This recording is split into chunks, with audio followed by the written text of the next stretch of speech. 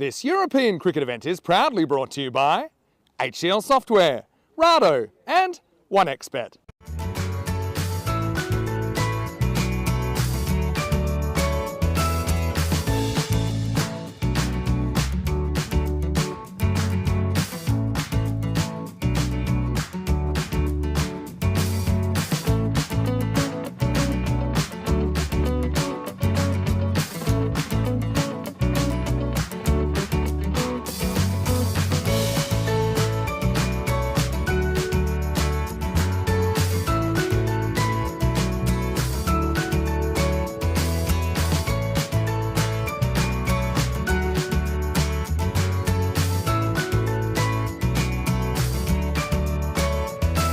Terre amigos, good morning to you wherever you're watching from around the world. Welcome to what we hope will be a big day in European cricket, but right now, as you can see here in Estonia, we do have rain. I'm standing in it right now, in fact, so we will have delay to the start of the day.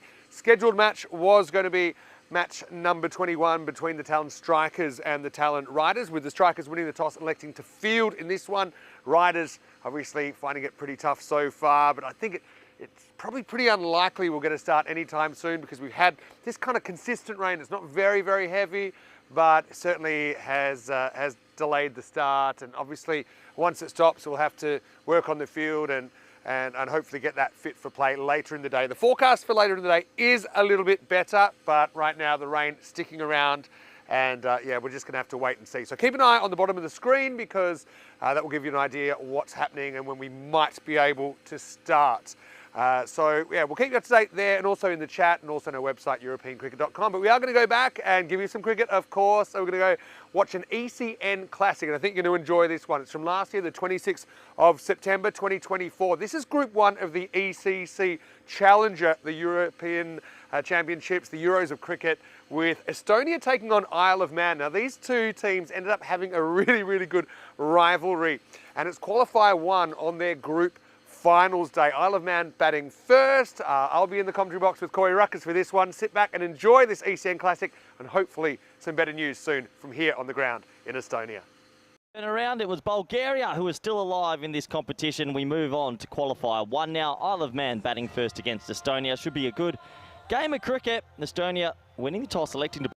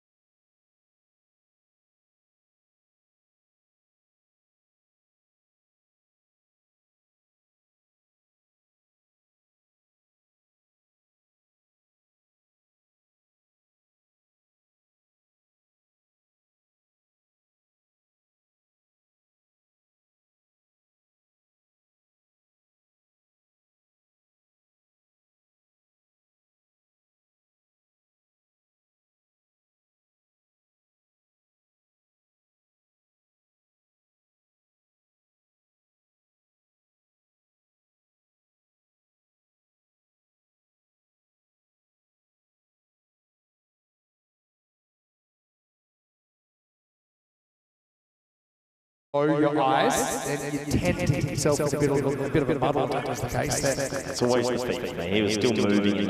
It's a bit of a sit-up. Anyway, Masood from over the wicket now. This will have a point to prove with the ball, no doubt. Now, change of strike, change of luck for Isle of Man, maximal! And that drop catch ends up hurting Estonia in more ways than one. I'm watching him bat really low. He keeps it so simple with 360 player and just hits a lot of boundaries. This revolutionary strategy of actually watching the ball that's bowled at him, and I think a lot of players could learn from it because he doesn't premeditate. He has a lot of shots at his disposal. He tends to choose the right one. Stays fairly back, doesn't rush forward, doesn't commit any way. Very strong down the ground, very strong as a pull and cut as well. Fun to watch.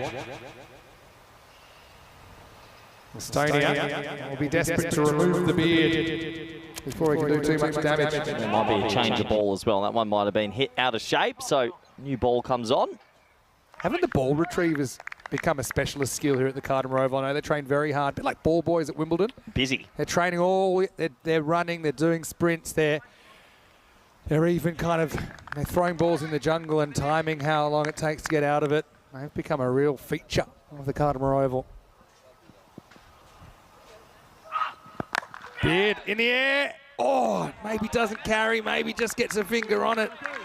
And that's Vike, who's into the side as a fielder today. They've preferred hook behind the stumps, but that was a hairy moment for Beard. Not too sure it carried. I'll give him benefit of the doubt, but there was a hairy moment there. So both openers, maybe with their hearts in their mouths, Vinny, still going Isle of Man's way. I don't think it carried, but I mean, it was a good effort. He had to dive forward. No, not really. Top effort. Did kind of deer in the headlights a little bit when it was hit, but you can understand that. Didn't pick up the flight of the ball. So he just can't get his rhythm here at the moment. Only 8 off the over, though. Maybe he's not too used to bowling around the wicket too often. It's a different sort of run-up. I think he was born around the wicket. Steps across, that's why it's a risky strategy. This one beats the fielder, it's going to be 4 more. So a dozen come off the over in Isle of Man, 29 without loss after 2. Yeah, the big drop catch is the talking point, but this is how you bat to someone coming around the wicket. You just cover your stumps and then it's a free swing, basically. Yeah, exactly. You put up the Great Wall of China and then let your bat do the talking. Beautiful day here on the Costa del Sol, currently 30 degrees. Now you have managed to find a little bit of shade in the back corner of the commentary box. Let's be honest, you're waiting for the weather to cool down a little bit. This is a little bit hot for myself, but it is enjoyable. Isle of Man won yesterday, that's why they're top of the table. Estonia had to settle for second, but both these teams have earned the double chance. And essentially what it is, it's a double chance to qualify for next week. So you'll have 2 games. You only need to win one of them. Obviously, if you win both, it's going to work a lot better for you as far as where you're at when the playoffs come around. But it would be a big surprise if these 2 weren't the 2 that qualify. But finals days throw up surprises. Bulgaria, look, imagine if a couple of them clip. Lakov has a big game with the ball, takes a few wickets, or Manin takes a couple of bowlers down with the bat. Yeah, definitely. All right, Stefan Gooch will bowl the 3rd over. So normally we've seen him bowl in the 2nd, but because Robson opens up, he'll bowl in the 3rd.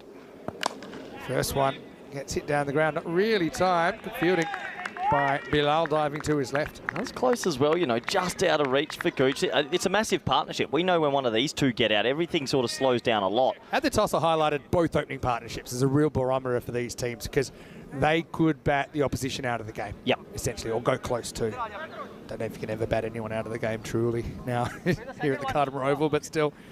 And Gooch will be one half of the opening combination for Estonia along with Arslan Amjad. Loses this one down leg side, doesn't get the movement. What do you think, yellow or red for Isle of Man? Wardrobe choice is tough. They played well in both shirts. I like the yellow. I don't know. I quite like yellow. We don't have many teams in yellow. Slightly different. There's a lot in red. Yeah. Spania red and a few others. With you. Picks this up, just over the fielder. That's going to be 4.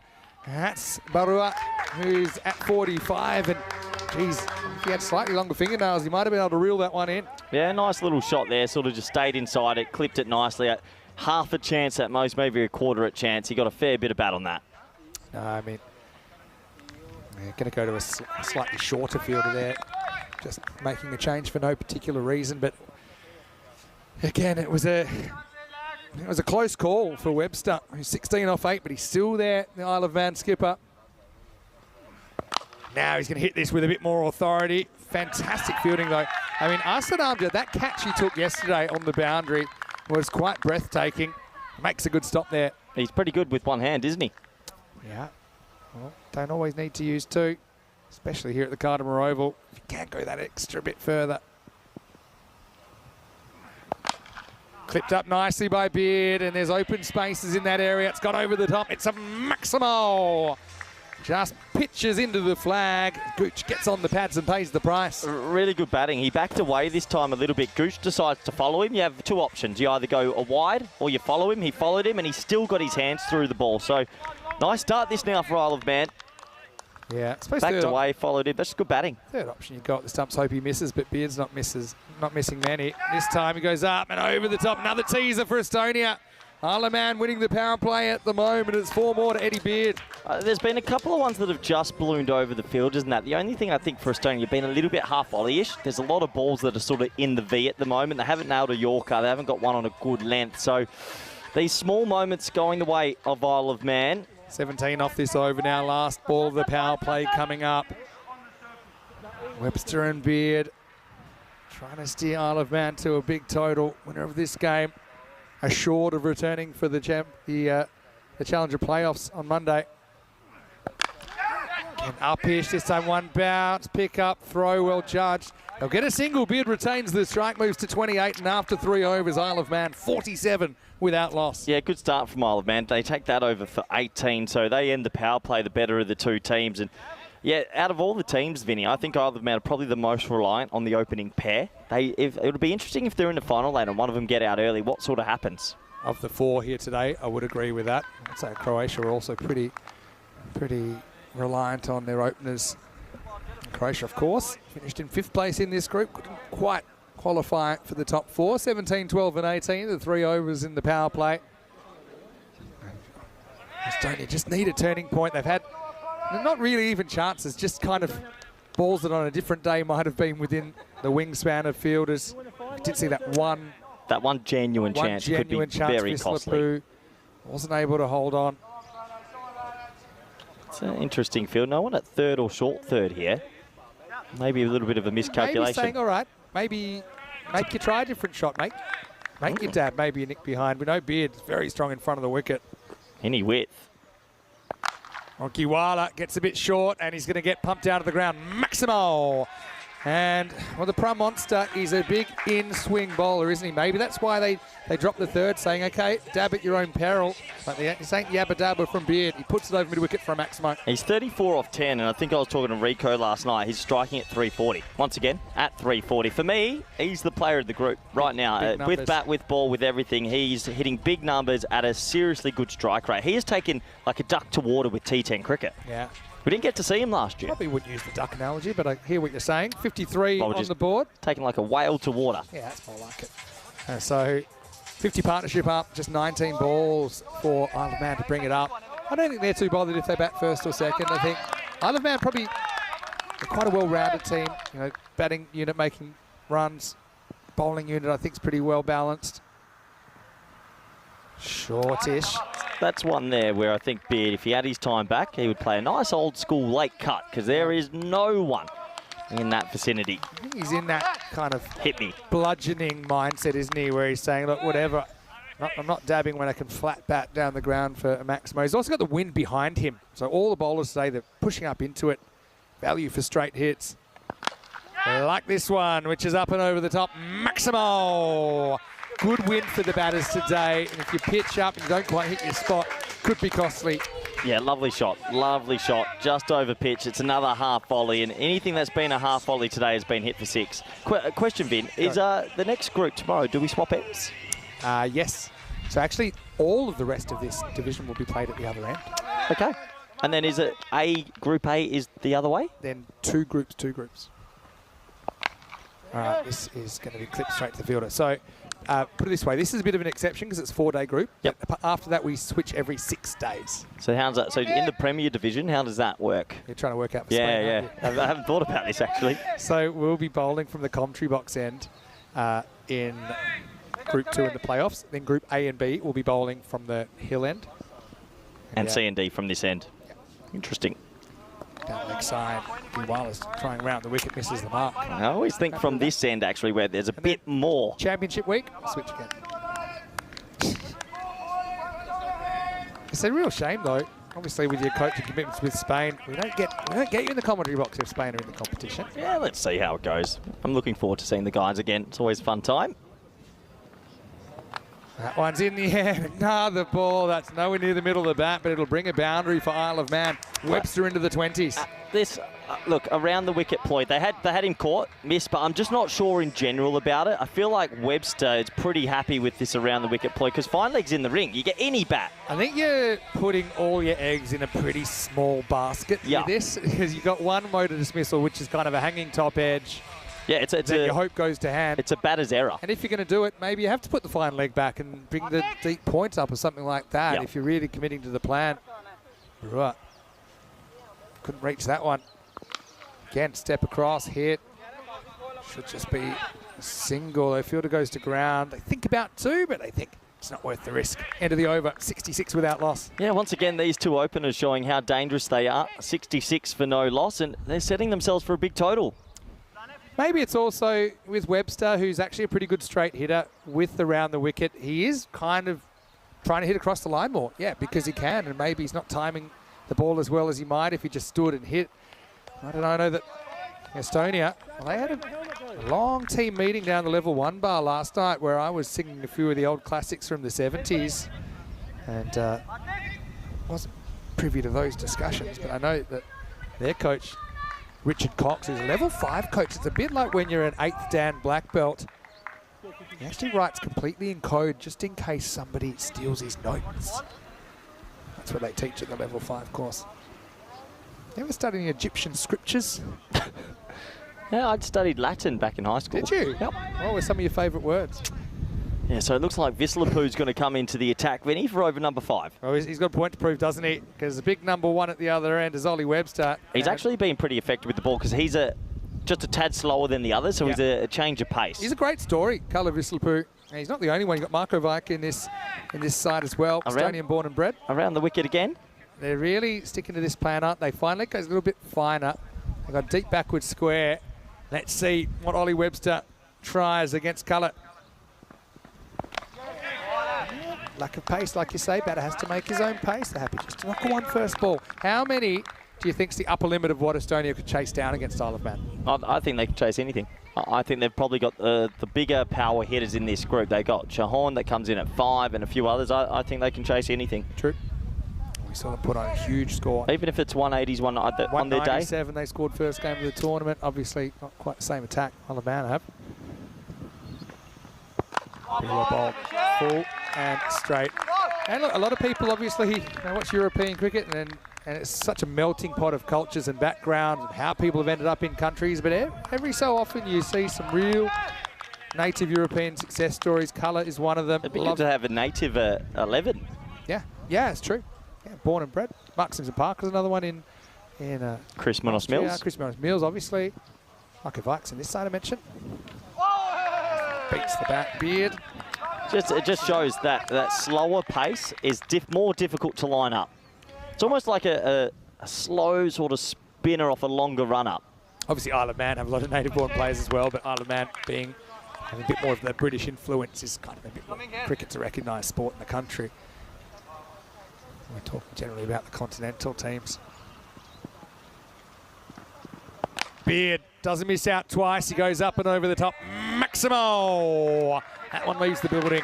Just waited a little bit more on that stroke compared to the previous one where he reached a little bit, just waited, stayed deep in the box and pumped that away for 6. Pace off. The batter has more margin of, or has less margin of error, I should say. They have a bigger window in which to decide when to kind of really snap the wrist and get into the shot. That's why I think we saw the ball before. Beard wasn't quite able to judge the pace of it, but that time he had no mistake. Again, great ball retrieving. The pace of the game is up. And I think it'll even probably get quicker in the Premier Division as well. Fast and furious format of the sport we love. Goes after this in the air, but it's into the gap, and with the wind, it's going to fly. Maximo, it's going to be 50 for Beard, and he has been the player of Group 1. Yet another half-century to the Isle of Man opener. Well, if they stop the voting, Vinny, for the Brownlow or the MVP, there's your winner. He has been so good. He must be near 400-odd runs already. He's been great. Just great to watch. Yeah, simple game when you're that good, I guess. Vislipu still not a terrible over. He's gone for 13. If you can keep this on the park, I think within these two teams, maybe 13, 14's your par over. Can he keep it in the park? Last ball of the fifth. Pretty good finish from Colour. So we'll go for 14 in the over. And Isle of Man, not quite the start of yesterday, but not too far behind. It's 80 without loss after 5. Let's welcome you into the dream box. Vinny Sandu, Mr. Maximo for ECN. Got Corey Ruckers with me for the first half of the day. I know that you're going to put your feet up. Second half, Rico Fool will be in. But today is the day that we find out who our two teams going through to next week's playoffs are. In fact, we'll know one of those teams at the end of this match. Yeah, we will. And at the moment, Isle of Man are the happier of the two teams. But Estonia, what happened yesterday, Vin? They lost a wicket on 102 off 5.2.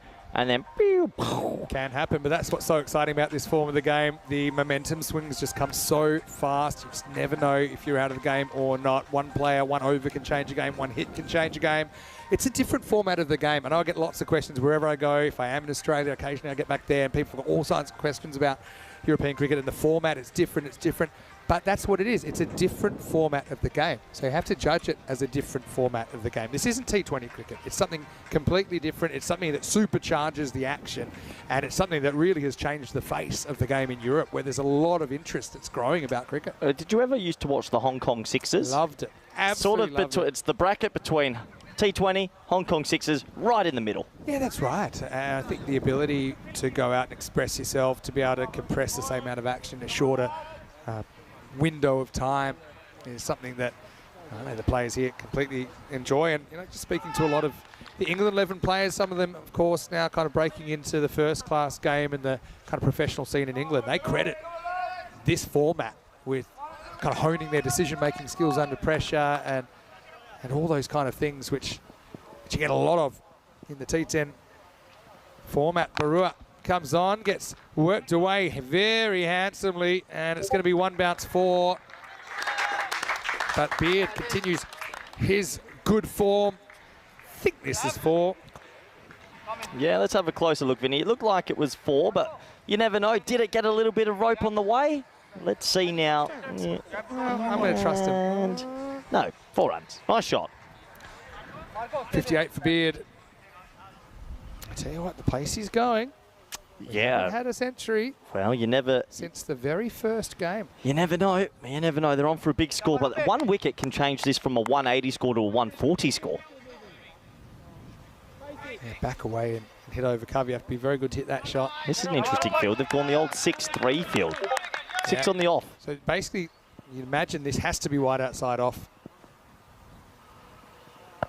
Well, didn't really matter where it was, or does it? One of those three fielders is going to take the catch. Beard goes for 58. I suppose that's something you might try by putting more gaps on the leg side. I think Beard wanted it.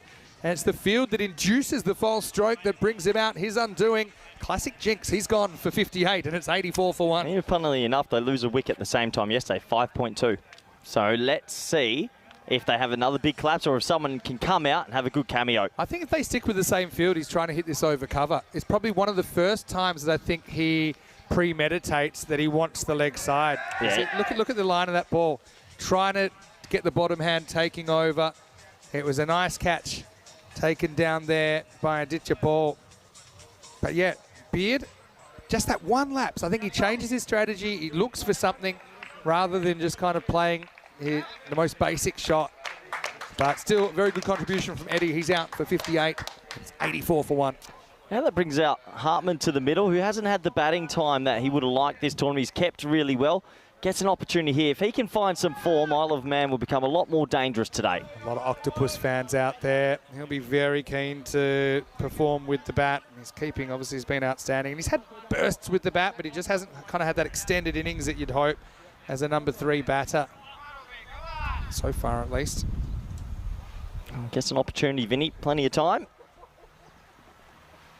Good ball first up. Barua around it, goes over the wicket and gets the outswinger past the outside edge. Sometimes as a bat, your form goes from time to time. He just hasn't found any form. We know he's a good player. Isn't just reaching for that. Not an easy drivable length, kind of top of the pads kind of length from Barua, who's had a very good start to his over. Is this a blip or a trend? This 6th over. Another swing and a miss. Beats the top edge. Yeah, just still struggling for timing and to get himself going. Window of opportunity. It's got to be Webster at the other end. It's kind of been the second violin so far. When you're in form, that's 4. You just cut that, that's 4. There's no one back at deep cover point. So, yeah, he'll be feeling a bit twitchy, Vinny. Third time's the charm. Strike 3.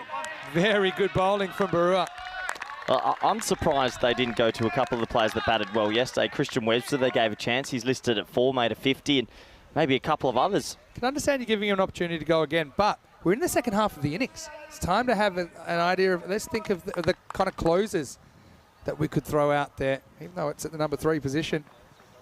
Or bowled. This has been a brilliant over from Barua, who only goes for 5, and at the end of 6 overs, it's 85 for 1. 85 for 1 with 4 overs to go. What a brilliant over. Estonia will be hoping they can continue, and probably in a funny way, Hartman retaining the strike might be decent for Estonia if they can keep him quiet. He's probably got a bit of anxiety. You always do if you miss the first 2 or 3 balls you face. Only 3 extras as well. One of those is a leg by, showing that Estonia have been reasonably disciplined with the balls. Had a couple of hit-me balls in there. Yeah, So Carla Vistalpu's going to bowl out here. Yeah, Ollie Webster becomes the key now, doesn't he? He needs to face as many balls as possible. Hartman just needs one out the middle. Really big 4 overs coming up, because you look at your kind of best case, worst case scenarios. I mean, Isle of Man could get on another heater and still make kind of 160. But if Estonia can put the brakes on, they might be able to restrict it to kind of more like the 120, something like that. At this rate, they'll get 142. Computer says 144, which I think so. Between these two teams seems like a bit of a par total. Here's Vistalpu. Pitches up, goes straight and gets the distance. Maximal. Straight as the day is long. And Hartman gets his first one away. That would give him a lot of confidence as well. He hasn't found his batting boost, but a nice straight 6. And, well, that will release the shackles a little bit for the Octopus. Whenever I see a slightly mishit 6 down the ground, I'm thinking Southern Cross. Where could you move them from? Maybe pull everyone a bit straighter. Bring the mid-wicket round a little bit. So tough with only 5 outfields. Five outfielders available. Around the wicket now, Vistalpu. Now he gets hit up in the air. Fielder takes the catch. Amjad was never going to drop. That's going to be 6 and out for Hartman once again. The Octopus gets sliced and diced. He goes for 7, and Isle of Man 91 for 2. Yeah, still just finding that timing. It's been tough for him. It was a half volley. It probably was there to go again. Just clothed it straight to the fielder. Yeah, it's a funny game. It's a game of fine margins, isn't it? This is probably an inch close to the middle of the bat, goes over the top, but once again Amjad is in a hot spot there. Takes it easy as you like. Chest high. Carl, well, plenty more work to do with the gloves, but right now he has to take a seat in Isle of Man, 91 for 2. Yeah, this brings in a man that I thought batted well yesterday. They gave him a go. Christian Webster made a fine 50, Vinny, and seemed to have a lot of power, quick wrists, and he gets a chance here at the back end. Estonia, a real success story, I think, in European cricket. Partly, obviously, they're probably comparatively well-funded compared to some of the neighbouring nations, and you can actually see that now bearing fruit on the field, just with some of those off-the-field things they're able to do. I know, for example, a lot of players are able to get one-on-one coaching. They're on specific fitness programs and conditioning programs, especially at this level in the Challenger division. It does start to bear fruit, doesn't it? So, Webster and Webster. Sounds like a divorce lawyer's firm, but they're the 2 out there for Isle of Man at the moment. Well, Vistalpu's been crafty again, hasn't he? Gets the wicket. Picked up First ball from Christian for a single. I feel like Ollie Webster's been stuck at the non-strikers end for 2 overs. Been a bit of a trend the whole series, partly because he's batted with Beard a lot, who Yep. just won't give him the strike because he selfishly keeps hitting boundaries. But Ollie Webster, don't forget that Culler put him down a fairly regulation chance at deep backward square. He's getting a crack at him with the ball right now around the wicket. I get it, but it's such a big wicket. I don't know if he would have made it or not. You can see his feet were retreating. I think he makes that He had jump. a decision to make. I felt he would have reached if he'd really gone at it. As it is, they play conservative. They concede the 1. This is also 1. So Vislapu will finish with 1 for 29. And with 7 overs in, the 100's up for Isle of Man. It's 100 for 2. Just a reminder as well, Corey, that this is just the Challenger Division. 11 teams here. We have 21 teams competing in the Premier Division, 4 groups of 5, and of course England 11 straight through to Championship Week. Biggest ever Euros of cricket. So you're telling me Group A and Group B are from this end? Yes. And Group C, Group D from this The other end. Oh, with And the way the Championship. wind goes and also the pitch could be interesting. Yeah, and it can be a bit of a game changer. It also means for these two teams, or the 2 teams I should say, that do qualify for the playoffs, they will have to maybe adapt their strategies a bit. But we also know the wind can change here. Predominantly though, it goes towards the Tesla centre end. Stay with us, 4 weeks of the Euros of cricket every day on ECN. Swing and a miss. It's a good first ball from Barua, who's having a real good spell here for Estonia. Yeah, he's bowled well. He's getting it to go away just a little bit late, and batters have not been able to line him up just yet. A little bit of movement off the pitch that time. Yeah, just good location. And again, his batter, he'll be disappointed because cover's up. So if you can kind of get that up through or over cover, probably get a boundary.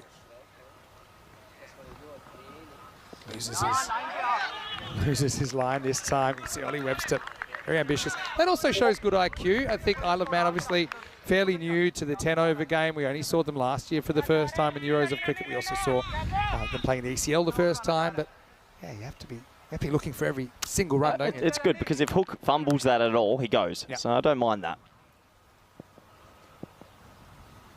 Christian faces up. Watches a wide swing away from him. He's bowled well. He has bowled well, but just has to be careful here he doesn't give it away.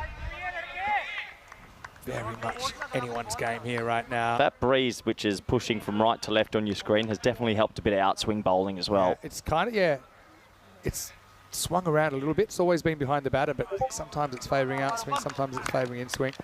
Right now, you're right. It's just assisting a little bit of away movement from Barua.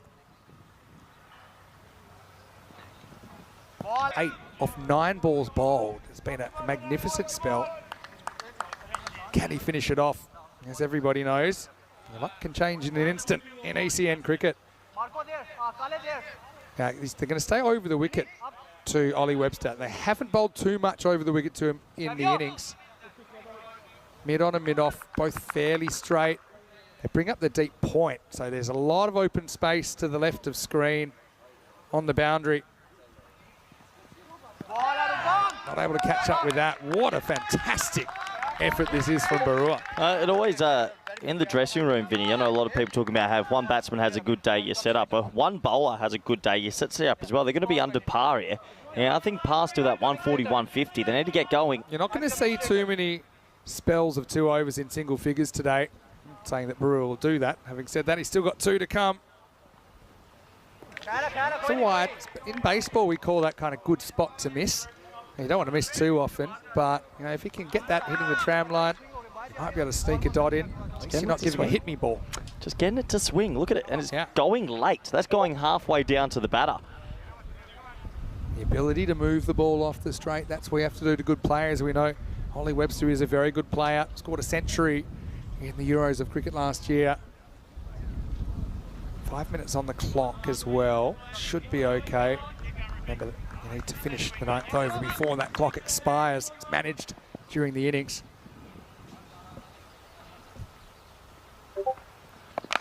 Goes for it, mistimes it. Well, quick throw. This would have been gone by a country mile, but Marco Veit couldn't hit one stump. Yeah, it's an opportunity though, isn't it? If he hits that stump, you get through the other very dangerous batter in this lineup. Good bowling again from Barua. It's go time now, even with the set batter on strike. You don't want to sit on your hands. You've got 8 wickets in hand, Veit. had to pick up and throw. Had lots of time, but only one stump to aim at. Barua, 1 for 10 off 11 balls. Well, great job. Seriously good job. Last ball of his spell. Can Christian Webster fight back? He can. He goes across the line, but he gets a fair piece. It's Maximo. Barua taken down off his last ball. And Isle of Man, 111 for 2 after 8. What a nice shot that is. Really, really nice shot. He invented something out of nothing, jumped across his stumps and uses that bottom hand to get it for 6. It's a bit of a kind of stand-up sweep, wasn't it? He just blocked the stumps and said, right, I'm not having too much luck down the ground, so I'm going to try my chances, just play the ball on length. The Vinny copter's gone over the top. Maximo Copter doing a bit of an aerial inspection of the ground at the moment. Don't know if we can get that on the video. He's down there on camera 4. Are we allowed to show military helicopters? Uh-oh. Have our operations terminated. Anyway, we have a bit of an expression on ECN. It all happens in the 9th. Again, this innings could still go one way or the other. Isle of Man, that 160 that we talked about early, probably off the table, but a good finish. They could still push kind of high 140s, 150. Estonia will be hoping they can restrict them like 10-10 or 12-12, and you're talking kind of 130 to 135. Bilal Masood round the wicket to Webster. That's Ollie Webster facing up. Steps across, carves over the top, nobody back there, 4 runs. Well, they keep going around the wicket, and they've stuck to their plans here, but I'm looking at this field, and I just think, well, if you're going to go around the wicket and go across, you have to have someone sort of covering deep backward point. There's no one back there, so any bat on it goes. It's a field that's set up to cramp the batter and hope he gets in a bit of a tangle if you bowl at his body like that. But then I think that time he's lost down leg side. But the problem as well is you're really hoping probably for a catch at fine leg. There's no fine leg. There's more of a 45 on the boundary. You have to pin him out. Yeah. It's high risk, I think. It's got a little bit of the old metal detector finding a needle in a haystack kind of feel about it. Third comes up, deep point goes back. Dangerous. Ollie still hasn't quite hit top gear.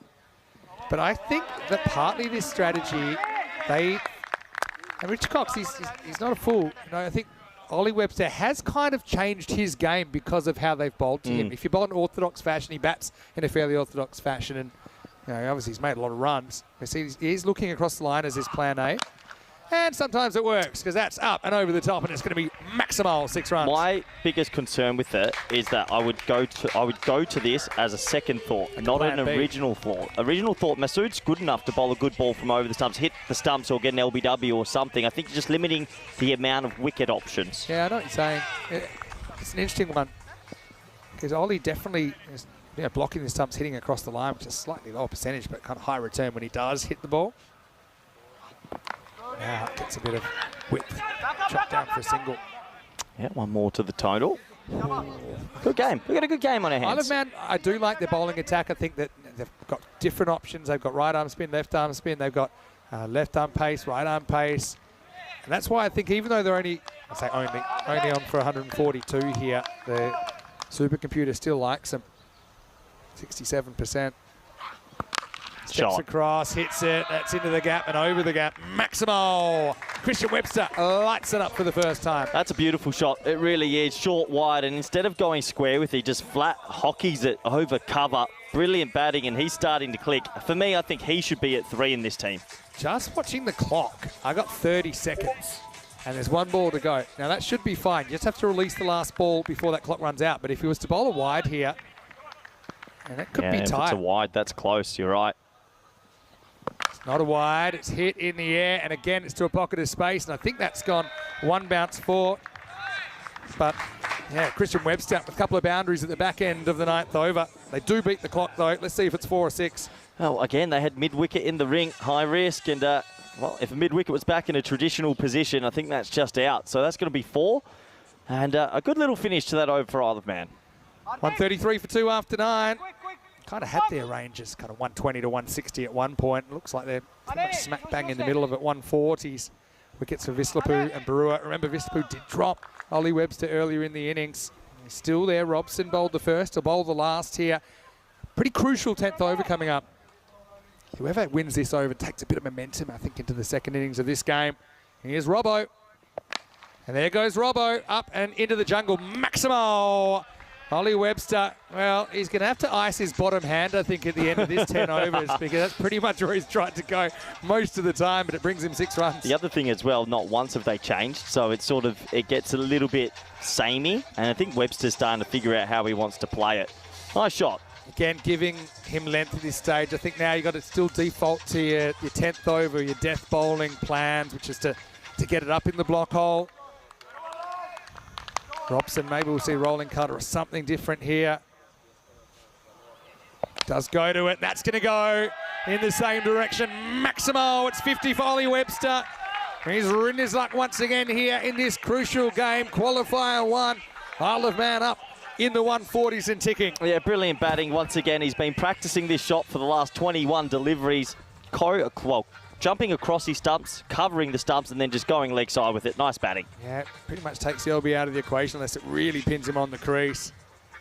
Robson, I still think, got to jam that block hole. Hasn't been able to find it so far. Batter's hat trick. Could be on the way. This one's not going too far. But this might be a run out. I actually don't mind that throw because they're clearly not going to run an overthrow. It's a free shot at Webster. It's smart from big Ollie Webster. He's, that's the senior telling the junior, you know what, young man, we might share the last name, but I'm facing. That's classic grabbing the top bunk, isn't it, from Ollie? Shot at nothing, as they say in snooker. It'll Tell you what, ball. Robson had 3 stumps there. He'd be slightly disappointed to miss. Only if Christian hurts him. Right now, a little whip away, but they'll find the fielder this time. They will take the one. One to the total there. So what's the difference between taking that one and not taking the one before?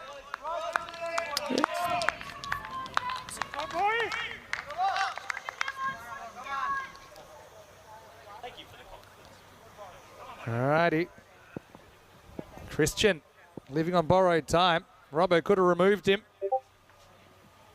Not going to hurt him because it's a dot ball. Last ball coming up, 146. Estonia, they will have to bat very well to chase this down, but they're certainly in the game. I think it's going to be a good chase. I think Isle of Man slightly ahead with their good bowling variety, but I think Estonia definitely have a chance. Fine leg comes up, deep cover goes back. Last ball coming up. Can Christian just give them that final push to get them over the 150?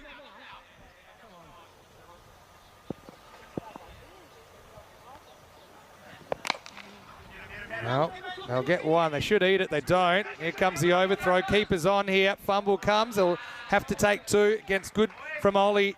He just kept on running. And in the end, Isle of Man, at the end of their 10 overs, 148 for 2. I'll give you a stat. Going into finals day, I think Isle of Man had only lost on average 2.3 wickets per 10 overs, which is incredibly low. So probably with the exception of yesterday against Estonia, where we kind of saw the lower order a bit more, most of the time they've had those top order players doing the business. And I think 148, who'd you rather beat at this stage? Because of the bowling attack, Isle of Man, I think with the left arm off spinner of Ansel and so on. But I think Estonia should keep their heads high. At one stage, it looked like they were going to hit 160, 170. That's true. It's kind of middle of the road. It probably would put par about probably 135, 140 with these two teams. Well, I can tell you it wasn't 13 against 2. It's just the umpires' uniforms look very much like Team Estonia. But I can assure you they are absolutely neutral. But we saw this moment with Ollie Webster. We'll see in a moment where Carly Visselblue had the chance to remove the Isle of Man skipper, who's looking straight into the teeth of the sun, wasn't able to hold on to it. We saw Eddie Beard once again. He's just a model of consistency. You can set your watch to him. Another half century from the very impressive Beard setting up this score. Yeah, another good innings from him. He gave a little bit of half chances in the start of his innings, but overall he hits it flush, doesn't he? Him and Ollie Webster are a joy to watch. Those two just hit it to all parts. And overall, it was the Beard show at the start. He got squeezed for room there, still got his hands through the ball and clipped it away nicely for 6. And the dressing room were pretty happy with that. They went to Visselblue, take some pace off. He did end up breaking the partnership eventually, but there were some nice runs before that partnership was broken. Yeah. Estonia, yeah, they kind of made the plan B the plan A, and it was a funny old innings because sometimes it worked, sometimes it didn't. It did kind of make Ollie Webster change his game to maybe slightly easier but less consistent kind of game. So yeah, you will never know what it would have been had they kind of attacked from over the wicket a little bit more. But yeah, towards the end, you felt like Isle of Man kind of had the run of it with 22 runs, a magical 9th over off the bowling of Bill Al-Masood, and then also a couple of large ones to start the 10th off Robson. But he didn't kind of finish the over well. We only saw .1, .2 to finish the 10. Isle of Man, not quite the 150, but not too far behind, finishing 148 for 2 in the first innings of qualifier 1. Yeah, let's have a quick look at the scorecards. That familiar opening pair with a pair of 50s, and then Christian Webster with 21 of 10. 7 extras in there, 148 for 2. We're in for a very good second half. Yeah, and Estonia, like I say, they've spent a lot of time on their plans of how they're going to tackle these Isle of Man openers in particular. Beard ended up with 58, as you say. Webster with the unbeaten 50. That's Ollie Webster, the captain. Christian with a couple of nice moments in there as well. Barua, head and shoulders above the rest for me. 1 for 16. Came on as the 6th bowler, in fact. Bislapu, well, he did put one down, but I suppose we'll never know what would happen had he pounced Ollie Webster. Might have come back to bite them. You never know in this format of the game. He took 1 for 29. None of the other bowlers able to make a breakthrough. So that's where we sit, and it's pretty even Stevens. Maybe Isle of Man with their attack feel confident, but I also think Estonia from the north, they feel that they have the batting boots to pull off a remarkable chase as well in qualifier 1. Vinny Sandu, Mr. Maximo with Koi Ruckus. We'll take a break. We'll see you shortly live from the Costa del Sol. It's Mediterranean magic. You're watching ECN, and this is the Dream 11 European Cricket Championship.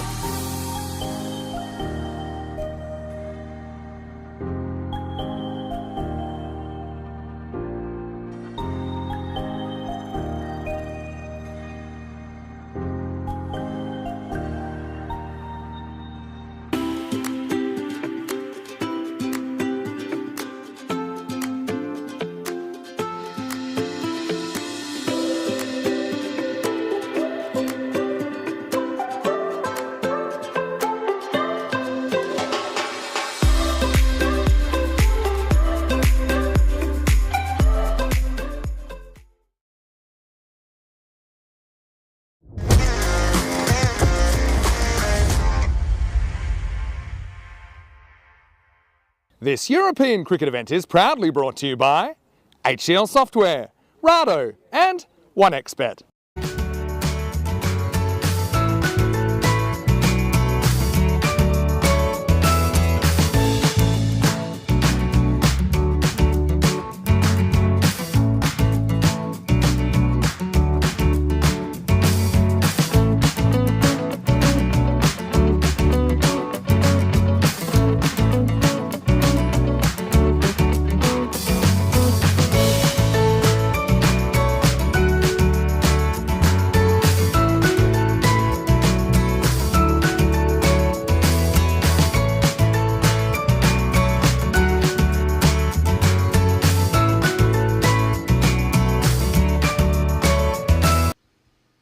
Terre, amigos. Good morning to you wherever you're watching from around the world. Welcome to another huge day in European cricket, and we are going to get started around about an hour and 20 minutes after we were meant to start, because the rain has eased off and the ground fit for play. It does drain very well here in Tallinn, so it will be time for match number 21 here in the European Cricket Series. This one will see the Tallinn Strikers taking on the Tallinn Riders. The Tallinn Riders bringing some changes of their own, but Saeed Askar, the finisher, comes back into their lineup. He'll also be behind the stumps. Prajapati's a pretty handy player to bring back as well. And, well, the Riders, they do have one win, but their other 5 games haven't really been the way they would have liked them to go. So pretty light on the points. Strikers, obviously with Amjad in there, he's a pretty destructive player. We haven't seen the best out of him. Habib Khan yesterday with a thrilling century. And, well, that doesn't look like the right game. I can tell you, though, the length of the game will be 3 overs per side, with a 1 over power play, 1 over per bowler. So it's actually the shortest game that we can have. And the players, they're just desperate to get on the park, particularly the Stallions, because the Riders have been pretty hapless. There we go. That's more like it. Well, 15%, maybe that's in the 10 over game. Maybe the Riders with the 3 overs might just boost their chances a little bit, because you're not relying on as many players. Need someone to have a bit of a heater. Habib looks like he's going to bowl.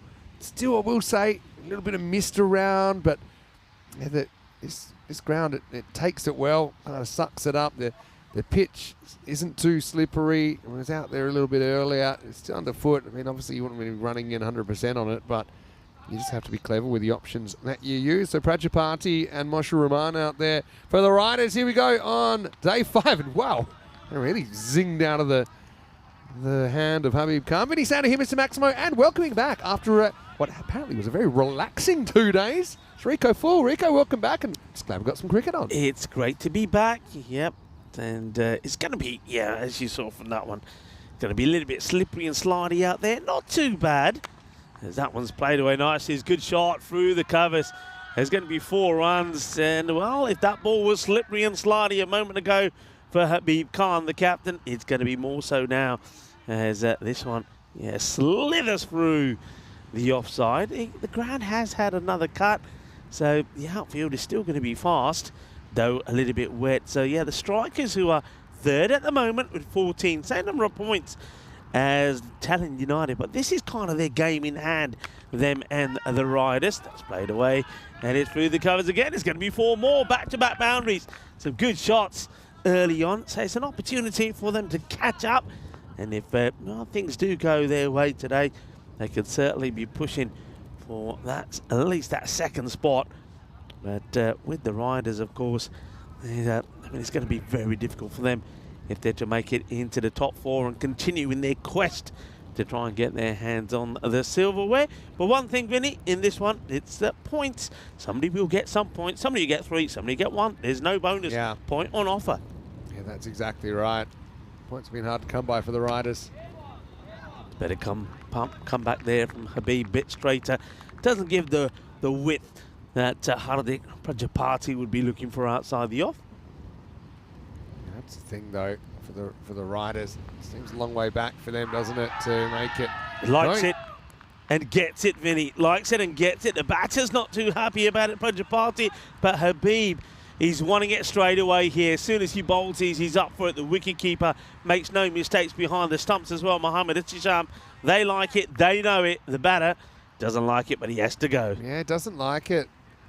The umpire seemed pretty sure. He's trying to say, hey, what are you talking about? But I suppose we'll never know. Prajapati has to go. He does hit a couple of fours at least, so productive time at the crease for him. 2 hits, 2 misses basically, and it's 9 for 1 in the first over. I tell you what, Vinny, I would love to get back in that spot that I was in yesterday. It was hot. As I was saying, warm, it was beautiful. And here I am now freezing my toes off again. How times change from one day to another. Anyway, that's pretty close. You know, if that's all pad, that could be close. I'd love to have a look at this again. Maybe he gets a little bit of bat on this, Vinny, because have a look. Otherwise, all it's curtains here. Yeah, tend to agree. Umpire maybe just thought it was going past the leg, nip back a bit. I suppose you can see 2 stumps, but yeah, I think let's see what that was missing. Maybe a bit lucky to survive. Chandrapi will get off the mark here, and that'll be the end of the first over. A little bit for each there, really. It's 10 for 1 after 1. Yeah, nice. Well bowled, a good adjustment made by Habib. And that's the thing on a day like today, isn't it? I mean, it's one thing about this ground, and we will say we've walked across it, we ought to look out there as we have a look at some of the stats. Thank you very much to Ravi, who produces this for us. So coming up to 4,500 runs, depending how the weather plays today. We'll get past, I reckon, about 5,500 today. Maximum rate's pretty good. I think last year that was about 11, so that will go up. But runs, we've sort of had a low-scoring day followed by a high-scoring day. We know that the runs do come pretty quickly here. There's going to be Arslan Amjad who's going to bowl over number 2. That's a little bit of width and offer played away. Should be looking for 2 here. The batters will come back. So a couple of runs to start. Arslan coming round the wicket and trying to drift this ball across the right-handers, but just goes a little bit too wide. And Chandrapa plays that away quite nicely. Yeah, last year, actually the maximum rate was up around 11. And the run rate was 13.7. It's about a run and a half higher per over, 15 per innings. Oh! We saw this yesterday. You can actually hit this if you can reach it. He's calling it a dead ball. I don't know if that's a dead ball. It does. He did this twice the other day. I mean, common sense probably is that, an umpire saying but I think by the laws of the game, I think you've got to call that a no-y. I love, no ball being called here. Actually, can I be quite honest? He had every right. He could have reached that. He could have gone and could have hit it. Yeah. But Amjad maybe quite cleverly just picks it up. All right, it will be a free hit. Comes down the track. Probably didn't need to. And he ends up wasting the opportunity. I think Arslan Amjad gets away with that somewhat. I think he was so keen to put away the free hit. I get what you're saying, like with common sense. But I mean, common sense is in the eye of the beholder. You got to cut. You deliver the ball. You're responsible. It's like ball slipping out's a ball slipping out, and you're responsible for it legally. So if I wanted to be super technical, if I'm the batter, I'm like, hey, you can't field that. And I think, for example, I'm trying to think now. I haven't thought this for a while. I think you meant to basically. He knocks the stumps over, and we'll have more time to talk about this. I think either you could make a case for deliberately fielded before batter had an opportunity to hit it, 5 penalty runs, or you put it back there and. So the thing is, the batter has to be on the pitch or have something over the pitch. That's right. But you could have, because it was only about a metre off. He could have come down and whacked that. Yeah, you could he say he was almost run one by the time he'd hit it as well. Yeah, could be obstructing the batter on 5. He had every right to come down and want to clobber it. I think he might just sneak that in. That's good bowling. That's what he's trying to do here, Arslan. But can I tell you something funny that happened in a game I was umpiring back when I was a youngster. I was about 18 or 19, and it was an under-13s game, my brother's game. And that happened, and they said, no, you're allowed to hit it. And the other umpires, their coach said, yeah, you can. So I'm like, yeah, okay, fine. That's hit beautifully down the ground, and that will be 6 runs. Lovely shot. Goes a little bit too straight here. And Mushur Rahman clobbers that, gets it out of the middle. That's a good shot there from the captain. So beautifully played. What I was going to say was, so it's halfway down the pitch, the batter hits it. Yeah. Hits it straight to mid-off, and our fielder then ran him out. And he said, no, it's a dead ball. It's a dead ball. I love True it. story. I love it. I've got a bit of a theory why this has been slightly lower scoring as well. And basically, I think last year with 10 teams, obviously, maybe you had a few more teams you could beat up on with the bowling. The bowling was probably quite thin on the ground. And I think with the 6 teams, obviously, the the quality you'd assume would be a little bit better. You're not getting so many mismatches. Last ball, the second over here for Amjad. No, not quite. But he's got this kind of weight that rolls outside of his hand, and he actually did that twice in an over early in the series, and they went miles high, and just those ones actually ended up around point. Oh, that's been picked up beautifully. That is out of the meat of the bat. Bolle, quina zona. Manos arriba al arbitro. Oh, this has been cream crackered. He was onto the pads and he's picked that up beautifully. Massive 6 to end the over. And it's going to be 29 for 1 at the end of the 2 overs. Remember, 3 over match. So, you might be looking around about that 50 mark, I think. Can be done. Yeah, I think you're right. And, you see here, Riders, they've got 1 win, 3 points. All their losses, they haven't taken a point out of. So they're actually behind the Wolves, who have at least taken 5 points out of the 7 losses. But it's a bit of a haves and have-nots about this table. You've got a clear 4, 5th and 6th. Hard to see them breaking in. Very mathematically, there's a chance. They're going to go to some spin in the 3rd over with Shuvo. Don't think anyone told the keeper, Mohamed Idisham, who goes back. Well, that's a deliberate strategy. Just thinks, okay, I can cover a bit more ground if I'm back. But, I mean, he's never going to take a catch back there really off a genuine edge. Shuvo with the ball. And that's well bowled. It's a better delivery. Has to be dug out. The batter's maybe thinking about doubling up here. They will take it on. It's very good running. Running. That's the thing. It's not going to be so easy to execute a run out, especially to the bare-handed bowler compared to the keeper. Still don't quite understand why Mohamed Isham's keeping back to him. He's needed the direct hit there. Here comes Shuvo once again. At this time he strays down the leg side. That's probably the reason why Vinny probably doesn't trust Shuvo to get it right. And yeah, if he's standing up here, that one would have gone past him. So yeah, maybe it's a good move perhaps from Mohamed Idisham. I mean, at least the Riders will take a point out of this. This will be the first game they take a point out of regardless. Spoils that one, I suppose. If you step inside of it, would have been another wide, but it gives Anand Chandrapat a chance to get back on strike. Very good morning to a lot of people. I know Kroom was saying hello to us a bit earlier. Hello to Kroom. And evening to Rob Thompson. Nice to see you can all make it with us today, even though it's a bit of a gloomy day here. A lot of dark clouds, a bit of rain, still drizzling a tad now. And hits this pretty hard, but oh dear. Well, I don't quite know what happens here with the fielder. That's Cheyenne Khan. When I look at this, I think his legs go from under him. Let's have a look at this. Yeah. So he's watching the ball, and at the last moment here, well, I have no idea what happens. He kind of slipped while he was standing still. That's what made it weird. But yeah, as he went down, yeah, he just kind of lost his composure. But it's kind of sort of happened after the ball passed him. That's how it looked to me. Anyway, that's 4 runs, valuable runs. Yeah, it's well bowled, good bowling. And well, if you want to know how to deal with batters that want to step right outside that off stump, well, that's the way to do it. Just get the ball full and straight. And in the end, I think this has caught a bit of the leg and gone onto the stumps.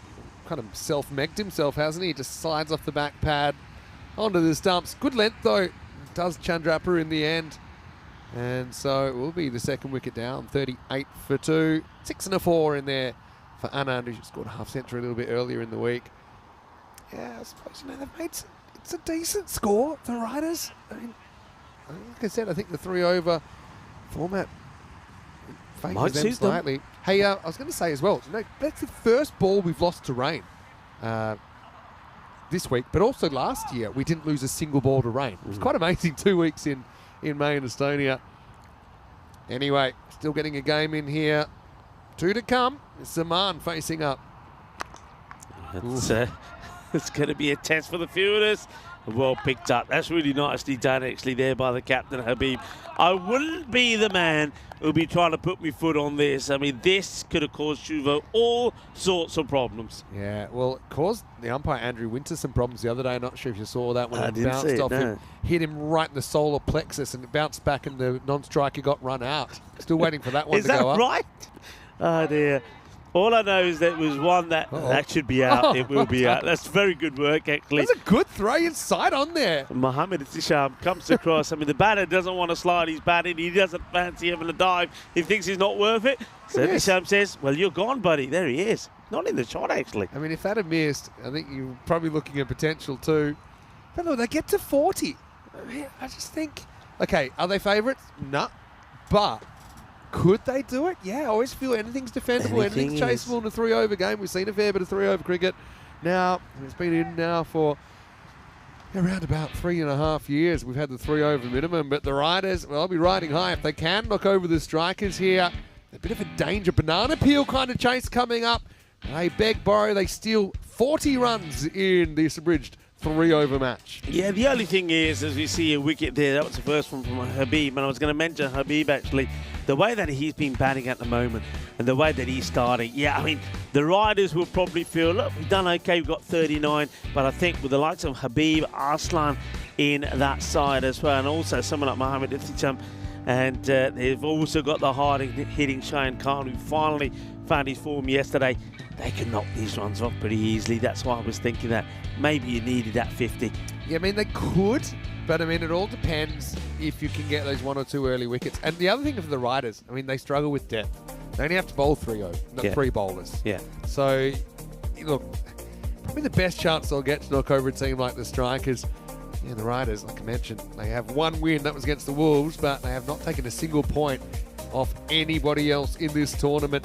Rahman bats the distance for 9 off 6, so probably not exactly what he would have liked production-wise. Chandrappa with 14, 7 extras in there. Like I say, it's a score which is actually kind of above the average run rate for the week. But I mean, they're going to have the same issues in the field. If there's hard hit balls, they're not going to be easy to field.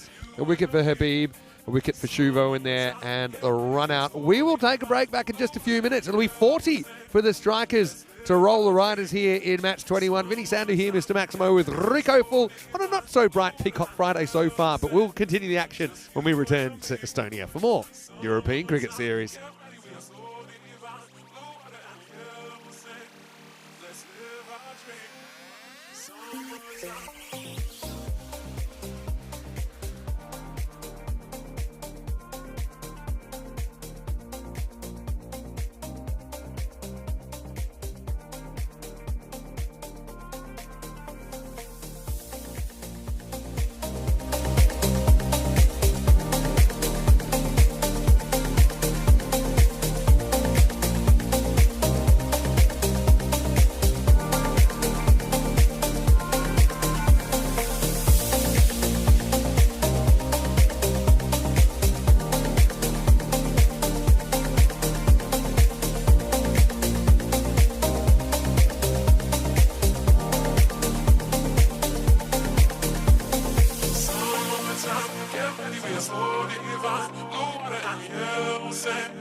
Just you and me.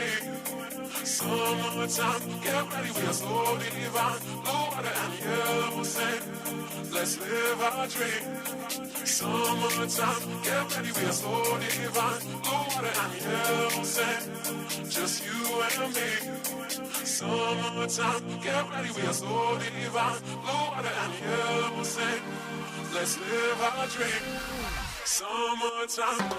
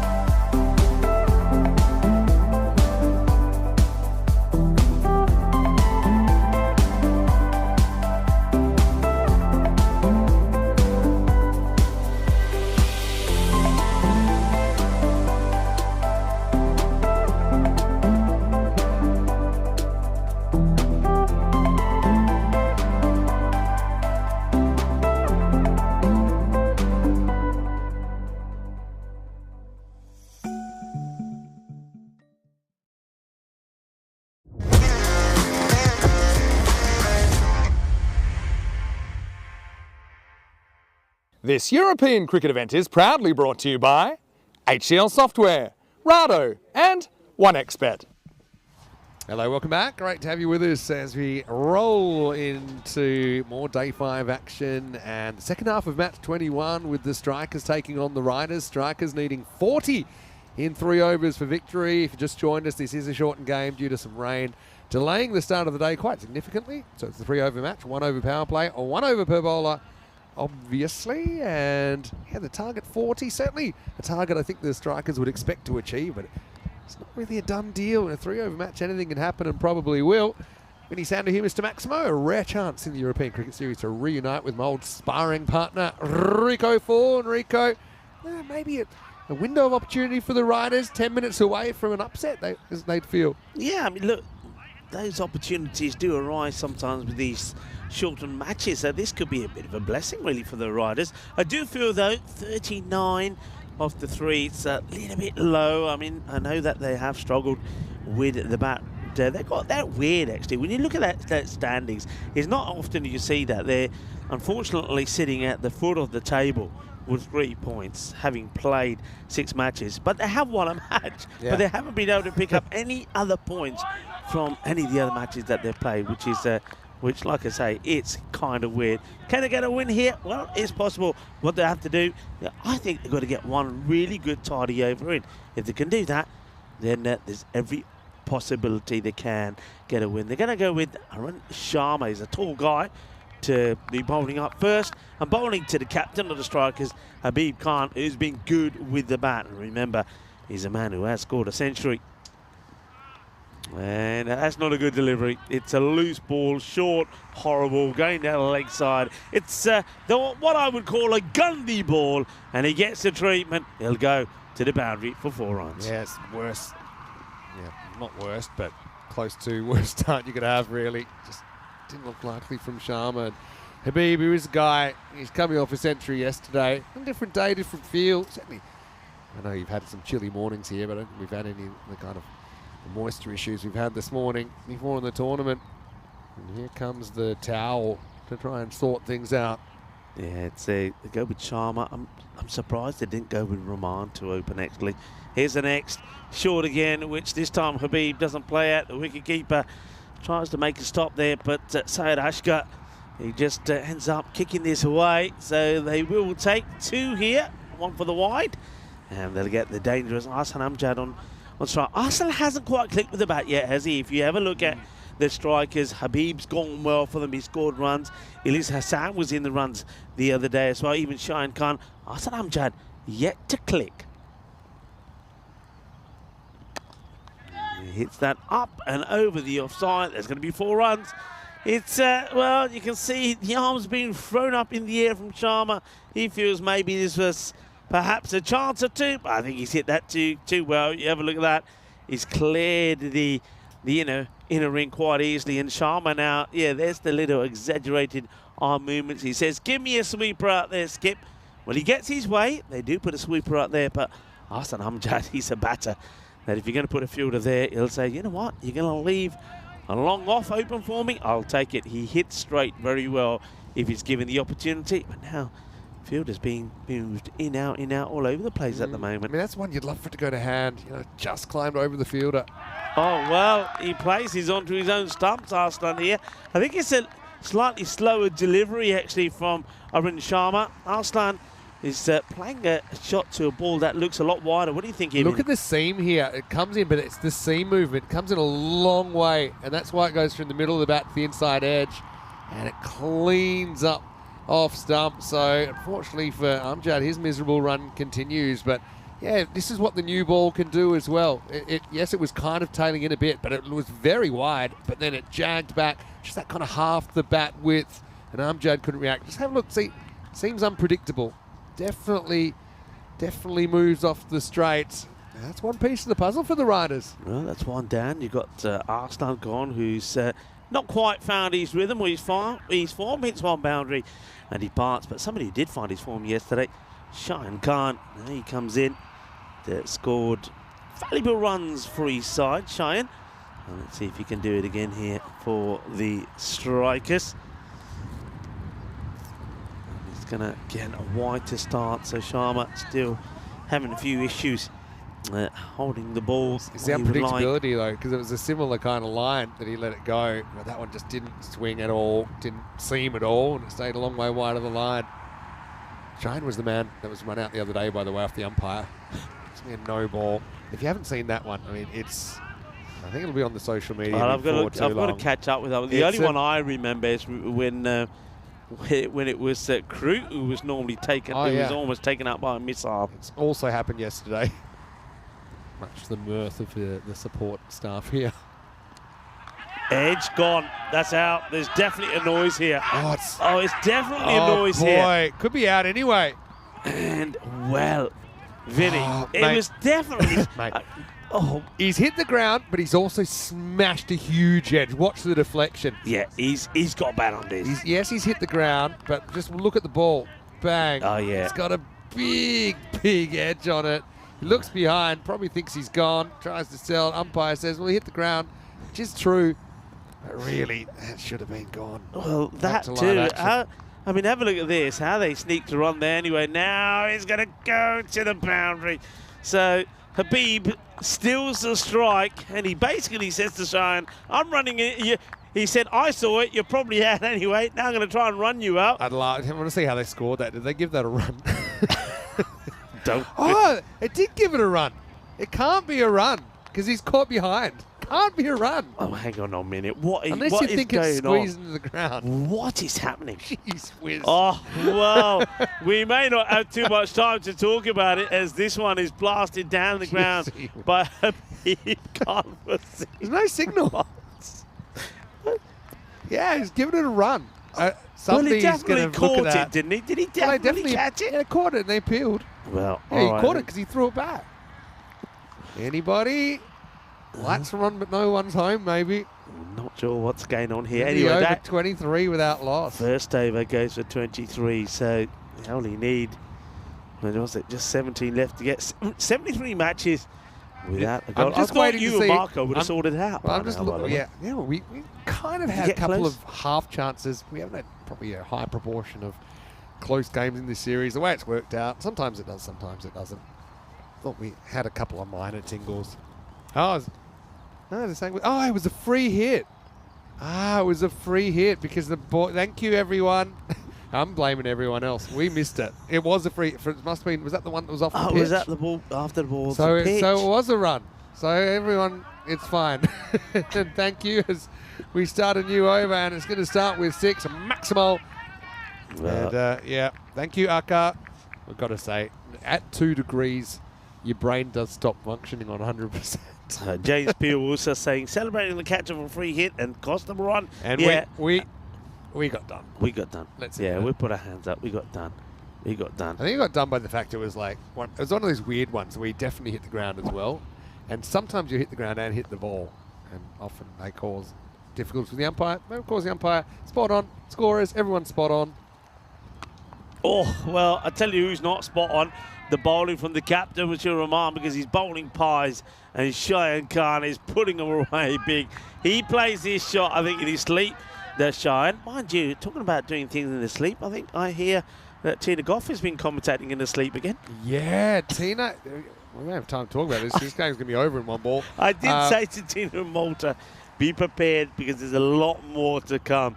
Tina does commentate in her sleep, and there's video evidence of this, or audio evidence, thankfully. But it's very good commentary. It's fantastic. It's very good. It's very analytical. All right, 6 to win.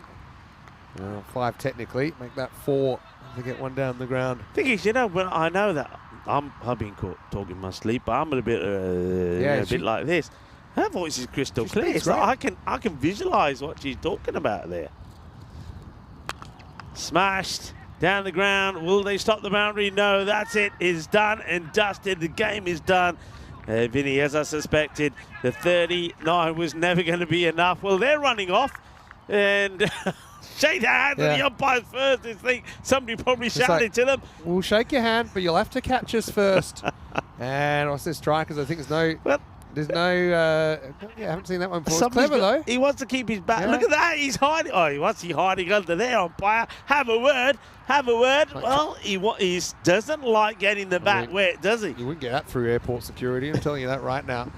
So you can see where the strikers, they were pretty keen to get on no matter what. The riders probably feeling like, well, we're not going to go up the table by sitting on the bench. So they do get on, and in the end, just 10 balls required to chase that target down of 40. So coming up is Talon United versus Talon Stallions. We should be back on time with that match scheduled to start in 25 minutes. Well, let's go, and a bit of an egg on your face moment for us, wasn't it? But let's have a look. I don't know if the no balls in the highlights that we missed, but yeah, we had this one. I thought this was a bit of a litmus test. If that had gone to hand, maybe you could have believed. That was actually a really good ball to get Amjad, and this is it here. This is the one, huge edge, and of course the umpire's right, saying it's free hit.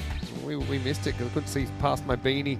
It probably would explain why there was no real big protest from the bowler with it not being given. But yeah, thanks everybody in the chat for putting us right. But then, well, while we were talking about that, Shayan Khan was dispatching balls over the leg side boundary, and then that one finished it off from Habib. Scores the runs and was very quick to make sure that his bat didn't get any wetter than it had to. So well done to Habib. He scores a quick fire 20, just 5 deliveries. Shayan Khan, 14 off 5. They only needed 10 balls to get the victory that they were after. So the strikers, they continue their walk up towards the top of the standings with those 3 points there. Now, it'll take them to 17, just 3 behind the Stallions. Yeah, so in the end they just weren't able to get more moments like the moment when Amjad got bowled. And so unfortunately for the riders, it's another loss that they chalk up with Sharma and Rahman getting a bowl, but neither able to get it right for any length of time. I like the look of those blue skies. They wouldn't mind some of those back. So riders, 39, doesn't stand up in this 3-over match. Strikers chase it down and take 3 points. Of course, riders do get the one because it was a shortened match. Vinny Sander here, Mr. Maximo with Rico Full. We'll be back in about 20 minutes. And hopefully the weather can hold out for us, because match 22 will be coming up. United versus the Stallions when we return to Talon for more European Cricket Series.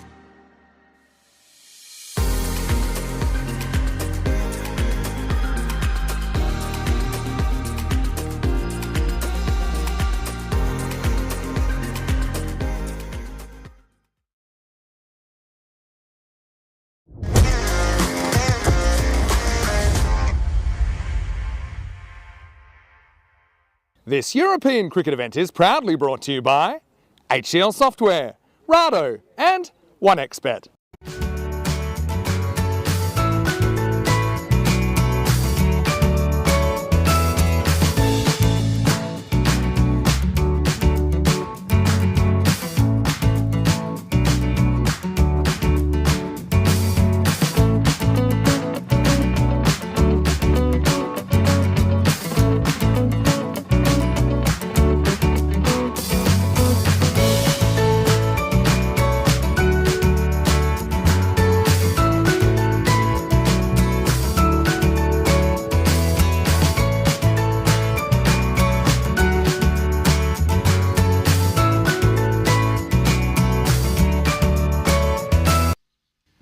Hello, welcome back. Great to have you with us as we get ready for match number 22 here in this European Cricket Series in Tallinn, Estonia, with Tallinn United take on the Tallinn Stallions in this one. Another Tallinn derby.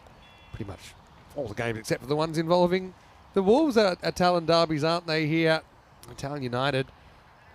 We've been calling them the mystery men because they've been ringing the changes in this series. You can see the 6 changes from the last time we saw them. No Sahil Chauhan still out of the lineup. We didn't see him yesterday, and he's not here on day 5. So far, Shakil will take the captaincy. He scored 1-0 yesterday, though. It wasn't exactly the return he was hoping for. The Stallions, though, they have been flying. Expect Saifur Rahman to open the batting, although Anchor is listed at the top. Zishan Ali, the captain, in there as well. Hidiarachi is a pretty handy keeper as well. Aurangzeb comes back into the lineup for them, and Manu Piyal is into the side for the first time. But Saifur Rahman already 1,000+ fantasy points, as he's been a bit of a force.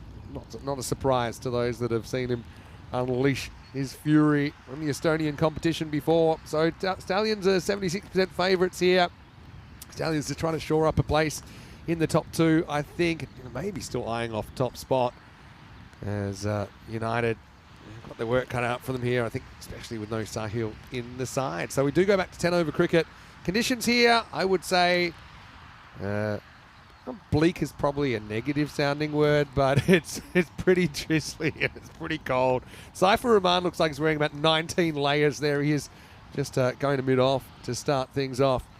Starting things off here with me, Mr. Maximovani Sandu. It's Rico Full back in the igloo, and the igloo feels like an igloo at the moment, doesn't it? It does indeed, but it's doing its job. It's at least keeping things dry in here, but it is, very cold.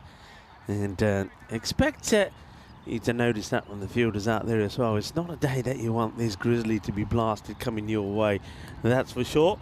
Now, remember, these two teams, they did play in match number 7 on day 2, and it was a crazy match. Tallinn United, they got to 101. You didn't think it was going to be enough, but they held on to win as they restricted the Stallions for 83. All the top order of the Stallions just whittled away, and it was only Junaid Khan, the bowler, who made 38 of 17 to at least get them to a situation where they took a point from the mat. So it will be the Stallions. They'll be looking for a little bit of revenge here against United. Yeah, it was a funny old chase, wasn't it? Just never happened for them. That's T10 cricket, I suppose. Sometimes you just have a string of batters that can't seem to make a score. Krut Patel there trying to keep warm. No, it's not easy. I have to tell you a bit of animal news as well. But let's get going with Zishan bowling to Kashyap. Kashyap pushes. They get a single first up. It's not easy for anyone in these conditions, bowlers, batters, fielders. But did you know, you know, you've had a couple of days off, but we were told that this is an area that occasionally you will get bear sightings. Really? Don't ask me why seeing Krut in the background made me think of that. But if there's any bear sightings or the bear comes across the field, nice bit of bowling there from Zishan. Keeper up the stumps to him. Nigam, the United keeper, is opening the batting here. Yeah, it's everyone for themselves, I think. The bear comes. I'm willing to throw a slightly smaller crew member at the bear to try and buy some time and get away. Well, you got me worried now, because when we got here this morning, let's just say that the few black bags that were... Okay, let's see where this goes first. Catching chances. The rain just gets a bit heavier. And the fielder, well, whether it's rain in his eyes or not, I don't know, but he doesn't even get hands onto that. It's a huge opportunity. Archit Nigam, he could have been going for without scoring, but he's going to get lucky here. Up in the air, but no catch Does taken. he even get a finger on this? I'm not so sure. I mean, if there ever was such a thing as a dolly in these conditions, that was probably it. Oh, well, now you're running past it as well. No, what I was going to say, we got here this morning. I know that a lot of bags were sealed up last night, but they were all ripped open, and there was me thinking, that is those dreaded seagulls. Who knows? It could have been a grizzly. It could have been the Bears, you know. Could have been a bear. And that means it knows we're here, Vinny. Anyway, back to Zishan, who bowls well. He's been in the wickets, hasn't he, Zishan Ali? Got to say, though, Vinny, that rain has got a little bit heavier I here worry now. about it because, okay, they started and it was okay. It was kind of what it was in the 3-over match. But if it gets too much heavier, I don't know if they'll be able to stay out there. I mean, at least this field doesn't even need covers because it drains so well. It's got good drainage. It's kind of fairly hard underneath. Zishan not going for too many here, just the 4. His last ball, the over. Oh, it's a good one, actually. What a Another delivery. bit of prodigious seam movement. Gets through Kashyap and gets through the keeper as well. It's given a run, I think. What a great ball this is. Look at this. Oh, that is darted back a long way off It's like the the one seam. that got Amjad earlier, actually. In fact, it has been given a bye in the end. Keeper did well to actually get a glove on that. Kenny it did really jag. It's the end of the first over. It's 5 without loss. Yeah, good top bit of bowling there from the captain, Zishan Ali. Keeps it nice and tidy. And we had a quick look at some of the grab. There we go. Look. Hey, so let me explain the ECC. I know sometimes I get a lot of questions about this. The Premier Division will start the block. And it starts actually on Thursday because we have the Shield before that, which runs into the ECC Week 1. So it'll be 12 days of Premier, just the group stage. Then we'll have the Challenger Division, which will actually feature Estonia. Edged and dropped, but closer. So Kashyap, he's got a thick outside edge. So at least you do stop the 4 here, but I will say, now he's going to get switched out of there. Have a look at this. He goes, oh, nope. And Manapriel, who's actually into the tournament for the first time. He's been a ball magnet so far. I suppose Leachy does get hands to this one. He didn't get any fingers or anything to the one last time, which was an easier one than that. I suppose he'll say, at least I stopped the boundary. Right, that one's more out of the middle from Nigam, who got lucky early. This time he slams it maximal up over mid-on. He's hit this proper, and you can hear the sound of the willow on the wet, soggy ball as that one disappears. That is a biggie. Good hit, 6 runs. And that one, I think, ends up in the tea hut. Yeah, so 12 days of the group stage, then we have the Challenger, then we have the Championship group. But I'm just going to look at Finland there are in Group C with Sweden, where we were last week. And we got quite a few Finnish players in this tournament as well. Something to think about. But there's no such thing as an easy group in the Premier Division, as you can see. And, of course, if you are the worst performing team in that set of, I suppose, 18 teams that are going to be in the group stage, then you're headed for the Challenger Division, just like Greece, just like Malta and Guernsey were. Greece, of course, won the Challenger. They're up in the Premier now. So it's Krishnan in the second over. Just leans on this. Finds a bit of a gap. Guess who? That's Manapriel. Has just been moved out of the kind of short third position to try and get away from the ball. Doesn't work, although I think he's more happy fielding a ball that's going at a bit of a snail's pace. I think he is. He does well. He throws that ball in back to Krishnan. Rolling cutter this time. Gets around the fielder. Has a little nibble at it. Might get a second shot. Does. That's Ankur Patel down there. They'll come back for 2. Yeah, not pleasant conditions. So they're going to come for a third. And guess who ends up with it again? Yeah, well, it's going to be Dulsaro who tidies things up after that one gets thrown away. Nobody. It's one of those, isn't it? I mean, it's not nice out there. The rain is at an angle it's coming down from a 45 angle from right to left on your screens. It's players are feeling cold. Nobody's really backing up, and the batters say, "All right, we'll take 3, thank you." This one gets away. Actually seems out a fair bit from Krishnan. So yeah, it's just one of those days so far. I will say the afternoon forecast is a lot better than the morning. It's around 11:30 local here at the moment. Pretty well done by Vimukti behind the stumps. He's done a very good job for the Stallions so far. I mean, yeah, I don't fancy if I was in the field today, someone like Cypher Rahman hitting missiles at me. And this one's up in the air and it's been taken. So we've seen plenty of balls popped up so far. That time it does go to hand. It is taken. So Kashyap will go. Never really got going in that entire innings. He faces 6 balls for 4. And it's the first wicket of game number 2 of the day. It's 18 for 1.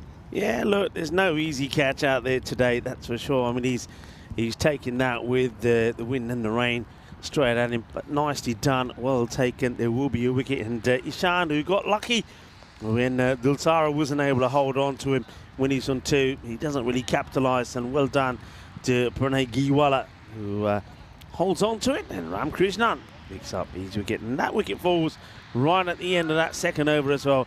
18 for 1 after 2. We just saw a classic match at the start of the day.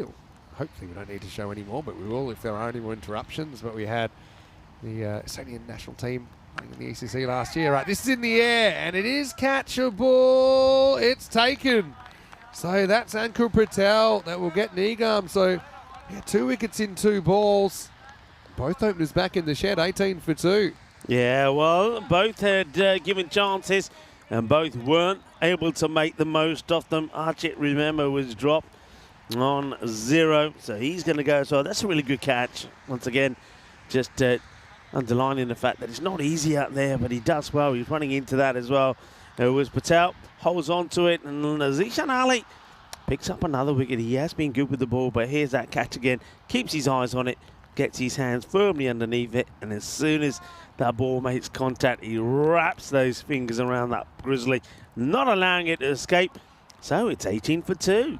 And well, maybe we could have a team hat-trick here, as so a wicket of the last of over number 2, and the start of this, the 3rd over. And the new batter gets ready as Rana Rashid. That's a good delivery. Rashid respects it and just blocks it out. So you've got 2 new batters out there now, so Kuldik, Tikas and Rana Rashid.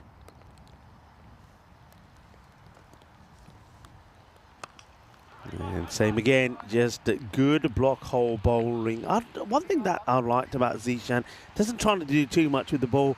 He's just basically trying to line a length and get that Yorker fired in all the time. And he's been pretty productive all the time I've seen with the ball. This time it's a bit shorter. Wraps Rashid on the pads. It's another dot ball. Yeah, so these 2 struggling to get going, particularly Rashid. Tikas hasn't faced yet, so can't really put that on him. 2 different styles of the Talon United strip out there. This is the Tetris style facing. And there's another swing and a miss. Ishan getting the job done. He's getting through the over really quickly as well. Oh, we're on a wicket maiden alert here. I think we saw, was it Junaid Khan? Got a double wicket maiden in yesterday, so we're going to see another here. He's going to spoil it. He's going to spoil it for himself. He bowls a wide. Jinx. Classic jinx. It'd be interesting to see how, I mentioned Junaid, how he bowls here today. Of course, he likes to charge in. He's got a long run up, but probably not unwise today. That's well done. Finishes it off. And Rashid, well, he's playing pretty defensively for this format of the game. He will block out. So apart from the wide, that's the early run of the over. There was a wicket in there as well. And Talon United, they're 19 for 2. Yeah, it's going to be a tough road back in for United here. Interesting also with their lineup to see how they use Chowan as well. Shaquille, who's obviously had a rough couple of days, but United, I call them the mystery men because they've used, it feels like about 60 players this week. That's all hands on deck here in the European Cricket Series. Manapriya is into the side and he's into the action here. He's going to get to bowl over number 4. Well, Dulsara wasn't able to catch the ball, but maybe he can hold on to it well enough and deliver a few good deliveries to get a wicket. Well, he starts well. Nice full-length delivery, which gets just clipped away by Kuldeep Tikas and get off the mark.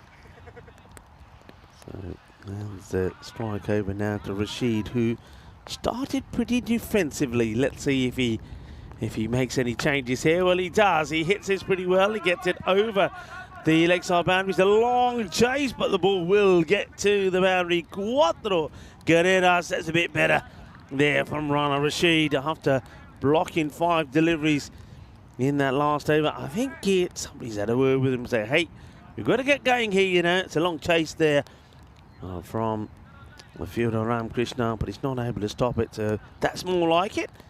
Let's you see Dulsara Manupuriyal making a few changes in the field. But does the fielding here himself? Good morning to Jules. I know that John Heesham was saying that he's taking the car to its MOT. Well, good luck with that. I hope it goes through well. No issues. Hello to Sim. And Jules in there as well. Well bowled. A couple of still to come in the over. And I can tell you, always hello to Lithium as well, by the way. Don't want to miss you out. And Ronnie Sparrogan also in the chat. World Turtle Day today. It's a good day for turtles, I tell you. It's wet and not so nice. But for turtles, they'll love it. Yeah, Turtle Day to honour these resilient animals. Turtles and tortoises are associated with wisdom and perseverance. As that will conclude the over. There was the one boundary from it, but unfortunately, that's all it would be. 24 then for 2. And only the 5 coming from that over from Abdul Sara. So well bowled. Yeah, a little bit more on turtles than they are reptiles that are found in many environments all around the world. These creatures play an important role in their respective ecosystems. They dig holes that are inhabited by other creatures and keep our beaches clean by feeding on dead fish that wash up on the shores. They maintain an ecological balance, and therefore it's important to conserve these gentle animals. Yeah, yes, that's nice. World Turtle Day. Right, Cypher's getting a bowl here. His right arm not as quick as he probably could bowl. Here we go, and it starts with a bit of a loosener outside the off stump before. Cypher, I'd say he's a reluctant bowler, but I mean, he can physically do it. I would say he's a batter that he's a gun to your head bowler. I think he just demonstrated that was a loosener. This one he drags down, and it's going to be another wide as it just misses the line. The call there by Andrew Winter, one of 3 umpires here from Portugal. He's out there with Group Patel, and of course we have got Miguel out there as well. That's been hit pretty well. That's a good solid shot of the back foot from Tikas. Nicely hit, powerful strike, 4 more runs. And United, bit of a change in the batting order from them as well. I'm a bit surprised that Shakil Chauhan hasn't come up at the top of the order. You'd expect him to be out there and probably looking to bat through the innings for his team, but maybe he's just given 1 or 2 others an opportunity. And, well, Kuldeep, he gets his first boundary away as well. So both men have hit a boundary, though Rana Rashid has only hit 1 ball out of the 10 balls he's faced, so that will be the concern at the moment. Rahman, that's hit over the top, the offside. Fielder is there. That's very good work. Brilliantly done. Covers the ground beautifully. Well, Pranay Giwala probably also, I mean, whether he bowls or not, we'll wait and see. This is where you're testing and you sort of seeing quick bowlers saying, right, are you able to bowl for a couple of steps? Some can and some can't. It's not that easy, you know. And Rahman doesn't get this pitched up, but it's a little bit short of Rana Rashid. Well, at least he gets bat on ball and adds a run to the total. That's the key thing. And got to keep things going as Rahman now wants to use the rag to try and take some of the moisture off the ball. I'm just thinking, I know we'll be on the camera in a minute, but maybe we'll do a bit of a reveal, a Peacock Friday reveal. Yeah. What do you think we start? I think we will. We'll do it quickly. Watch an overthrow. We'll do it quickly because we have to get the jackets on back again pretty quick. Credit to the players out there. I mean, obviously not often the European Cricket Series comes to town, and so they're very keen to go. And both want to fight for the points here. I don't think they're happy to settle for 2 either side here. We saw this yesterday, a lot of pace off bowling and not really Whoa, the old. This We is a bit saw of the- some break dancing, some Ray Gun-esque fielding yesterday. This is line dancing at his best. Watch this. First footwork, and then he says, oh. He's done just it well. making sure that the umpire see that he gets back inside. That's good work there from Junaid Khan. That's in the air, and Zishan, well, he properly backs off, and he's saying, well, let's see what you would have done in that situation, Saif. We'll go for 12, and here's over. It's 36 for 2. Vinny sound to him, Mr. Maximo. Rico forward. It's cold. All right, but you know what? Clear. Come on. Beanie off. It is Peacock Friday. Peacock Friday. What do you And we got didn't for want me? people to That's think we haven't good. done Peacock Friday. Here we go. Yeah. I've So got, we're going to brighten things up. We are a little bit here. Peacock Friday 7 for or you. 8 seconds. There you So, go. Yeah. So I've got kind of springers in the Yeah, air. yeah. Last Nanakas. Here we go. I I got love- the old the emojis, That's the old smiley beautiful. faces. So happy Peacock Friday, everyone, wherever you're tuning in from around the world. And let's just hope it's Yeah. a little bit warmer where you are Yeah. than where we Be are. bright, feel bright, act bright. Yeah, I like I think that. that's. I like that. Isn't that the Olympics? There's some discussion in the middle there, by the way. I'm not sure what do you think this is about. Are they talking? Must be talking Well, I will weather say related. it has gotten a little bit heavier. Either that, or we've dazzled them. Yeah, maybe. Dazzled them with our outfits. So I think they're going to consider coming off only because it's heavier than the game started, yeah, and it. Then you give it an over. There's a point where you go, look, it's not really letting up, and we don't think it's playable. So I think but again, it comes with the captain. Sometimes the umpires will say, look, really, we're happy to come off, but if you both want to stay out there, that's also fine. It's in the grey zone. yeah. I mean, it's probably an important one, isn't it? It's probably more important for the Stallions, I suppose. They don't want to lose track at the top there with the Hippos at the top with 24. The Stallions are 4 points behind. If they can get a big win here, they could be joint with the Hippos. Whereas the Strikers, it looks like they'll finish 3rd or 4th. So they have some discussions there. It looks like we are going to carry on for the moment. I wonder if this was probably more the Stallions having a chat, and the batters are saying, well, we're all right. We're happy to stay here. I don't know. Interesting one. But for now, we will continue, and we're going to continue with Rifat Khan, who also is going to turn his arm over. All right. Just give me a single first up.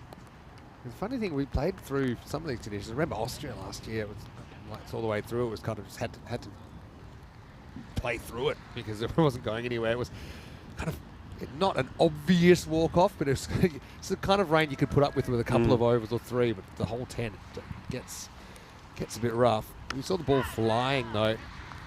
Flying all over the place. But right now, just the batter's finding it hard to time it up. Yeah, you can see batters finding it hard. The fielders trying to stay warm. I mean, just have a look at the man who's there on the 45. Just like the umpire group Patel was doing earlier. You don't want to be standing still. You've got to be moving around. Well, somebody's going to be moving a little to get to this one, and it's the mid-wicket that comes in. And we'll do the fielding. That's Ankur Patel. This is one time I think you just tip your hats to European cricketers. Yeah. They are hardy. They will. I mean, they want to play. And this is Estonia. If you don't know where it is, grab a map or find a globe and look at the top. We might have a retire out here. I think we do. Yeah. It doesn't surprise me. I think Rana Rashid, he did hit one boundary, but other than getting us on our shakka lagya wa Kuldik. Tikas is now knowing he's got to hit the ball, or, well, the captain may be retiring him out to put himself out there. So you can see that it has an immediate impact, even though he's not the batter that's gone out there that hits the runs. But Kuldeep gets a message as well. Yeah, it's a good shot. And Sathasivim, he had a breakout innings yesterday. Honestly, he hit the ball so well. Hit 5 sixes in an over, actually. He was on for 6. He missed the 6. But right now, it's Tikas. He does get moving. Just what the doctor ordered. So interesting they had the mid-over retirement, even though he wasn't on strike. But anyway, it will be a 4 to finish the over, and the score 49 for 3 after 6. Yeah, well, you know that tika means injection in Punjabi, Oh, tika la de tika. Well, looks like he's at a tika, and it's the tika he's at is the injection of runs, because he just hit the next 2 balls for boundaries. A 6 and a 4. Well, Kuldeep Tika is hungry for more. And now it's time to see if Rajiv Haran can keep up the good form he showed yesterday in match number 20. He scored a fine 69 on 25 to get Tallinn United that very good victory in a very good match against the Tartu Wolves, who made 130, who were chasing that 148, but almost got there. But they fell in the end short by some 9 runs. But shot themselves in the foot there yesterday, I think, the Wolves, giving away those 17 extras. They do to Jared Brady.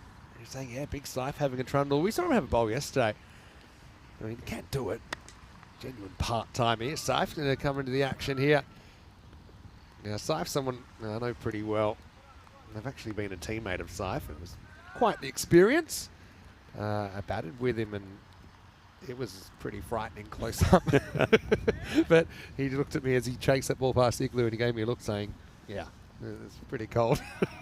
Just think, growing up in Pakistan, you think that one day you'll be playing cricket in these conditions and they think England's bad. And yeah, it is. Then you go to the north of Europe. 50's up, by the way, for United. Have had to work hard for it. Tikas trying to move the game forward. Oh, here he is again, having to do a bit of work and sees it into the hands. Look, we are in Tallinn. We're not, we're in Tallinn, which is the capital. We're only about a 15-minute, no more than that, drive away from that. And Tallinn, of course, is right at the Baltic Sea. And so you can imagine that it does get pretty cold. The Baltic is not known for being warm, is it?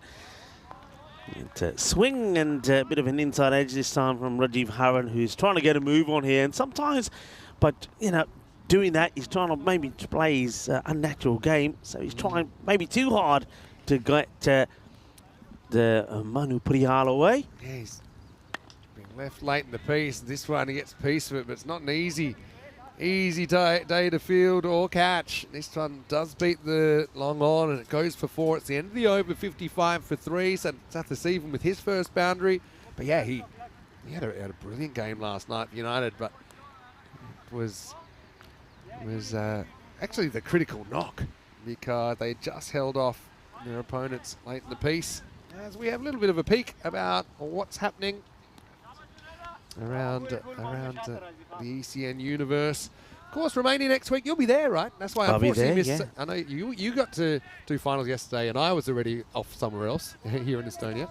So it's the opposite this year. I'll stay for the finals, and you'll already be off on the way to Romania. I know Phil G is going to be your partner for that one. I'm looking forward. Yeah, I'm looking forward to that because myself and Phil. I mean, we have spent a very short period of time in the comms box together, but not a lot. So maybe 2, maybe 1 or 2 in Malta. 1 or 2. So really looking forward to it. I know that Phil's done some of the events that I've done in the past, like Portugal, the night series. And so, yeah, it's going to be great. It's going to be great to catch up with Phil. And hopefully we'll have lots of things to talk about, interesting things. And we'll be calling some good games as well. I think we've got 2 new teams, actually, this time in Romania, too. So let's do some Romania prep, because I know you don't get much time to prep, even though you just had 2 Spartans. So we'll have to, I think so again, it's the same format as here, isn't it? 6 teams. Same format, exactly the same. So we've got the key teams there, but a couple of new ones in there as well. Exactly. I'm going to take you. I'll give you my Romania analysis. So one's called Bliss, right? Bliss Warriors. Yeah. So here's the teams we do know, and we do know pretty well. So Cluj and United CC Bucharest, they have both been to ECLs. So Cluj actually were in the very first ECL in 19, and so Cluj and UCCB you know pretty well. I know you also know the Bucharest Gladiators and the Royal Eagles pretty well. Yeah. Last 2 days. I don't think he's touched it, but he hasn't appealed. So that's probably a sign. He was close to, this is Junaid, so he is bowling off a couple of steps. I thought, he thought he might have got a foot on this. Have a look. He have, because he would have been out. Oh, it was so close to. Yeah, he almost backheeled a wicket here. Mind you, fair play to the batter. Batter was watching. Yeah, he's watching from a metre out of his crease, though. So it wouldn't have helped him. All right, let's go back to that. Right. Give me another team. That's Manu Priyal. He's had such an exciting time in his first game. He's forever smiling, though. He's forever smiling. What? He's got a massive smile on his face. And just the old bush. The old kiss the grizzly. It's a bit of a wet kiss today as well, isn't it? Oh, he knows he's alive. This one he won't be able to make a play on. And Saif, here comes the foot. No, the little step from Rahman. He says, well, I mean, look, I took as many steps as I could. He blames the ball. It was like a, I don't know, what is it called? It's like in the cartoons where the road runner would take a few steps before He was taking doing off. power walking and not running. He thought, I can't walk to it because it's too slow. I can't run because I might fall over. I'll do a bit of power walking. And we're able to get there. And now it's Junaid who slips. Now, this is the sort of things, Vinny, I mean, all seriously, this is the sort of things that the umpires and also Tyrone Peters are going to look at. If you ever look at this one, Junaid, I mean, once players start slipping around, particularly bowlers as they follow through on the mat, that's when you see there. Tries to change direction, and that's where the slip comes from. Yeah, so they will keep an eye on this. I mean, that's the issue is if it keeps on raining like this, I mean, it has got even heavier here. Yeah. It will take a toll on the pitch and on the outfield. I'm pretty sure that at some point the match official will say, right, okay, it's getting to a point where it might be getting dangerous, but more to the point, it might be doing damage to the pitch as well. They've had chats about it. So, I mean, obviously, it's their call. They're constantly reassessing. That's the end of the over, 63 for 3. Hello to Jared as well, and he's saying, yeah, great cricketer, Saif. And I know he does play for Helsinki Titans sometimes in the Finnish Premier League, which is the T20 competition. He says, bowling against him is a nightmare. He moves and turns like the QE2, but hits it like Babe Ruth. Yeah, I like that. I also feel like he can move faster, but a little bit of the old Chris Gale mannerisms just doesn't want to. but the funny thing about him is he actually looks really relaxed, which is a cool thing. But if he ever makes a mistake in the field, just looks lazy. It's the same action. But no, Saif, he's a real character. I think everyone loves it when we see him on the network. He's represented the Stallions a couple of times, including at the ECL. But he's a big fish, more ways than one. Okay, I'm going back to Romania. So the new teams that we'll see are the Bliss Warriors and Phoenix. Yeah. Okay, so let me just have a little dig into, and normally there's a bit of a feel about some players we've seen before. Right, up in the air. Wow. Yeah, this is hitting grass. Boing. In fact, they want to go for 2. Again, nobody at the bowler's end, but whoa! Tagged him out. It's a proper wipeout. Well, I say nobody at the bowler's end. There might be an invisible bowler in there. And not sure what Andrew Winters telling you about. Well, number one, you need to be running on the pitch today. Yeah, he is on the pitch there. He's going to head off again now, and that's probably where he's going to run into problems. Plus, I think the ball comes for him. Watch out. Oi. Run on the pitch, guys. I know it's not done in normal circumstances, but definitely the artificials are a more safe surface to run on. Anyway, it's up to Ziva. Gets a good look at the Grizzly. That's a short ball, and it's going to be absolutely pounded by Tikas up and over the leg side of Maximo. It's all happening in this 9th over. Needs to for United. Well, the Jera Tika Lagana Tika no Rana Tika Changa Chalda, because that is out of the middle. That's a biggie. That's a monster strike for a 6 for Kuldeep. Yeah, I reckon that there's quite a few of the Benissa players in one of those new teams there. That's a good comeback there from Krishnan. Yeah, so for example, Isfan Doki is one guy you'll see playing for Bliss Warriors, and you're right, has that kind of a flavour. And then the other one is Phoenix that's new. I'm just looking at Phoenix. That's going to be up in the air as well. Is it going to go? It goes straight into the hands of Ankur Patel. He's caught pretty well under these circumstances. So Tikas with a 34, which at least gets them to somewhere near respectability, but still looking a bit light on. Talon United, they're 71 for 4 after 9. Yeah, nice catch taken there by Patel, showing that he's a good, classy player, isn't he, Ankur Patel? We've seen him with the bat as well, and he can certainly clobber the ball pretty well. A couple of good shots in there from Kuldeep. 2 6s, 3 4s, 34-20. He's kind of been the only guy that's been keeping the scoreboard ticking. That wicket falls at the end of the over, 71 for 4. Now the captain comes in, Chauhan, but at the moment, a non-striker is any man not even face the ball. Yeah, so delegating the tasks of batting today is Shaquille. Looking at the Phoenix side, it looks very much like it's got a flavour of UCCB, but UCCB already in the competition. So I just think that UCCB United might have grown to the point that it's almost like, you had the Cluj-Baniasta situation That's before right, in Romania. So that's what it looks like to me, just looking at the squad of Phoenix, who we'll get to see. I think they might even be playing the first game. Okay, final over. It's going to be Junaid. He's going to bowl it again, just off a couple of steps here. Bowling to... Played nicely. Nice time shot down the ground there. To one of my theories as well with the Stallions, one reason they've gutsed it out in the field is they know that they are a chance to get the 4 points here, and if you shorten the game, you can only get 3. And with a bit of a battle on at the top of the table, I think they fancy this. They'll need probably about 11 and over in the second innings. That's bowled as Junaid goes straight through Southern Seavam. Just shows you what a difference a day makes in different conditions, just different feel.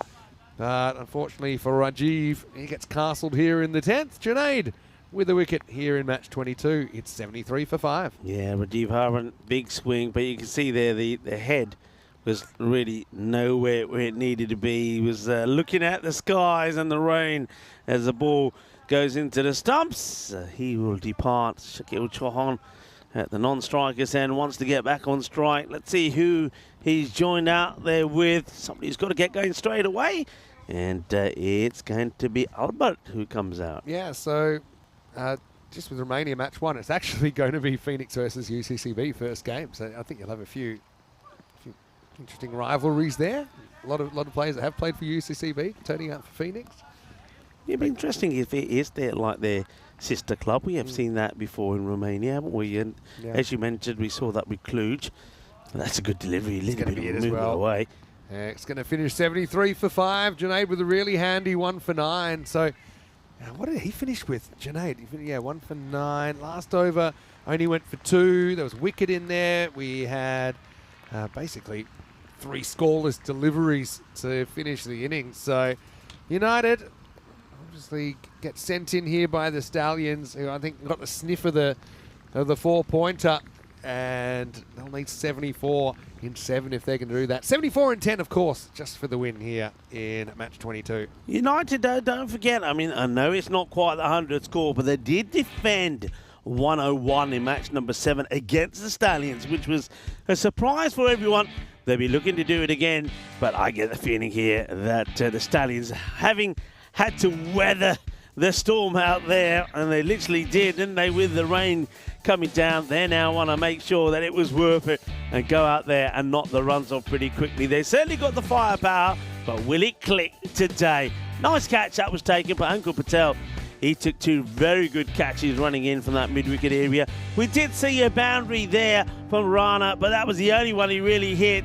He chewed up a lot of deliveries, didn't he? 14 deliveries for the 80 scored, so it's not surprising that he got retired out. But Rajiv Havan, who came out, really couldn't get going. Yeah, I love that little bit of improvisational breakdance fielding there again. Yeah, certainly was one of those innings where you want to keep warm.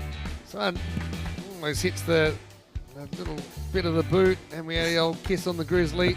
It was kind of Prial. Then we had with the kind of Larry Moe and Curly shuffle, and then we had the downwards dog, if you like, from South Seavam, who never really got going in the haze of the Estonian national cricket and rugby ground today. Italian United, again, they gave it both barrels, didn't they? But you didn't see a boundary in the last 8 balls of the innings. In fact, just 2 for 2 off the last 8 balls as they splutter their way to 73. Let's have a look at the scorecard. You can see Rana just never got going, had to be retired out, 8 of 14, using a lot of deliveries. Tikas, the only real shining light there, 34 off 20, a dozen for Nigam at the top. Just 7 extras, so pretty good under the circumstances, I think, from the Stallions.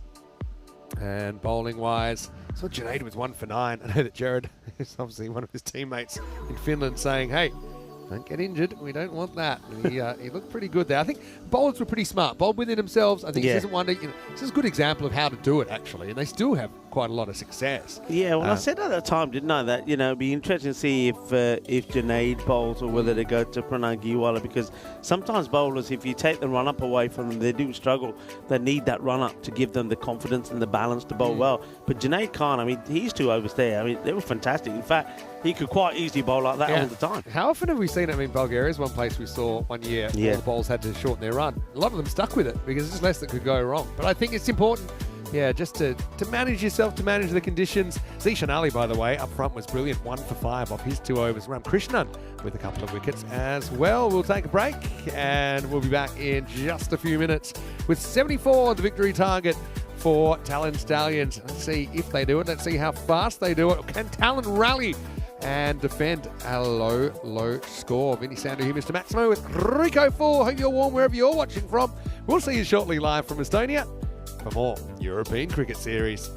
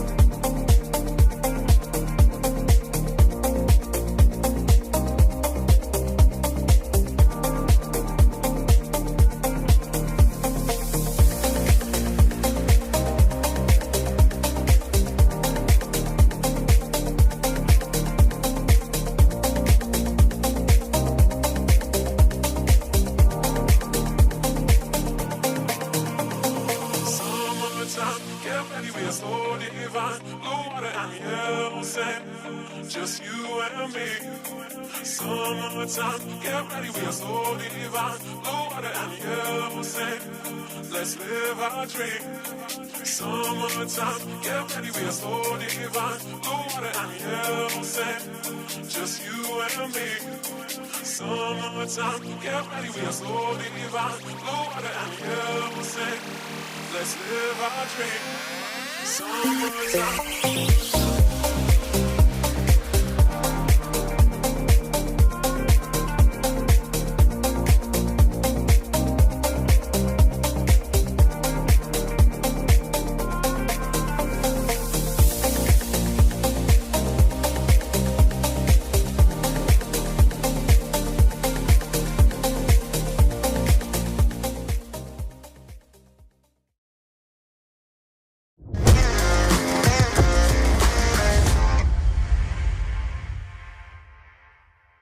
This European cricket event is proudly brought to you by HCL Software, Rado and 1xBet. Hello viewers and welcome back as the drizzle continues to fall here in this international Estonian cricket and rugby ground, not that far off from the capital, Tallinn, as we get ready for the reply from the Stallions. And I think the Stallions will be pretty keen to go out there and knock these runs off pretty quickly. They don't want to be staying out there or wanting to stay out there any longer than what they have to.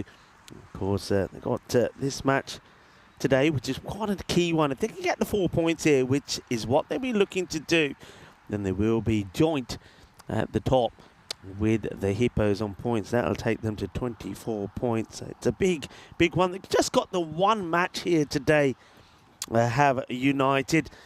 And they were able to get this victory first time round against the Stallions. They held on to defend 101, which nobody was really expecting. Here's a bonus point equation then in this match. So restrict to 51 or less, and there's still the opportunity for United to take 4 points here, though that seems unlikely. The Stallions will be looking to get to the 74 they need of 7 overs. They should be able to do that. Means gaining around about 10 and over. They've got two very good batters out there. Rifat Khan showed once again yesterday how dangerous he can be with the bat.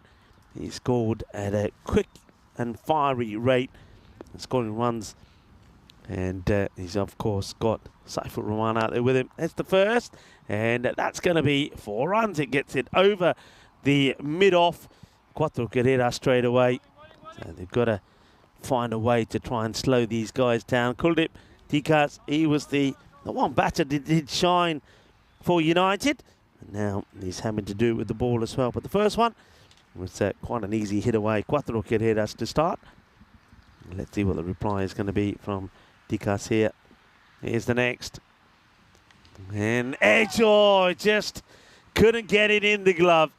Comes off the glove from the keeper, and that's Achit, of course, who's behind the Achit Nigam.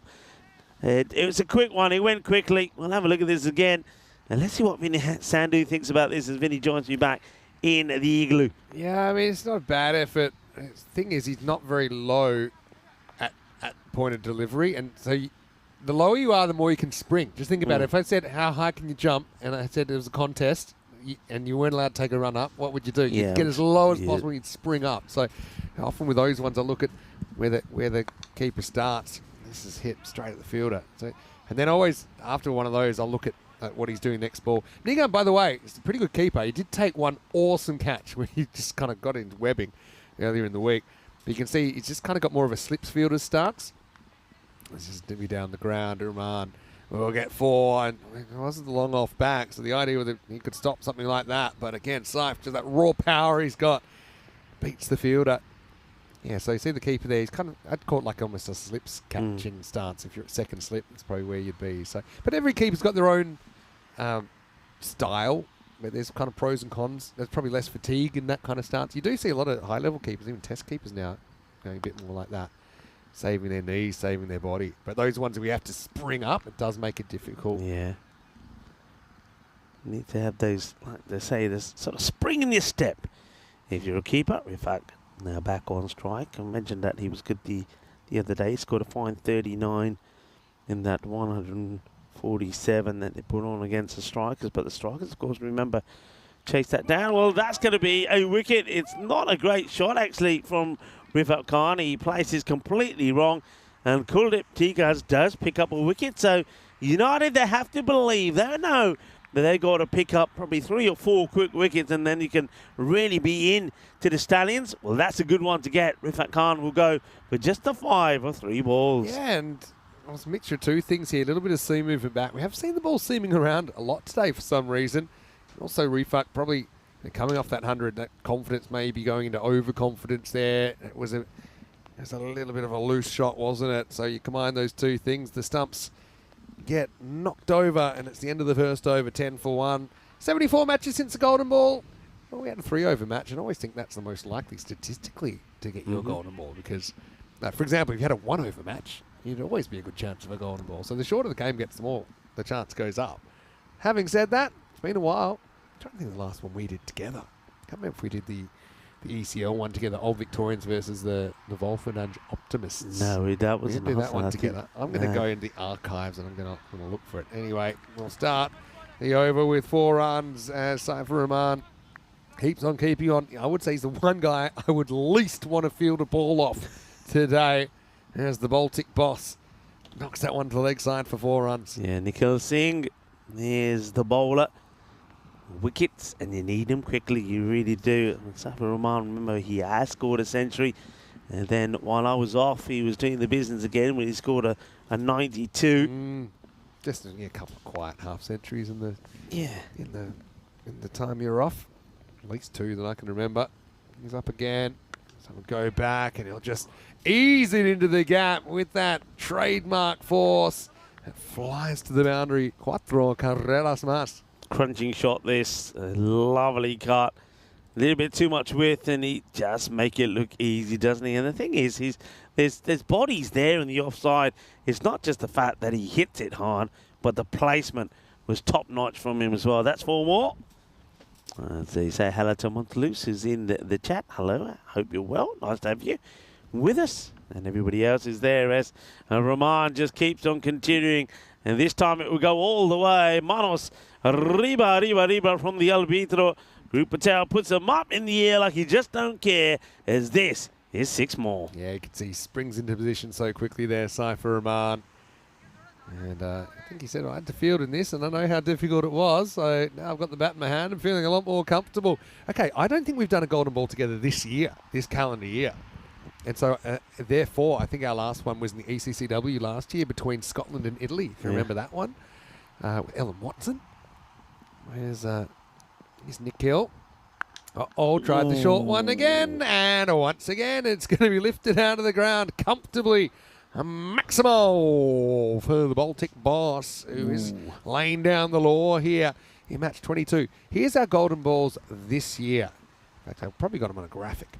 Hey, I just thought of $1 million idea. What's that? I know, I like some of your ideas, like the electric rope. That's one of my favorites. But mine is, because I've got my hand warmers right now, I'm not enjoying taking my hands out of my pockets to do things on my computer. But what about a heated mouse? Oh, no. Heated computer mouse. Now you're talking. Uh-oh, there's another 6 flying. Well, we might not be going too long in this game the way it's going at the moment. Another Maximo for Saifur Rahman. Nikhil Singh is just bowling runs at the moment, and he's been taken to the sword there by Saifur Rahman. That is the end of that over, and it is a monster over. Talk about supersonic.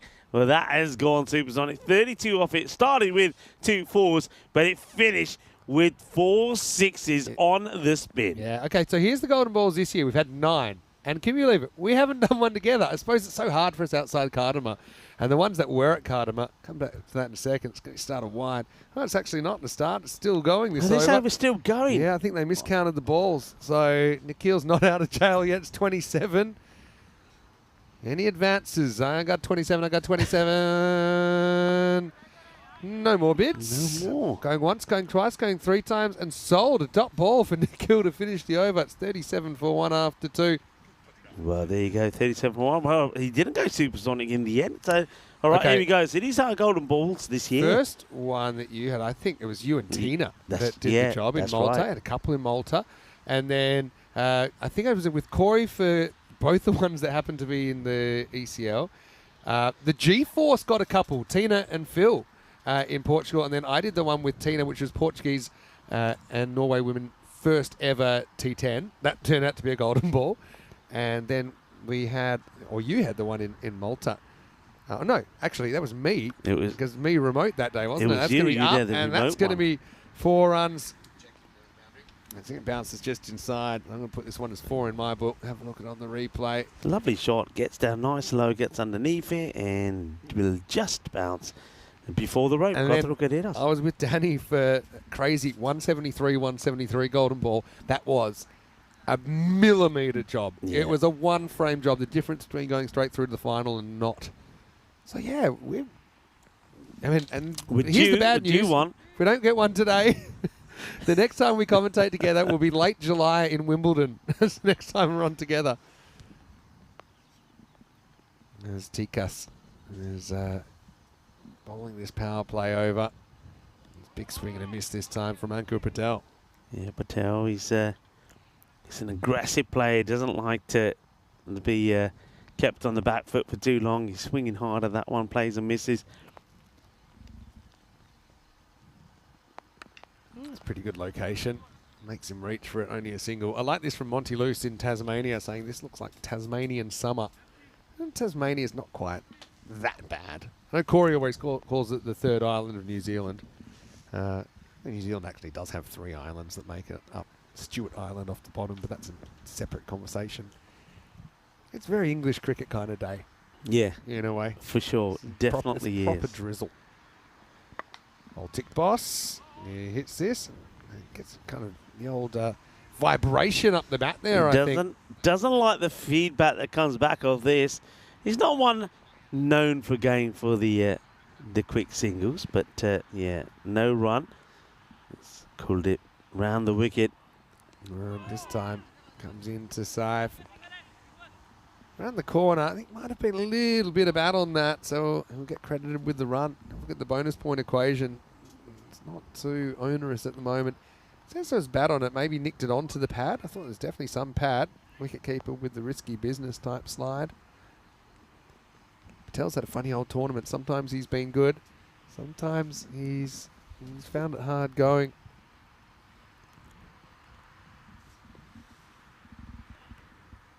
This is this one comfortably. Let's get the keeper.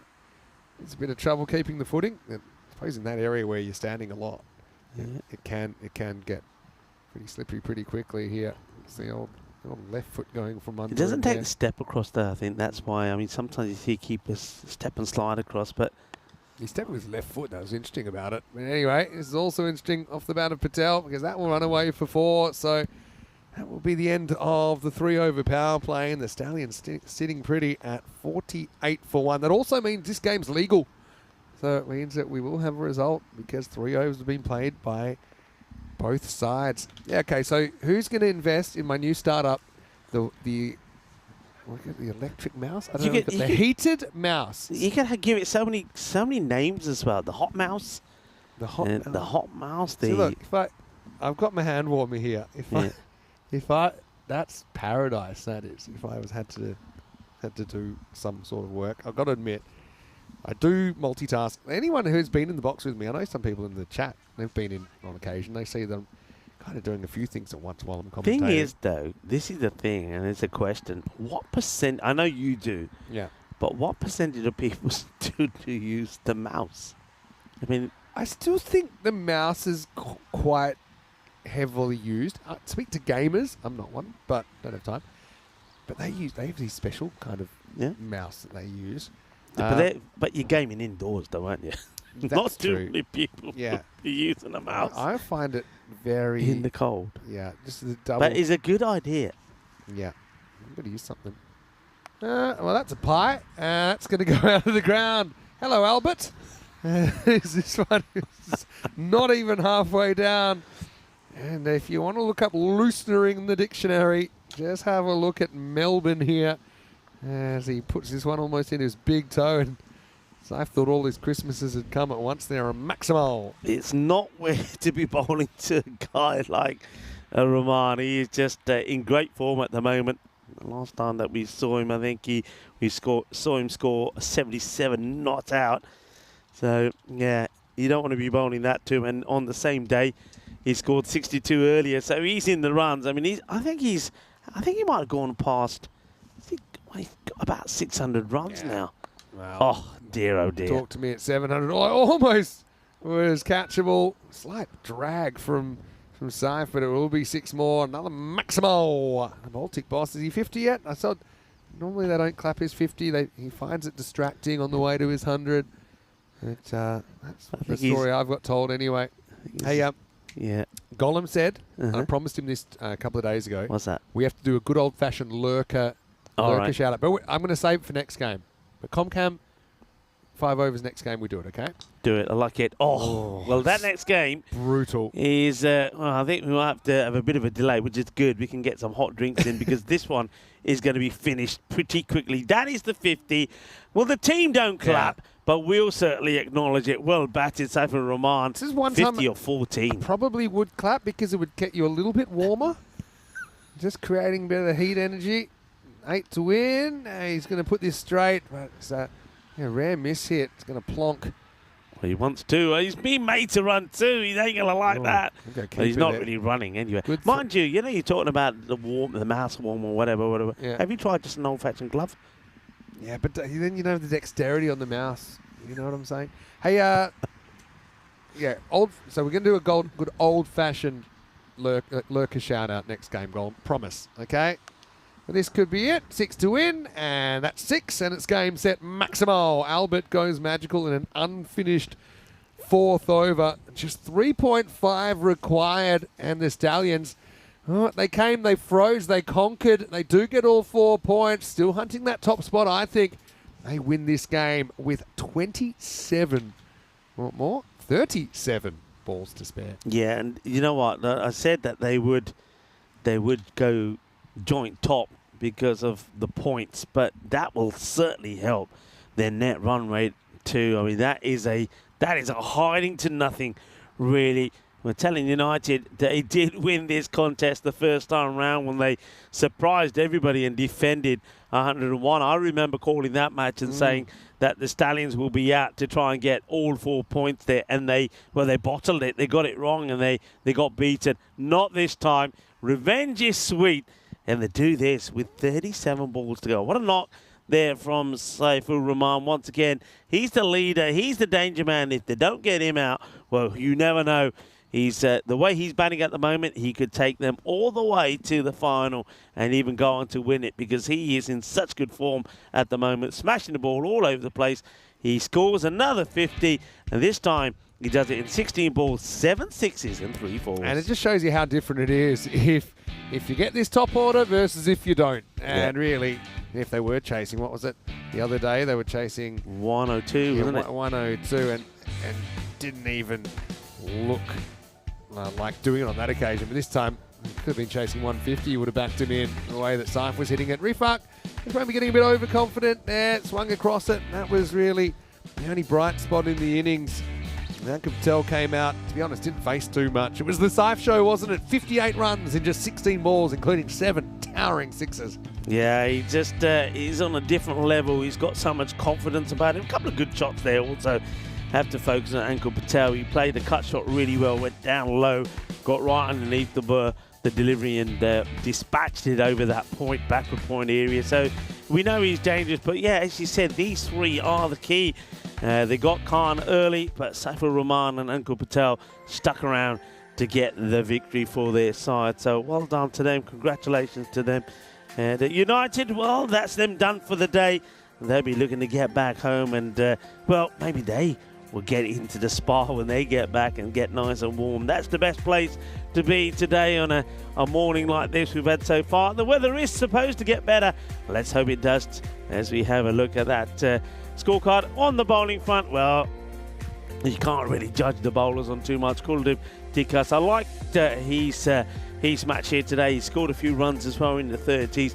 Did pick up that 1 wicket, but it's very difficult to bowl to good teams, good players, when you haven't got enough runs on the board.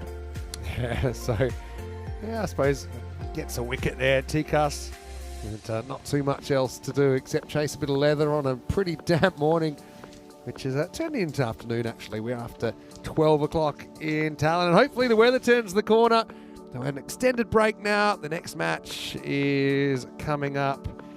I'll give you an exact time from here. It's coming up in around about 50 minutes time, 55 or so to the first ball. Vinny Sander here, Mr. Maximo. We'll be back with the Strikers taking on the Hippos in match 23 when we return to Estonia for more European Cricket Series.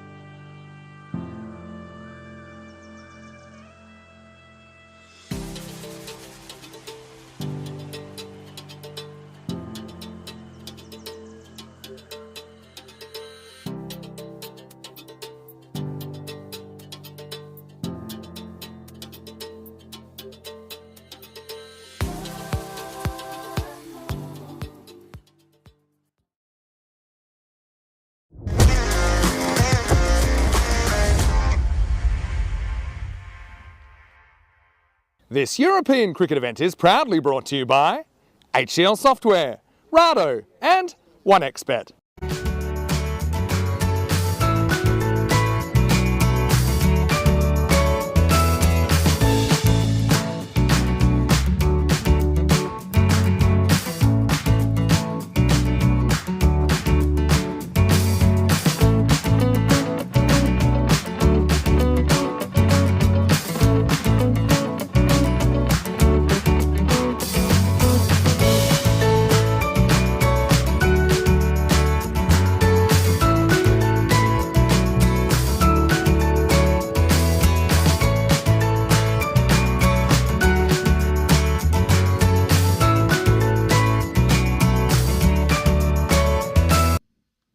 Hello and welcome back. Great to have you with us, and we've got some good news for you that we will have some play underway pretty shortly in match number 23 of this European Cricket Series Estonia between the Talon Strikers and the Talon Hippos.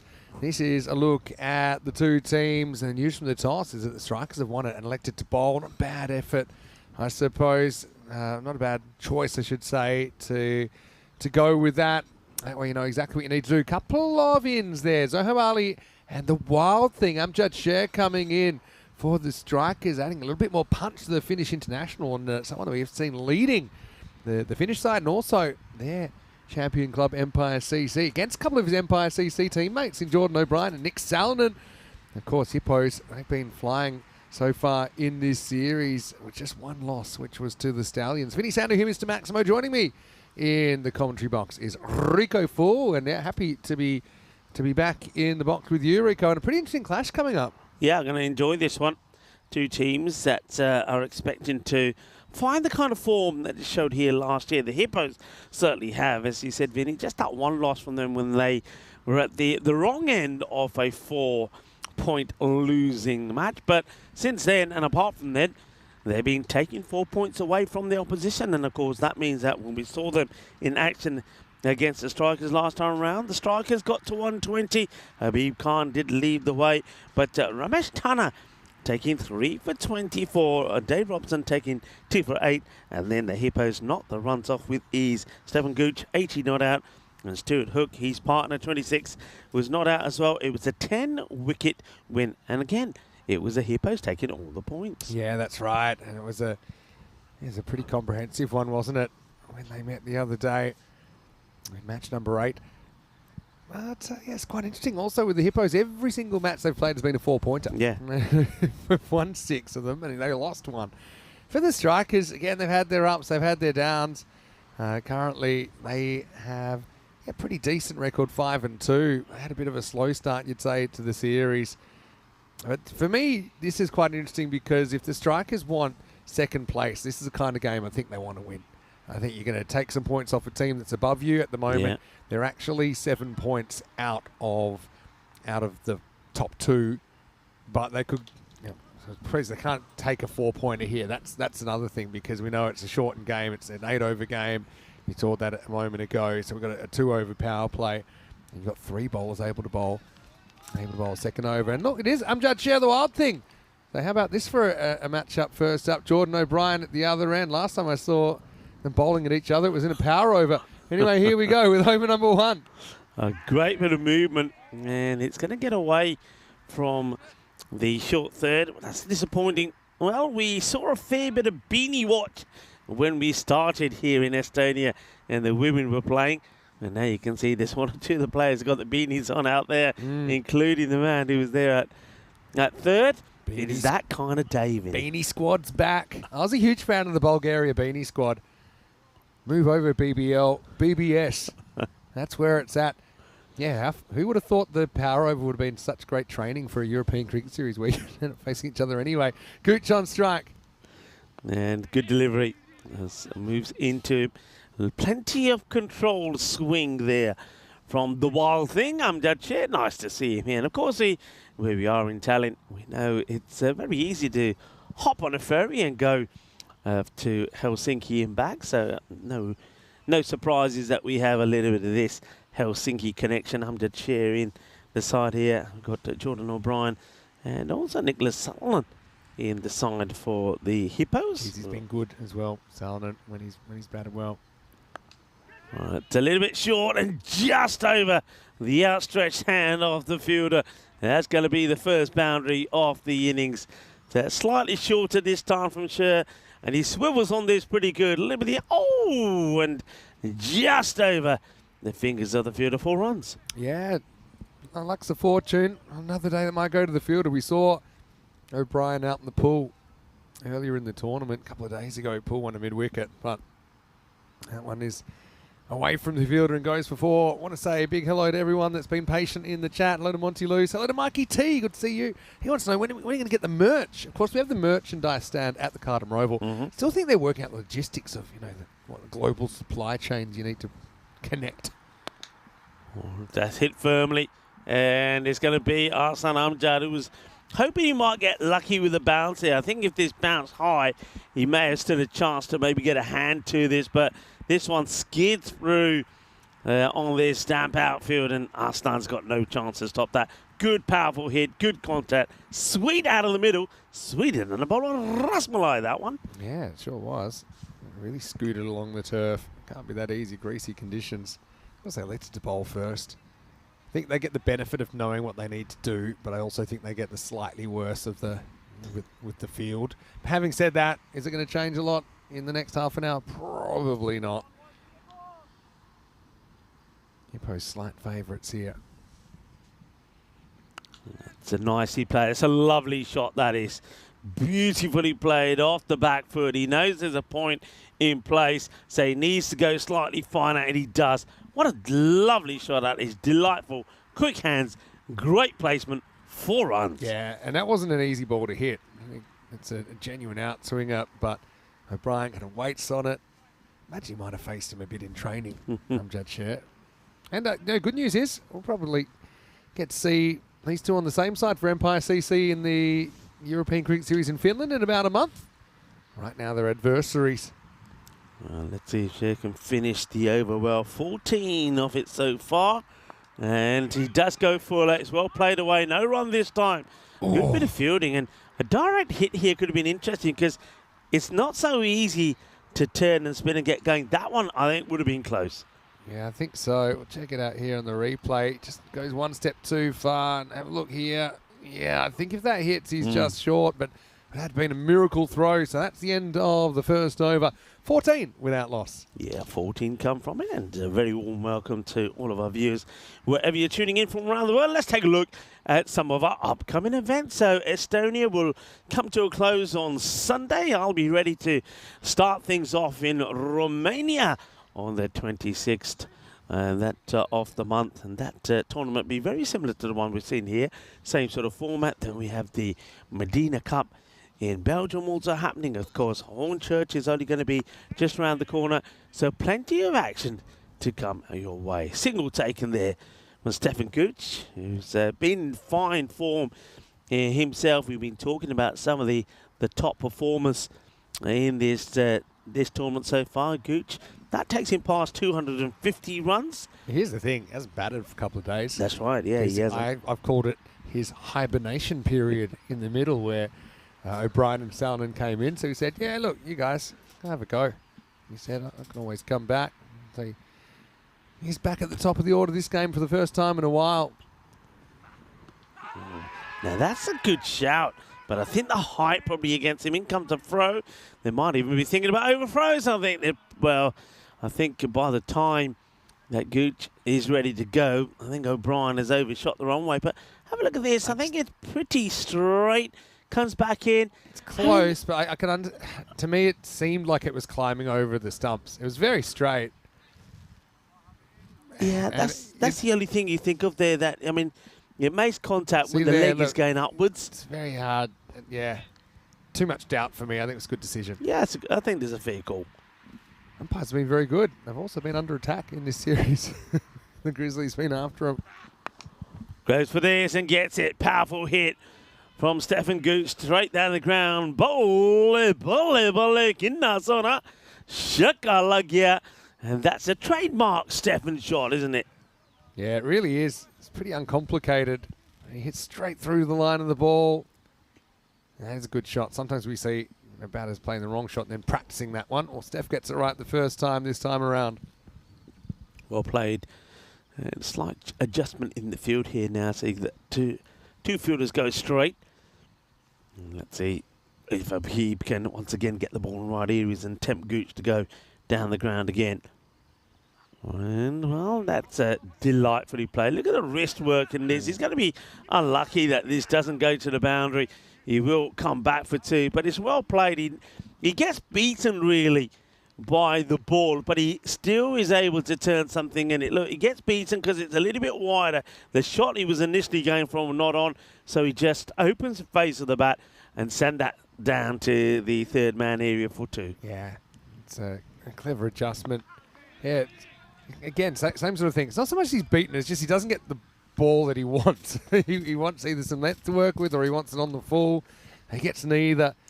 But, yeah, batting coaches will talk these days a lot about a plan B, so that you might, when you're basically trying to either premeditate or you're doing something, you've got a shot in mind, but then have a plan B, have an out. And that was a really good example, that little guide away. And the outfield cost him a couple of runs, I think, there. And then Pushers have won the next ball. Last ball of the second over. And that's going to go the distance as well. Shaba, kinna sona, shaka, 6 more. And a good finish to the over. 16 will come from that one. And, well, he's not happy about it, Habib. He's not a happy chappy there, Vinny. Yeah, well, he's had his ups and downs. He's just frustrated because he's almost out of the over. They're 11 off it before that. And then, okay, that makes it 17. It's the end of the power play as well, because remember, it's 2 over power play, an 8 over match here. And it's 31 without loss. Great strike there to finish the second from Jordan O'Brien. Yeah, and powerful hitters, both of these batters. And I think they will complement each other very well. We like this left and right hand combination. And that's a very good start. Now let's see if they can keep it going as well. The change in the bowling. Go back to the opener, who was getting a lot of swing, but can he get it to his benefit? Start short, it gets dragged away, but there is a fielder out there mid-wicket. Just be a single. I think Steph will be disappointed he's not able to find the boundary on that one. Yeah, well, I'm going to address a question from Carol. Hello, Carol Eilert in the chat.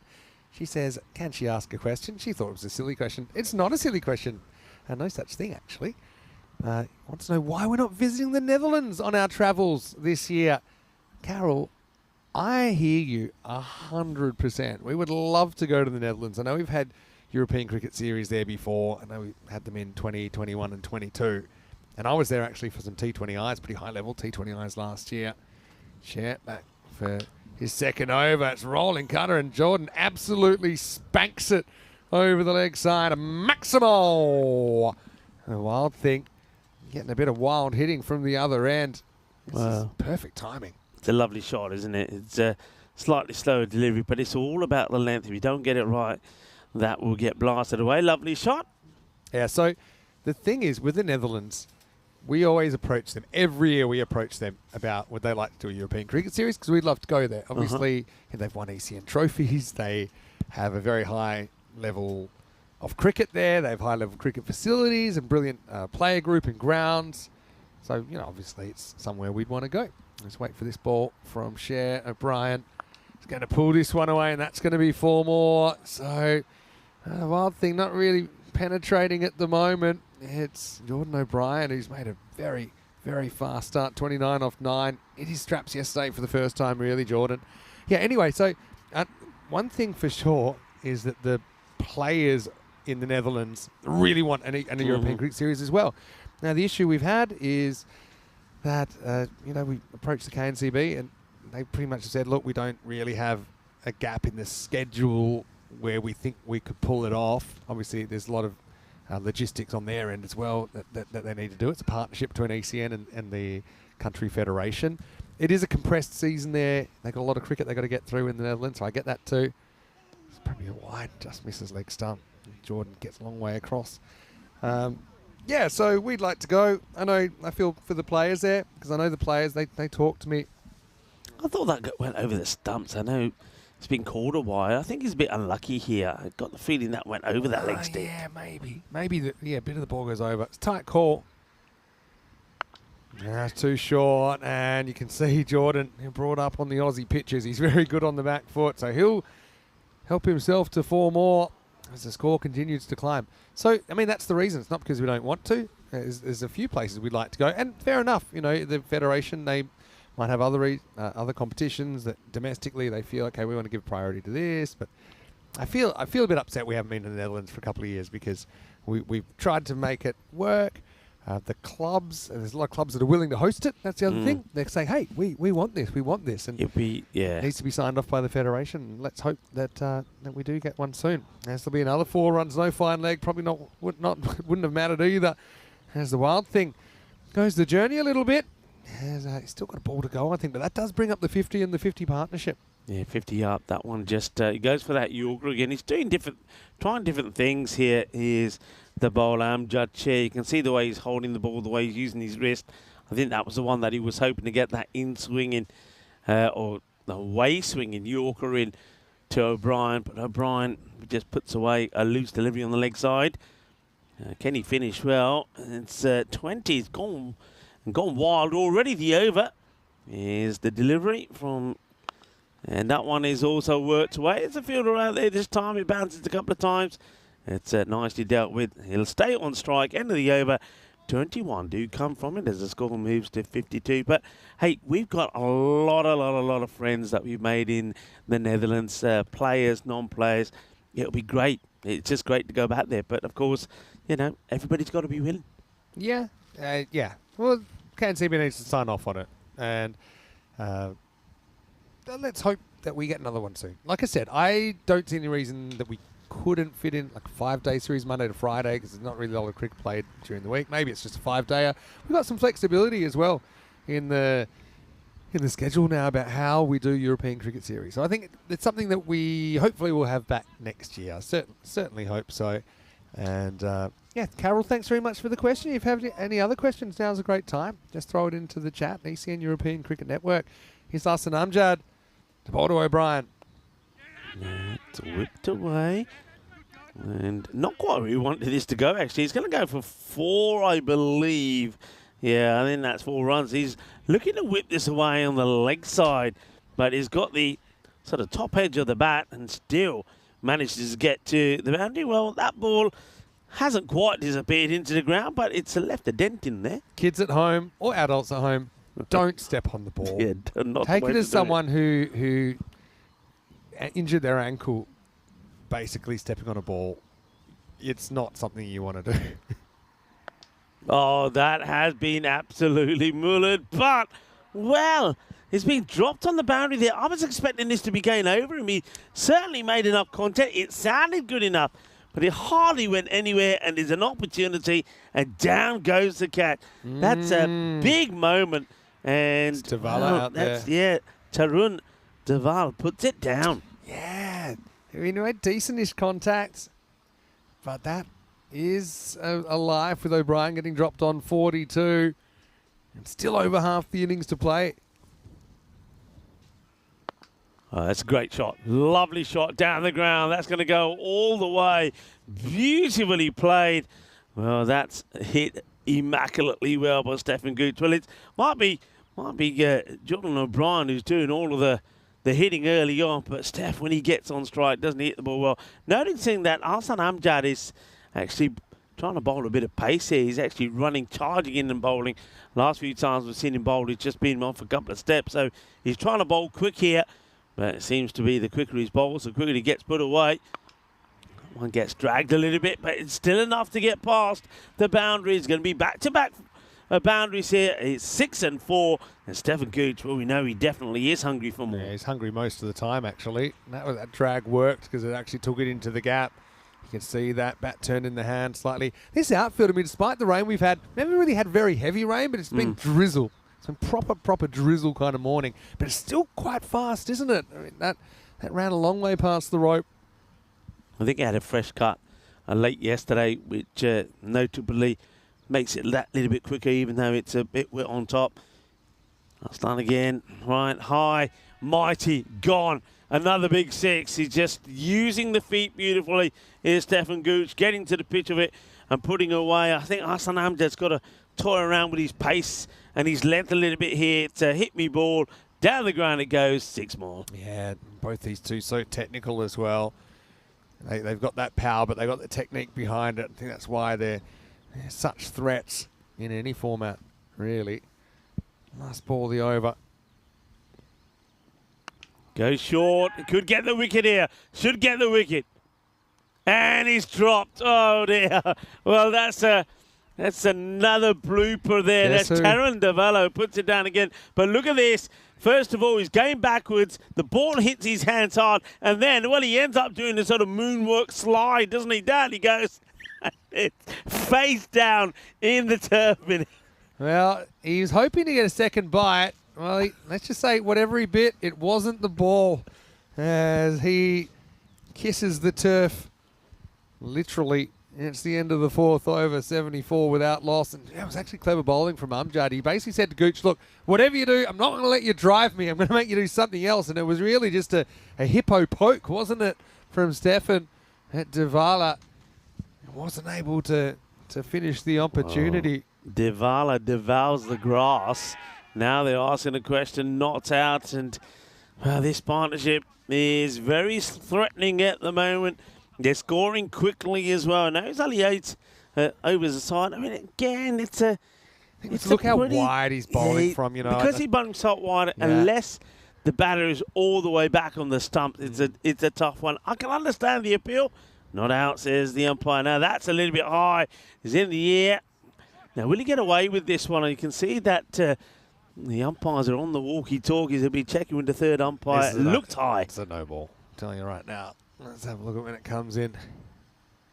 Yep, there it is. For me, I still think it's no ball. It's pretty upright. I haven't seen a call yet. There we go. Here we go. Here we go. Yeah, well, I was a little bit surprised that they haven't pounced on it. Was it have. Scooby-Doo when they say, and he almost got away with it? I think this one, remember, anything waist high is a no ball. And for me, that's bang on with the waist. I know it's might come down another touch, but hitting him in the belt. And this one is hit, and it's hit very, very hard. Well, it could be caught. It's caught. Well done by Amjad. Problem is he's 10 metres over the boundary and 6 more runs to the Hippos. Yeah, I mean, the Hippos, they've strength. I mean, they were strong anyway. Normally, we would see Stefan Gooch and Stuart Hook doing the damage at the top of the order. They put some great partnerships together. In fact, on 2 occasions, over 120. Now, that one off the bat and the pad, they'll scramble and take another single. But these two, wow, Gordon O'Brien, Stefan Gooch looking strong. Don't forget, you still have added to the strength of that batting with Nicholas Sutherland coming into the side as well. Very top side. And a strong side are the Hippos. 84, still 3 to go in this over. That's going to be 2 wide. And I think there's going to be runs here. Couple maybe. They think about it. Oh, this could be... the throws poor. Gee, they've thrown that away. They're going to get 3 here, They Vinny. got 4 wides out of this. So 1 for the actual wide and 3 that they ran. But it was actually a bit of a bonehead second in the first place because it was never there. A better throw anywhere near the keeper because it holds up so fast. That's why I think they always feel there's 2 there. But the throw, you could see there, Jordan O'Brien was metres short of where he needed to be. Another missed opportunity for the strikers. Big opportunity. That's worked away. It's going to just stop short, I think, of that boundary. And, well, they're out of puff after running 3 on the wide. They're out of puff and just take the single this time. Once bitten, twice shy, I think. It does seem, for some reason, behind the wicket, the outfield seems to be a bit slower than in front. But, yeah, it's funny how wide can sometimes bring a wicket. Maybe you can only have 3 bowlers bowl 2 overs as well. Out of your 5. Well, looking and saying it's fine to the umpire. I think this does catch a bit of the line on the way through. I think that's a good call.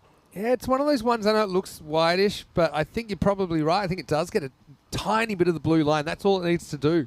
So I actually think that's an example of good umpiring. Yeah. I think generally the umpires, they are quite trigger happy on those tramline ones. But remember, the whole ball has to be outside the whole line for it to be a wide.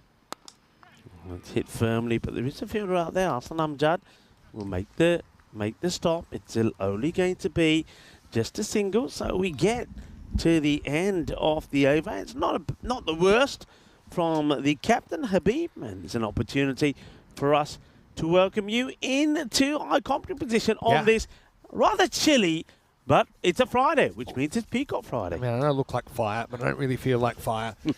more ice than fire. But I did say we were going to do this earlier. We're going to do a lurker call out. Yeah, so this is idea. the thing. You might be watching Hello, I See You, figuratively speaking, and you're not really able to get in the chat much. You might be working. I totally get it. But can you do us a favour? If you're watching, jump into the chat, ECN European Cricket Network, and let us know you're watching. So you ready? Yeah, so we want you to come at us, come at us, come at us, come at us, come at us, come at us, come at us. Let's hear from you. Want to hear from you. We want to hear from you, and you let us know where you're watching from so we can say hello to you. Because really, that's what European cricket's all about. It's all about you enjoying Become part of our family, which is growing all the time. Yeah, look.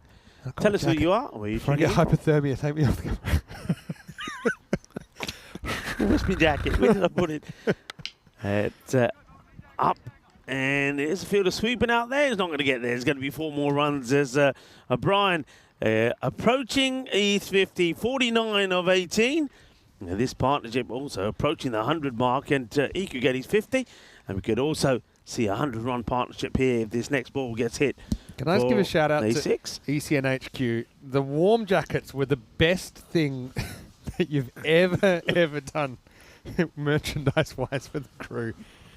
Oh, over my orange one now. Once ago for the old reverse Malachi. It's an interesting one. It wasn't quite the ball he was expecting, but it will be his 50. Just wanted to bring it up in style with a little bit of sexy cricket. Well, normally I say sun, sea, sand and sexy cricket. There's no sun. I don't see the sand. Sun, sea, snow and sexy cricket.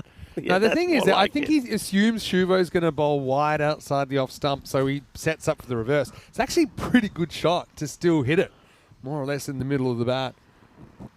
So, yeah, we're looking for the lurkers. I know it'll take a couple of minutes for them to filter in, but come on, you lurkers.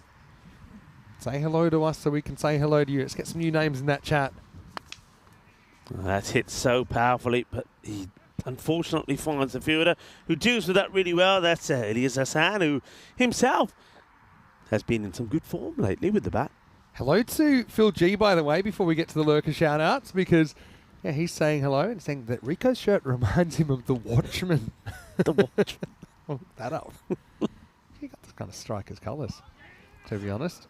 Oh, it's just tight if he hits. He's gone. He's missed. And we got a proper. Oh, where's he going? The ball's going to the boundary as well. We've had it all. We have had it all. First of all, well, you said he's gone. I tell you who was gone. The bowler was gone. And then the Grizzlies gone all the way. It'll be Cue the music. 5 leg buys and a tackle. Watch out. Then I don't know what happened to the ball because I stopped watching. I was watching the tackle, and boy, Amjad's hurled himself out and gets a finger on it. Oh, he had the 6, and Shuvo's now getting a bit of attention. Have a look at this. I mean, it's probably a mitigated collision, isn't it? But he's definitely copped a bit. I mean, obviously Jordan's just running flat stick to try and get to the crease. He would have been out if it had hit. But then something was hit, and it was the bowler Shuvo by Jordan O'Brien. Ow, I mean, that's all it was. Shuvo's now. He's got, look at the smile of Miguel. I wonder if we can just go back a bit there and see the umpire. He can't stop smiling. Miguel Stoneman, it all happened out there. Well, cricketainment is what we bring you. It's a little bit of action, entertainment, and sometimes there's a little bit of a bloom.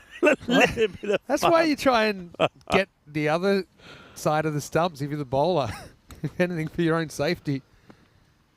You don't see old 5-leg buys very often, do you? That was an absolute classic. Fair play to Shuvo. He's back on his feet. He's dusted himself off. Didn't see the 100 being brought up with 5-leg buys. We had a non-Maximo 6 the other day as well with 2+4 overthrows. That's well bowled. Clever bowling. He sees that Steph is coming down. When he comes down the track, he wants a bit of room and play outside the off. But Shuvo keeps him tucked up by aiming it and getting that ball swinging into his pad. So end of the over. Not a bad over at all from Shuvo. In the end, it goes for 7. Don't forget, there was the leg buys. 5 of them that have to go on there as well. All right. But it's 102 without loss after 6. Looking for lurkers, and this is one I'm not surprised to see, but it's Shauna. It's Steph's mum is in the chat. Hello, Shauna. Hello, How Shauna. are you? Jeez, I miss Shauna. When can we get Shauna over to Europe again? Because it's always a pleasure. Shauna, hopefully you're well, and I bet you're enjoying Steph's success. He also got to do one of his favourite things, which is just be a little bit lazy the last couple of days. He said, look, I'm going to field. I'm going to, just going to leave the batting to a couple of others. Very unselfish. So what a nice young man he is. And actually, I should mention this as well, that Stefan and Mita, they hosted us last night. We had a little bit of a quiz night, which was a lot of fun. I know you were off anyway, but it was really nice. They checked out their place, which is just near the hotel we're staying. This is up in the air. It's holding up slightly. Amjad will take it. Wonderful. It's a great catch in these conditions, and Gooch, we mentioned him, but now we have to mention that he has to go for 39, 102 for 1. Well, Shauna is probably saying, oh no, she's screaming. Don't worry, Shauna. It's been a good partnership, but what a great catch. It's a breakdance catch. Look at that. Breakdance party from Arslan Amjad, who shows his breakdance moves while taking the catch. Wow. What a catch. Again, this clever bowling by Hassan. Have a look at this breakdancing. Look at this. Takes the catch, then watch a breakdance comes out. So there's the catch, and watch him spin on his back. There you go, breakdance party. He's natural, isn't he, in the field? He's such a good catcher. He is such a good catcher. We saw him in the classic game this morning playing for Estonia. That classic, which hopefully we don't have to bring back because it means it'll be raining again. But this will bring Nick Salinger to the crease. So, one door closes, another opens for the Hippos. And Salinger, he had a bit of an off day yesterday, I suppose, with the bat. Got a good nut from Kilchan at one stage. But Hassan's bowling to him. Well, good start. It is Hassan. Gets dot ball in. So, let's get to the lurkers. Where am I going to start here? Has Paul Kempin's come in. Lithium's come in as well. Hello to you. Kadri is watching, saying that she sees us. Hi, Kadri. See you too. I see an edge as well, which is going to fly to the boundary. Salinen's first runs. Yeah, we'll see you later, Grizzly. That will go away. Yeah, big hello to everybody who's in the chat. I've got Chef Corsa from Saudi Arabia. Geez, they've been doing some amazing things. I've been Najib in the Western Shield, the Saudi Arabian. The Arabian Express, we were calling him.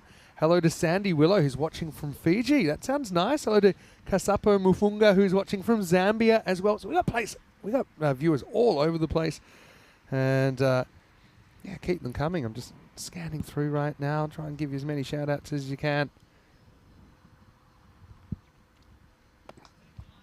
That's well bowled from Look at that. Hassan.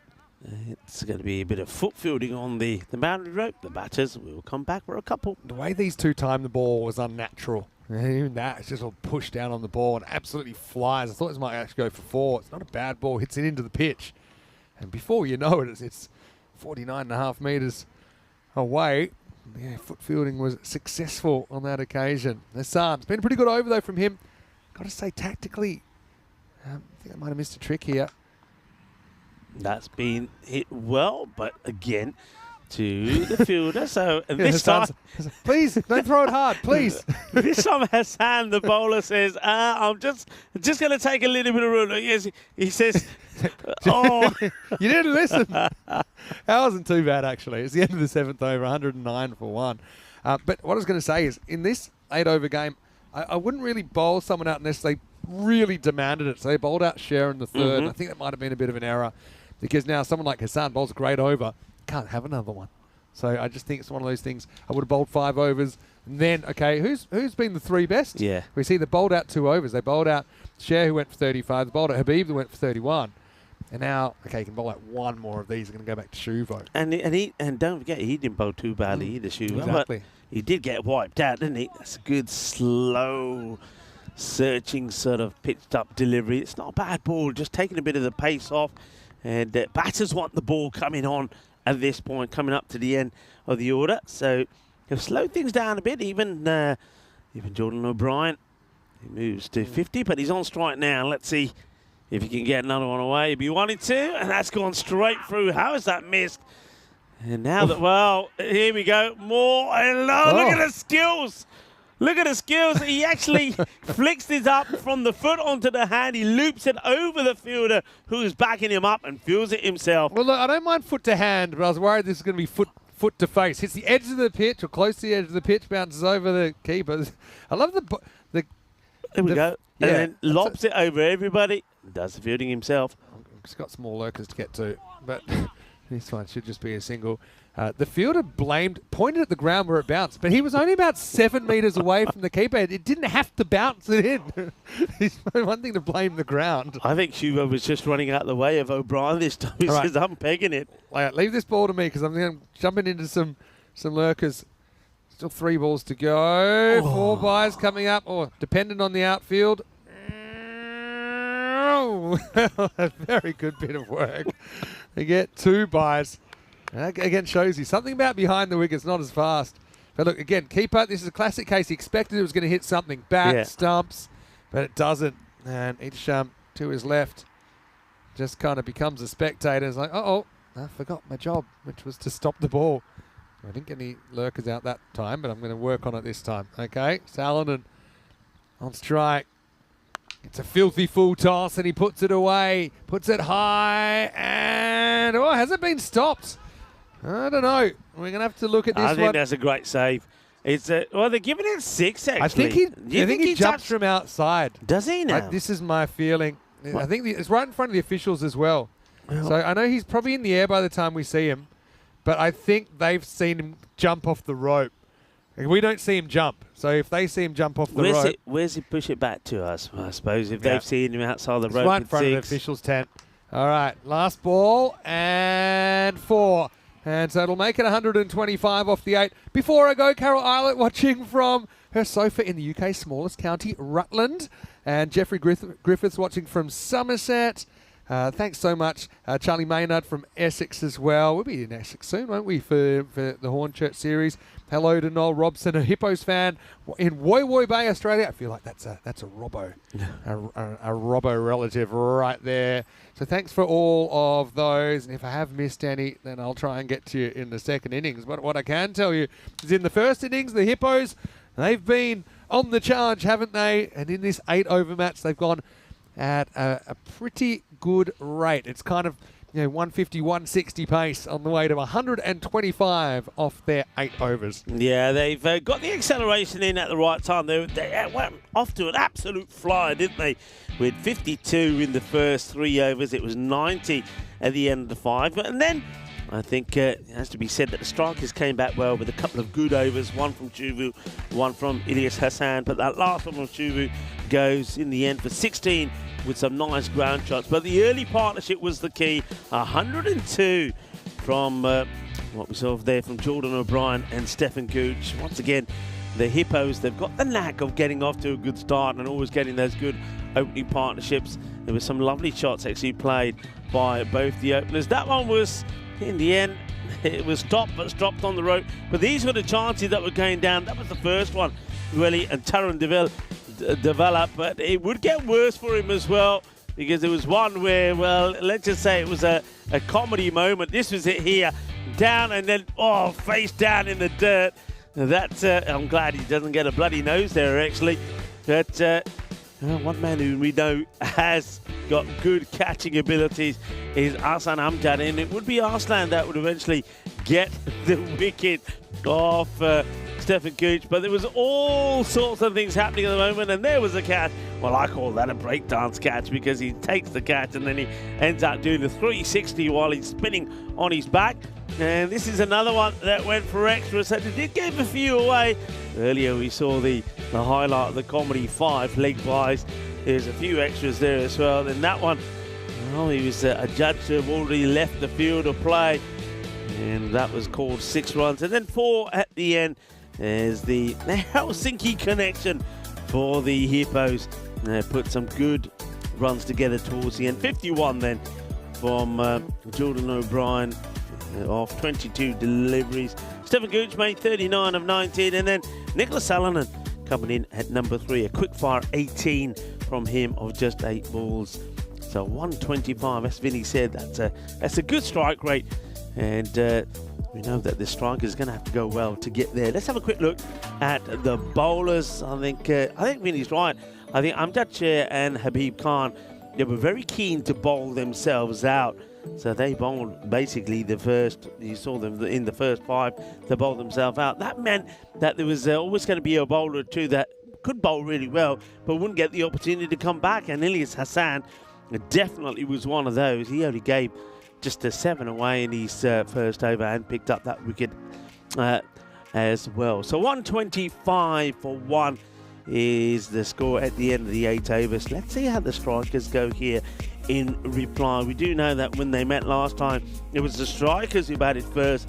They got off to a good start with Habib smashing the ball around all over the place. He got to a very quick half century, but when he went, there was no real fight back left from the strikers as they just got to that 120, which the Hippos knocked off with ease. But they have got the likes of the Wild Thing in their side this time. Amjad Chair, he'd be keen to express, and I wonder if Aslan Amjad himself can also open his account with a nice handy score. Up to now, he hasn't really been getting the runs on the board. So we're going to take a short break here now, but we'll be back in about 10 minutes time. Join me, Rico Full and Vinny Sandhu, when we return to see what the reply of the strikers looks like.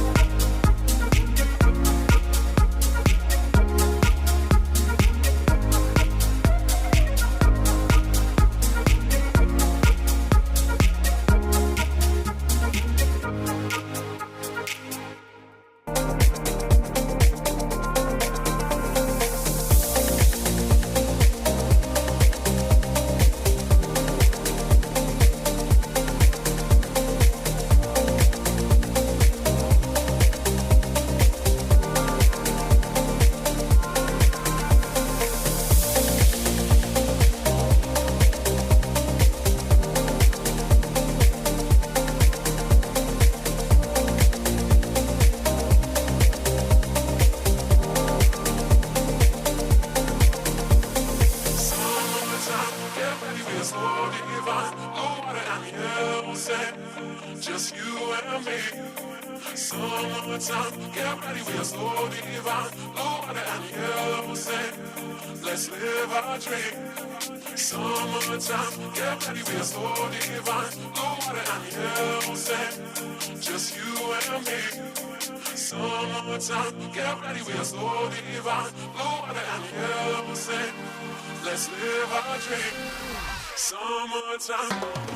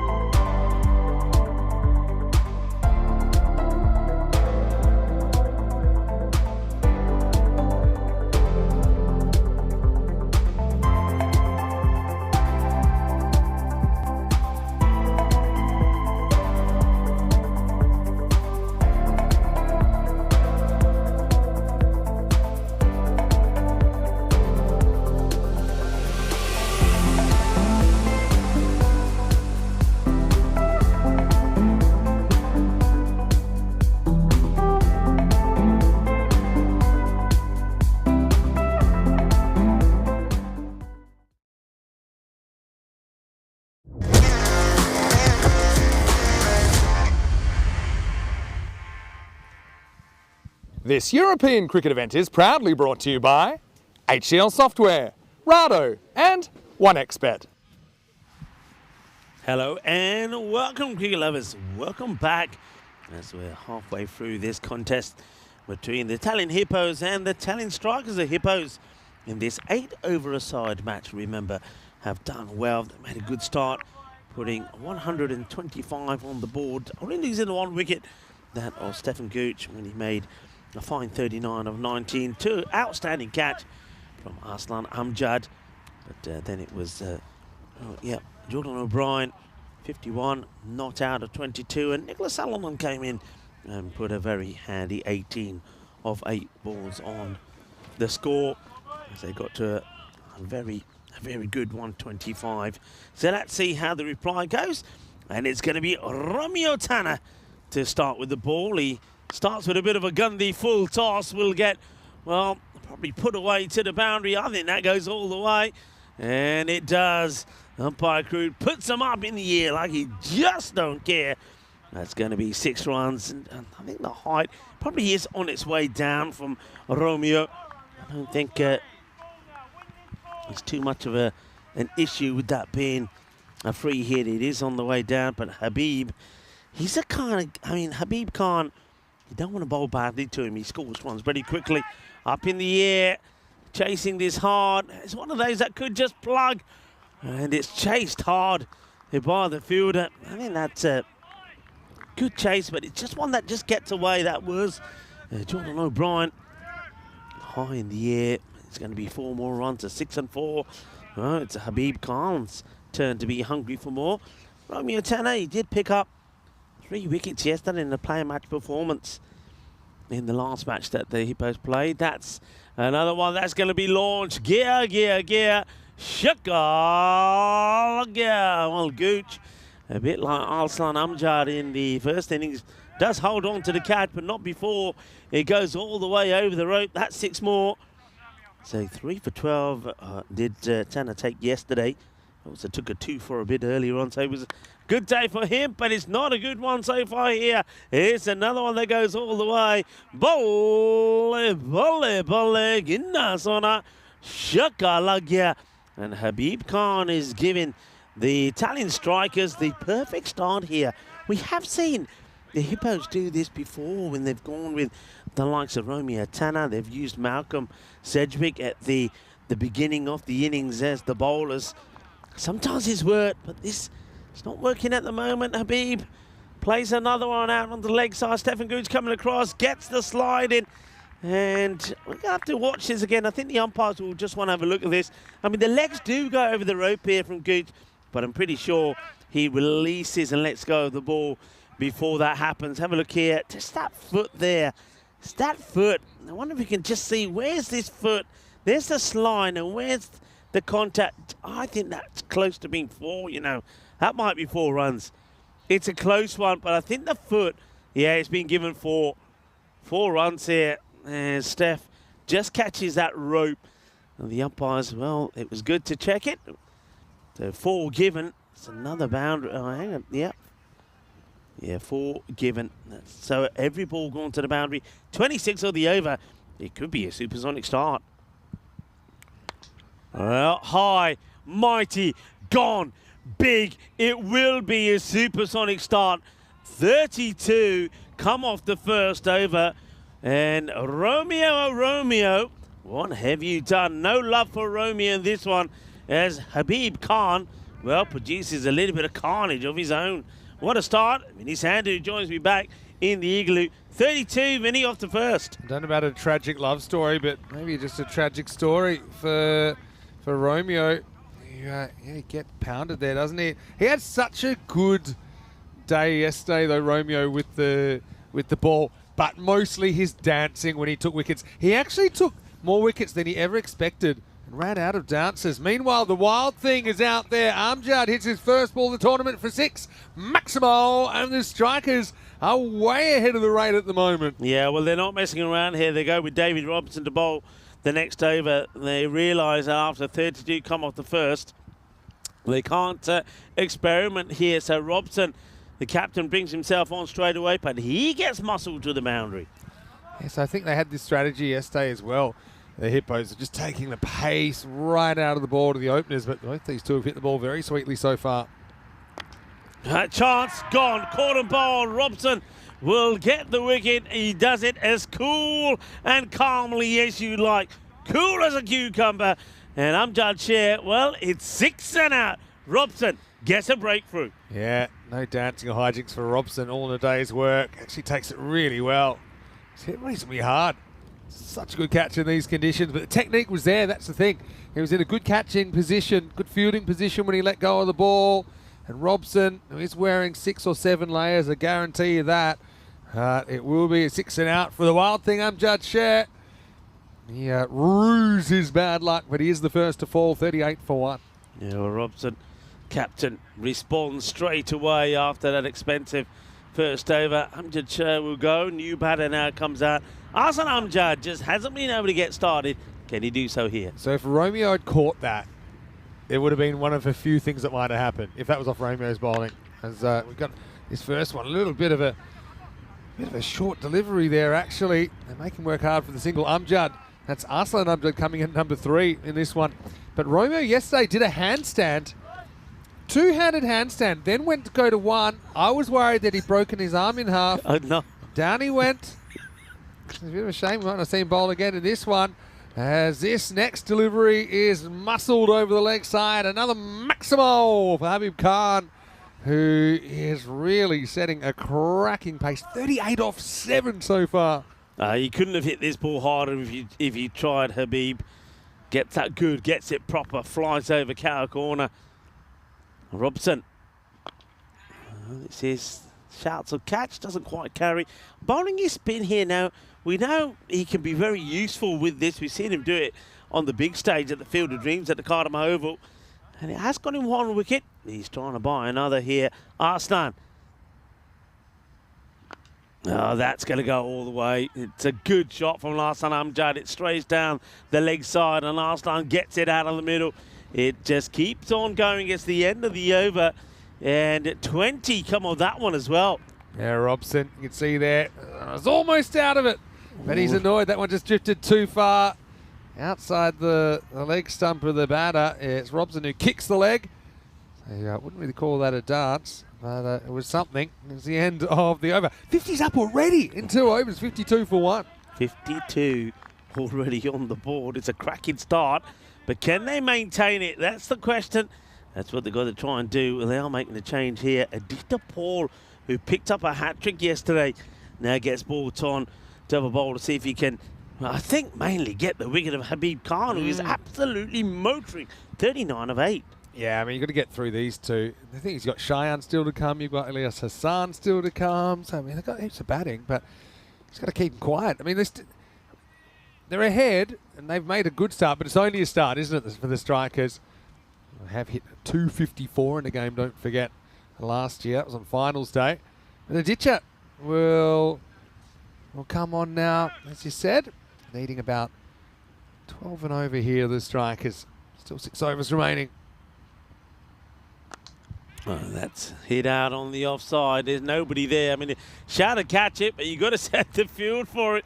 It will go over the point boundary. That's going to be 6 runs. Good hit. He plays that shot really well. Gets right underneath it. And once it's hit, it stays hit. Yeah, brilliant. Brilliant shot. I like the way he goes with the line of the ball. I mean, he's on for a 10-ball 50 here if he hits this out of the park. Just what the doctor ordered for the strikers.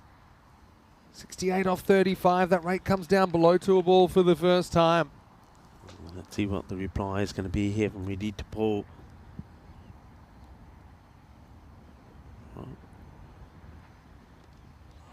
It looked like he lost his run up there for a moment. Yeah, I thought he almost came to a stop he was and being started so again. careful with his run up. He almost it was like a stop-start penalty in Formula One. But what the difference is, he gets the length right this time. You see, he bounced that right in the crease. The ball before was a little bit short of that, and he was able to get under it. Habib Khan. A good delivery, good full length. Habib probably knows where this one is likely to be. And it is exactly where he expects it to be, as that also gets hammered over the offside boundary. That's a good, mighty shot. All about the length of it.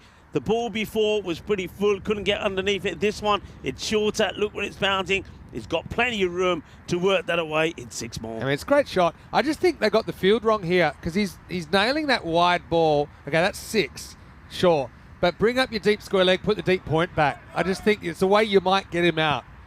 You know, or you make him try and go to the leg side. That's the thing that makes him hard to bowl to compared to some other players of his ilk that just want to go leg side.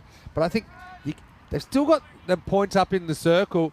I actually think Adichie has been pretty close to his spots, all 3 balls in the over. But 2 of them have gone for 6.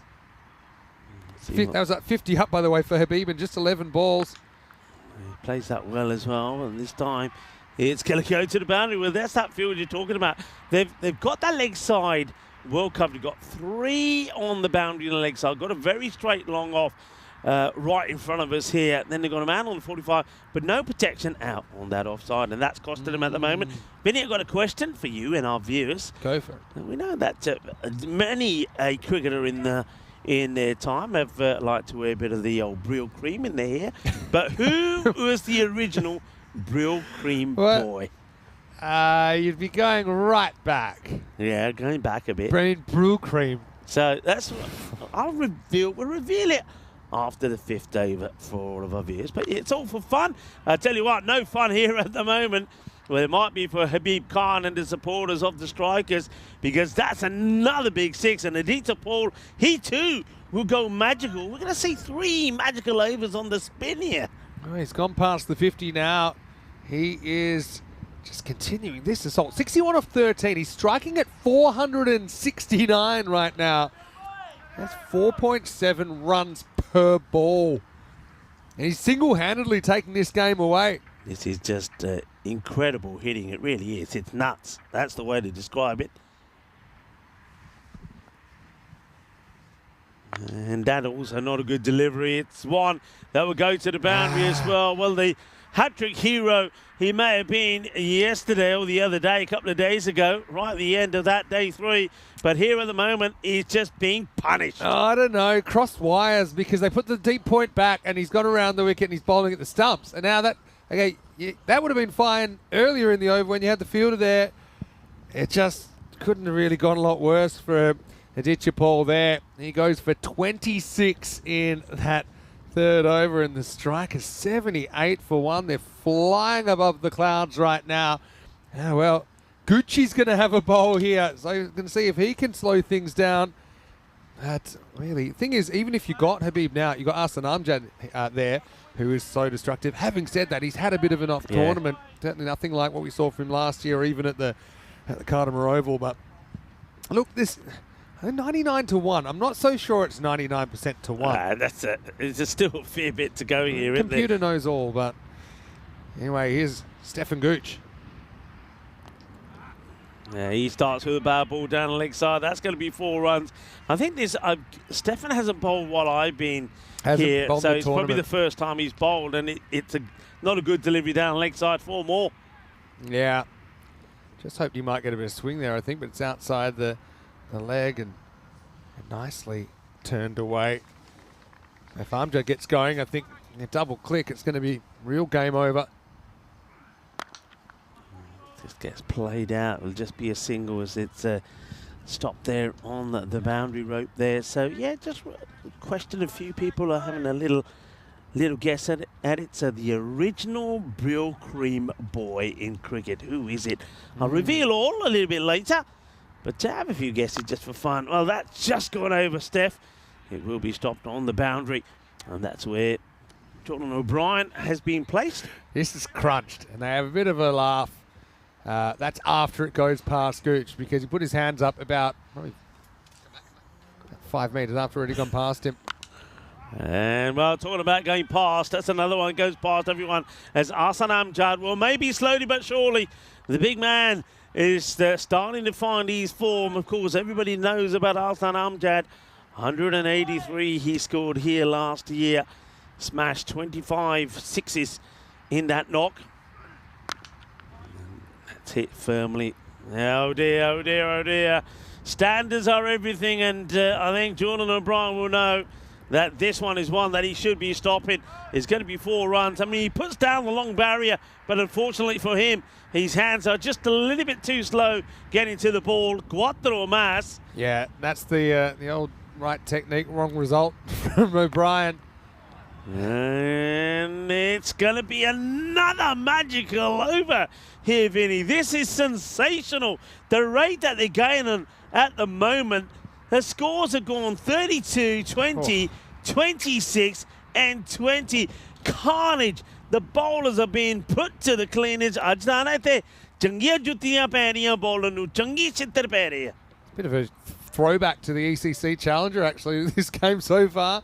So, yeah, 98 for 1 after 4. Quick look at the table. You can see the strikers certainly do themselves a bit of a favour as far as trying to hunt down one of those top 2 spots. There's still a fair gap between them and, of course, top 2. They're 7 points, but they could make up, I suppose, 3 of them on the Stallions right here.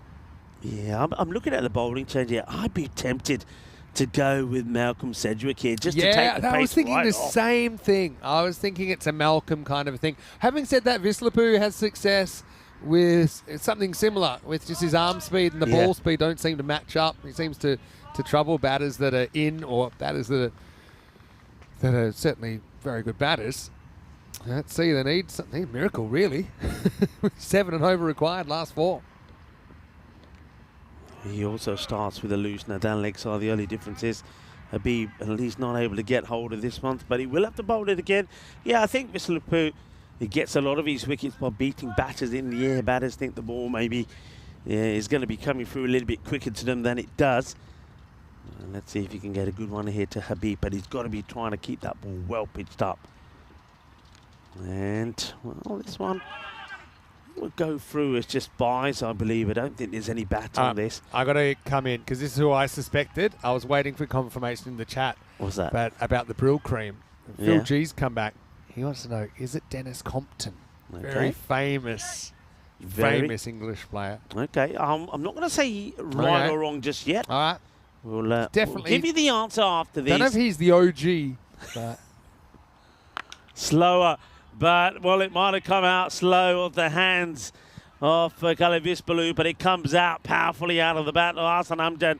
And Aslan, well, maybe he is back because it's the first score of any notable score you'd have to say that he's posted. And he's come good maybe at the right time for the strikers. 100 already up on the board. Only needing another 20 runs for victory here. Less than run a ball.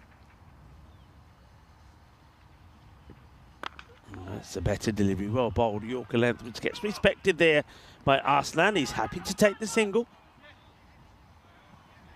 yeah, looked for a while he might even be on for a century. I remember Asjad Butt scored a century in Barcelona when they were only chasing about 110. Remember that one? So this is a 126 target. You wouldn't expect a century on the chase. Who knows? Oh, that has been hammered. What a lovely pickup that is as well. That's gone a long way. It's a big 6. It's a Bizway supersonic 6 as well from Habib Khan. Oh, he's put a string of innings together, hasn't he, Habib? He's got to be right up there as one of the top run scorers. Yeah, he's just had a purple patch, to be honest. He played a bit of a loose shot. Was out early. Didn't really matter too much. And Vislapu, just, a different kind of bowler, but still Habib just seems to be bulletproof when he gets going. Can go offside, can go leg side. Just 13 to win. They're going to do this easily. Well, that's going to be 6 more. And I think takes him to something like 396 runs in this series. So he's second. He's about 100 behind Saifur Rahman. But, great hitting.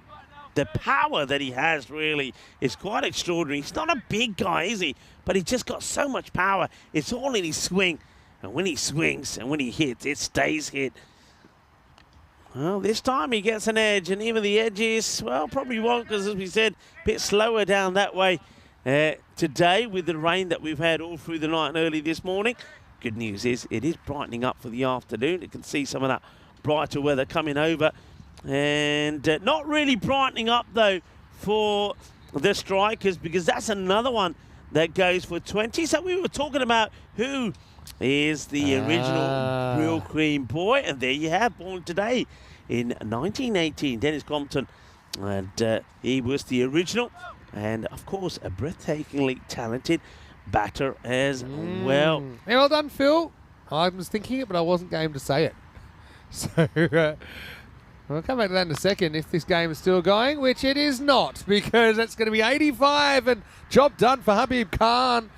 That was kind of like an atomic second innings, wasn't it? Just 5.1 overs required. Habib, well, the fact they weren't chasing more was the only thing that stopped him getting to the three figures. And really, I mean, Robson, the first one to get over there and say, look, congratulations, you batted brilliantly. And the Hippos get charged down by the Strikers. Throws the top three into a little bit of chaos as well, Rico, because, yeah, I mean, Stallions probably a good result for them, but obviously a great result for the Strikers. And probably the only thing maybe keeping them from going to the 4 points was the fact that it was a reduced game. Let's have another look with, well, to be honest, it's the Cellar Dwellers coming up in match number 24, but yeah, both those teams will want to avoid the wooden spoon finishing bottom, with the Tartu Wolves taking on the Talon Riders. Wolves winning the toss and bowling. There's 4 changes for the Riders, a couple for the Wolves as well. Let's not forget the Riders. They won against the Wolves back on Tuesday. It's the only win so far. So the Wolves seem a better team than 0-7. They'll be hoping they can finally get the win on the board in the next match. But in this one, well, that score, we thought it was a pretty good score from the Hippos, but the Strikers really took it up a notch, in particular Habib Khan. It was a sensational bit of hitting, actually. I mean, Habib Khan just tore into every single bowler that came his way, and it was quite spectacular the way, when you have a look at the run-by-run scores, I mean, they just went at 20s. It was, I suppose you have to say, it was a magical kind of innings. But that was a little bit of magic from Dave Robson. He got the wicket of the Wild Thing, Amjad Shah, who hit his first ball for 6 and then got out. But then after that, there was no looking back. Habib led the way, the captain of the Talent Strikers. But it was good to see that Arsenal Amjad himself also started to find a little bit of his touch. Yeah, he did. That's probably a good sign. He's kind of a sleeping giant of that Strikers lineup. Certainly wouldn't count him out. Unfortunately, Jordan O'Brien brought out the long barrier, but found a bit of a weak spot. Didn't seem to matter what they tried. I mean, I think there were sometimes they got it a bit tactically wrong with like ditches over. I feel, you know, didn't bowl to his field, changed his tactics, changed his field, and they switched up the kind of communication. But to be honest, I don't think it could have mattered where you bowled to Habib. He just seemed to be able to pound it out of the ground. 11 big sixes in his 85. A pretty comprehensive win for the Strikers. The Hippos suffer their second defeat of the week.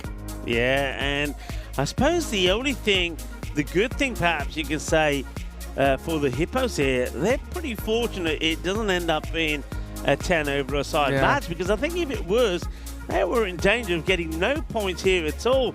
So maybe a little bit of good fortune going their way with the weather, which is looking a lot brighter now. So that's the good news. As, we have the further contests coming up, but let's have a look at the bowling. So if you adjust it, it's the equivalent as if they chased it down in like 6.5 overs. So it would have been a 4-pointer, I suppose, if the rates were the same, and it's not quite the same. Yeah. But geez, pretty ugly set of bowling figures there. Robson with a pretty handy return catch, but less said about the best, the better. The rest, the better. And in the end, the Strikers walk away with 3 points. The Hippos, they do take 1 point with them though, because it was a reduced game. We will take a break. We're back in around about half an hour with the next one. A battle of two teams that have struggled to find wins this week. One of them will be victorious in match 24, with the Wolves to take on the Riders when we return to Talent for more European Cricket Series here in Estonia.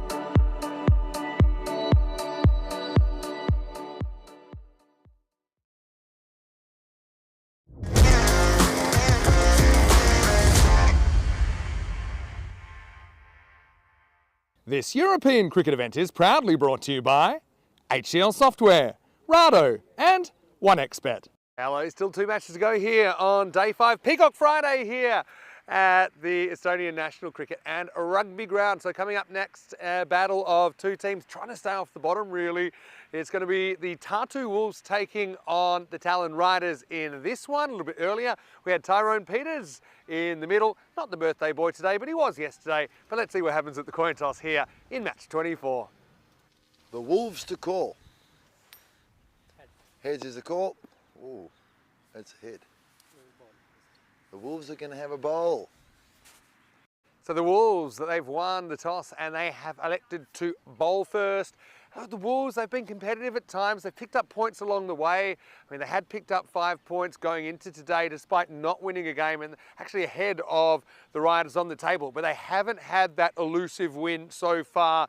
In fact, the Riders, the only game they were able to win was against the Wolves earlier in the week. So they'll be hoping to repeat the dose, but the Wolves, surely this is their best chance to pick up a win so far. 2 teams that I think have drifted out of finals contention, but still don't think either one wants to walk away from the week with the wooden spoon finishing on the bottom. Rico Fu in the commentary box looking forward to this one with the news from the toss that the Wolves, they're on the prowl, they're bowling first, they're hunting for early wickets, I'm sure, against this Riders batting lineup. Over to you as we get ready for the start of match 24. Thank you very much to Vinny Sandhu, and you can see from out there starting to look a lot better. The rain has stopped, starting to brighten up, and looking forward to this clash between the Wolves taking on the Riders.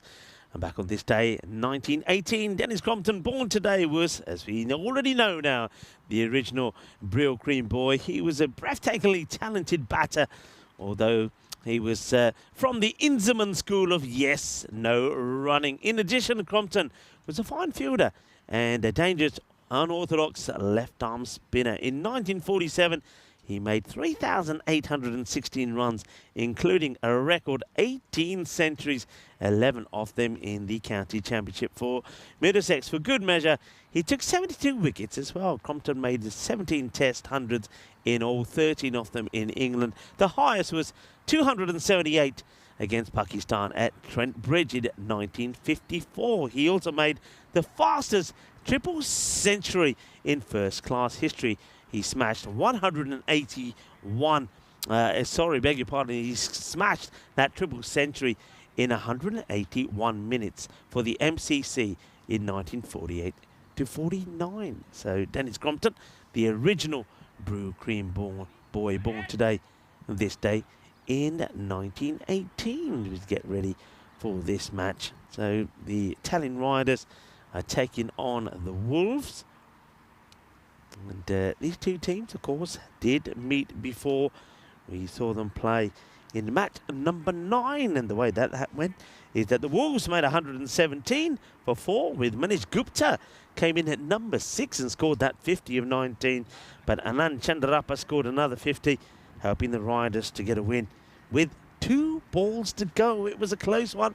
Remember, it's a close, crazy match. Let's see how this one goes. And with that sort of rather snazzy kit that you know that the Wolves do tend to have. Starting with the first, here it is. It's not a bad delivery, sort of slow outside the off. Just a single being taken to first runs on the board. This is Mohamed Sumran, who's been in good form with the ball. He was in the wickets a number of occasions yesterday. I think he took 2 lots of two-fuss. Which will Rahman. He's the batter. Plays that out, but they don't take a single there. I think there was a little bit of yes, no, maybe. And in the end decided not to. Chandrappa standing his ground. Here's the next one. And it's a big swing. They like it. The bowler likes it. The wicketkeeper, looking at the wicketkeeper's reaction, I don't think he was 100% sure. I think he goes into the appeal after the bowler does, but I don't think there's anything on this at all. You can see, normally you can tell from the reaction of the batter, he's not looking behind sneakily. You're trying to see if he's being called or not, so I don't think there's anything there. Umpire says not out as Sumran comes in again. Oh, that's a great delivery. That's an absolute corker. Michel Rahman plays this really late, and by the time he tries to adjust, he can't get back onto it. Sumran gets another. That's a big loss, really. And you need your best batters to stay in there. And the Riders, well, they lose one straight away. It's going to be the end of Rahman. No runs on the board. Rahman goes. That's a big loss. Captain goes for a 3-ball duck in the end. You see, when your singles are there, you got to run them. He backs away, then he tries to adjust as he realises he needs really to be standing where he is. No celebration really for Sumran. He just seems to be focused. He's on the money, gets the breakthrough. And Chandrappa now will be joined by Ronnie Zaman. And you just feel that if they were to get a good score on the board here, that the captain once again would have had to have been at his best, but he's being done by a good delivery there from Sumran. The next, in comes Zaman. Riders. Chandrappa was the key in that win for them over the Wolves last time. He scored that 54 not out. Bashir Rahman scored 23, so he's already back in the shed. That's going to be too wide. It's disappointing delivery from Sumran, actually, after bowling so well the first 3 deliveries. He then, to the new batter, bowls wide. A fair call from the umpire. I think it's probably just missing the line. Umpire Ravi, who's out there at the moment.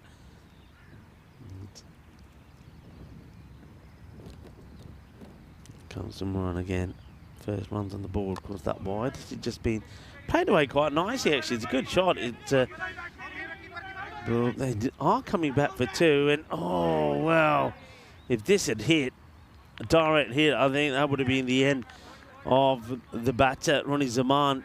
Watch this again. So he just guides it away, and the hesitation, decides to come back. Yeah, you can see that's hitting. He's in trouble. Look at this. Yeah, it would have been curtains. Wicket keeper there for Manzoor. Probably also could have put himself in a better position, perhaps. It's called a wide. I'd like to see this one again. It does move a fair bit off the pitch afterwards, but I don't think that's a wide. I think that catching the line, you can see the bowler turns around Sumran and seems to be a little bit surprised himself that the umpire's called it. So left to bowl this one again. Welcome back to everybody as well. John Hisham, Dave, Paul. John, let us know, how did the car pass? Did it get through? Are you going to have a... That's well bowled. Just that movement away. And you can see what Sumran is saying. Yeah, I like this. I wonder if we can keep this running for a moment. So he's appealing. He gets no help from anybody. Look, he turns around and says, hey, guys, help me with the appeal. Come on. Help to try and put a little bit of pressure on the umpires. कहते यार तुझे की कर दे मेरे नाल appeal तो करिया करो जे मैं अपील करदा तुझ भी करो ਅਸੀਂ प्लानिंग ਕੀਤੀ है याद है ਜਦੋਂ मैं अपील करूंगा तुझी भी अपील करो. It's not working at the moment for Sumran. Let's see. And no, it's not going to work with this one either. It's going to be an up and over. There's a chase, but it's going to get over the line. It will be a boundary to finish the over. Not the worst of overs. They'll get 8 from it. I think it was a little bit unlucky perhaps with one of the wide calls, but it does take the wicket, and it's the important wicket as well of Sumran, getting the wicket off the captain, Rahman. So 8 for 1 after the first. Let's have a look at the Challenger division. So remember, this is going to be sandwiched in nicely between the Premier divisions, and before the finals of the Premier, you'll have the Challenger divisions, and you can see teams that we know very well. Estonia in Group 2. They're a tough group though for them this time, with Guernsey, Isle of Man in there as well. And I think Luxembourg will be good, a good run for their money as well. Serbia and Turkey, they can cause an upset. Malta looking good in Group 1, a lot of people thinking, but I've got Czechia in there as well. And the likes of Croatia and Slovenia and Bulgaria will be trying to make that a difficult proposition for them as well. So that's your Challenger division.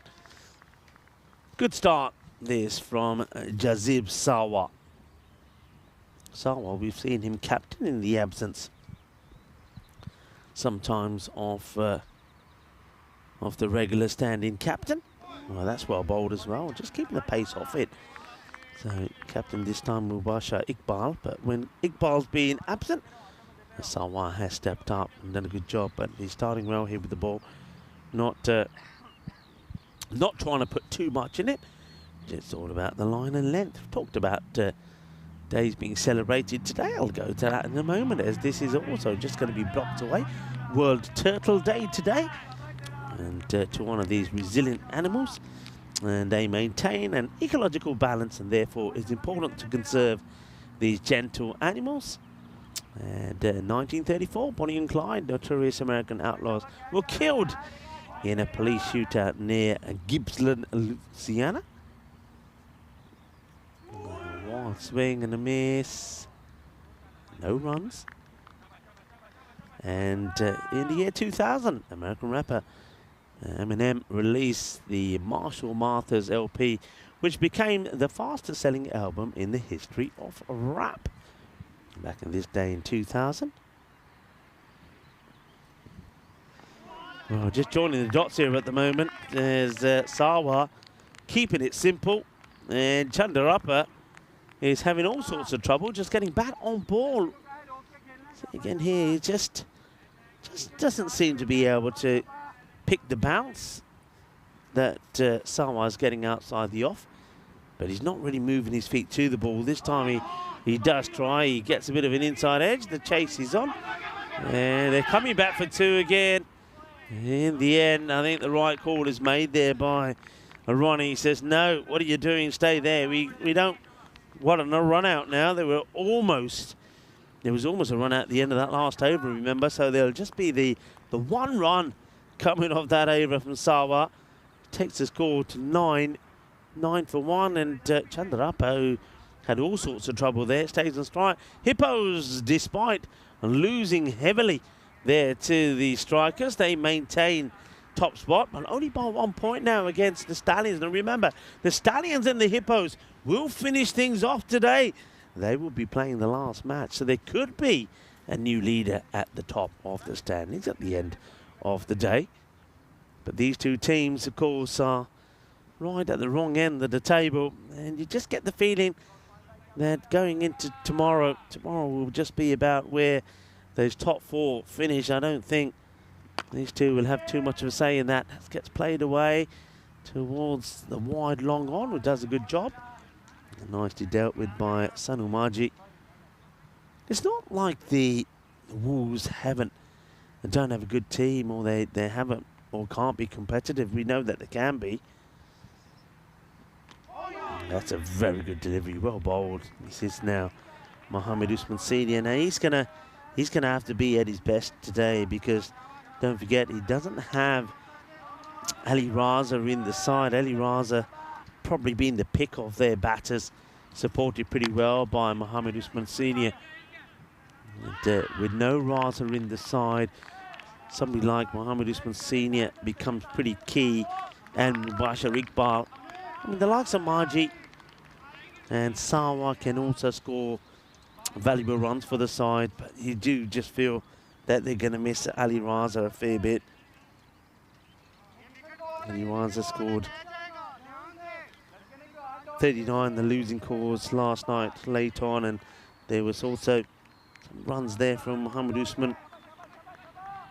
He scored a fine 81 and helping the Wolves get close. Well, they got within 9 runs of that 148 they needed for victory against Tallinn United, but they again just fell away at the last moment.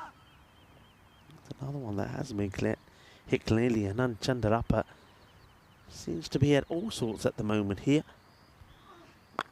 It's hit well wide of the fielder, is it? No, it's a very good catch, has been snapped up. Really good catch, well taken. And that will be the wicket that they desperately wanted. What a good catch this is from the captain. I mean, it's been hit pretty well, but Mubashir, his movement was fantastic. He's backpedaling, but backpedaling quickly. Then he leaps up at the right point to hold on to the catch. And, well, a disappointing innings from Chandarapa comes to an end. Iqbal, the captain, holds on to the catch.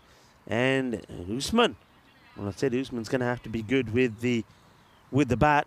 Well, he's producing with the ball at the moment as they get another good wicket here. So the Talent Riders, oh, their struggles do continue, don't they?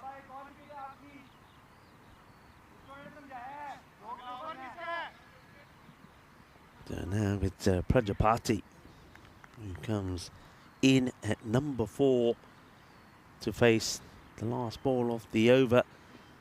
It's a very good shot. That's a cracking shot from Prajapati. Oh, we've seen a lot of good shots in the day. That's right up there as one of the best. Well, could this be the OneXBet shot of the day? Well, we'll have to wait and see. I mean, he plays that beautifully. Lovely hit. And it's smooth and slick across this beautiful outfield as well. I like the Microlino, a mobility partner. That's 4 runs. Meep, meep. Lovely stroke. End of the over. They definitely needed a boundary there. I'll have a look at the power play scores here. So 8 of the first one, and then 6 of that one, thanks to that boundary. But wickets falling as well. 15 for 2. Low scoring power play. So the Riders sitting at the foot of the table with 4 points. Haven't played the same number of matches as the Wolves, who are just a point above them. But the Wolves haven't won a match. The Riders have won one. Problem's been that all the other matches, apart from the one early today, even though they've lost, they haven't been able to pick up a point. And the only reason they were early today was because it was a 3-over-a-side bat. So they're at least guaranteed a point when they went down to the strikers. And just before the start of the next over, Vinny Sandhu joins me in a far more comfortable igloo at this time of day. Certainly is, that's for sure. So Margie is one of the more reliable performers for the Wolves with the ball. A few people getting some New Zealand vibes off the Wolves kit as well. Sometimes I like to be the old teal. This is more blue with the traditional black and white. But that's one way to do it. The keeper, Furkan Manzoor, just offering 2 thighs at the ball rather than trying to catch it with his hands. Anyway, Prajapati, it's going to go aerial here. It's probably going to go the distance. It does, despite the best efforts of the fielder. Good effort on the boundary, but maximal 6 runs and badly needed for this Riders. All the power in the power play actually to the bowlers and the fielders so far. Well, Prajapati's made a great start actually. He's faced 2 balls and he's hit them for the boundary. He's hit a 4, which was a delightful cut shot. Now this time it's too short for Margie, and he just kind of slaps it back over his head and wide off that long off for 6. Come back ball for Margie. Straight up. Oh, it's pretty close. Maybe he must have hit it. Little kind of signal from the umpire saying, yeah, there's a little bit of an edge on that. Otherwise, I think it might have got him right in front. Have a look. I don't think it's too high. I think he just gets a little bit of inside out. You can see the umpire, good umpiring that as well from umpire Winter, just giving a little signal. It's going to be leg side, and Prajapati likes it once again. It goes all the way. Maximal 2 for the over. Oh, maybe I should have come in earlier because the Riders been different endings since I've been on the mic.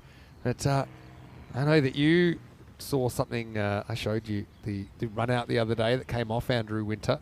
Yeah. It's quite amazing. It's not the first time I've seen it. We haven't once at the Cardimer Oval.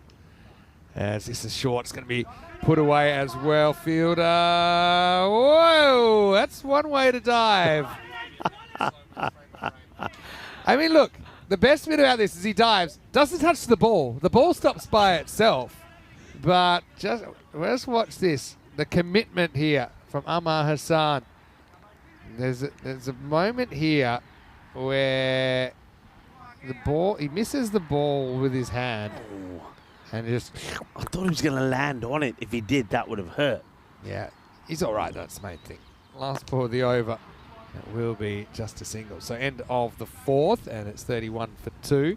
Yeah, so what do you think of that run out? It was, well, first thing first, I bet you that Winter has a nice little souvenir. Oh, he showed us. From it. Does he? Yeah. He had to have, because it hit him hard. And you saw that he keeled over. But how unlucky would you have to be the batter to get out like that? It happened once at the Cardamom Oval, and I remember that Corey was on with me. He said, I would never appeal for that. That you shouldn't appeal for it. He said, spirit of the game, you shouldn't. But then I said, okay, I get that. Maybe some people would feel that. But then also it's just like, if the ball flicks the bowler's fingertips and goes onto the stumps. Or, it's a freakish, it's an act of God. But, and the umpire, the other thing is, it bounced off the bowler's foot, so he had no reaction time, effectively. So it's not like it was slow to move or anything like that. Dedo Homikos to Terry Richmond. Nice to see you. I like to put Corey on the spot, though. If Spain were playing a crunch match, 100%. It was 1 to win, 9 wickets down, or you get the wicket and you win, and that happens. You think he's calling him back? No way. No way. There's an expression. The spirit of cricket is in the eye of the beholder. It depends. So Prajapati, can he keep moving the needle upwards for the riders sent in here in match 24? It's kind of straight pull this time, but again, just a single. Hey, I spotted something in the chat, and I was reading up on it about as well. There's the oldest of its type in Europe, the oldest continuing business, and it's actually Reaptic, the town hall pharmacy in Talent, that has been operating continuously since the year ... The year. Well, wait up, because if this hits, might be interesting. It would have been interesting, I think. Just sneak through for the single inside edge onto the pad. It's been operating continuously since 1422. Really? So 800 and... sorry, okay, let me try that again. 600... what year are we in? 603 years. That's a long time. It is a long time. So here in Tallinn, is it? It's in Tallinn. I'll give you a bit more about it as well. As Sumran comes into Prajapati. Good one-on-one this one. Little outswinger, but misses the mark. So located on the Town Hall Square. Yeah, I know where that is, yeah. It's not only a functioning pharmacy today, but also a small museum where you can see old medical instruments, historical remedies like mummy juice and unicorn horn powder, and learn about the role of pharmacists in medieval Talent. Mummy juice and what? Unicorn horn powder. That's why unicorns went extinct. Yeah, okay. Bit high, I think. Yeah, that's what the umpire says as well. Yeah, so what do you think about that? We should pay it a visit. We should. I mean, the thing is, I was there on the day off, walking around the square, had a coffee there and whatever. So I never noticed that. So next time I go there, I will definitely look out for it. But Tallinn has got that feel about it, isn't it? When you walk around Tallinn, it gives you that very sort of old, medieval look feel about it. Not in a nasty way, like in a good way. The cobbled streets, the buildings. Yeah, it's hit pretty hard. That's going to be 4.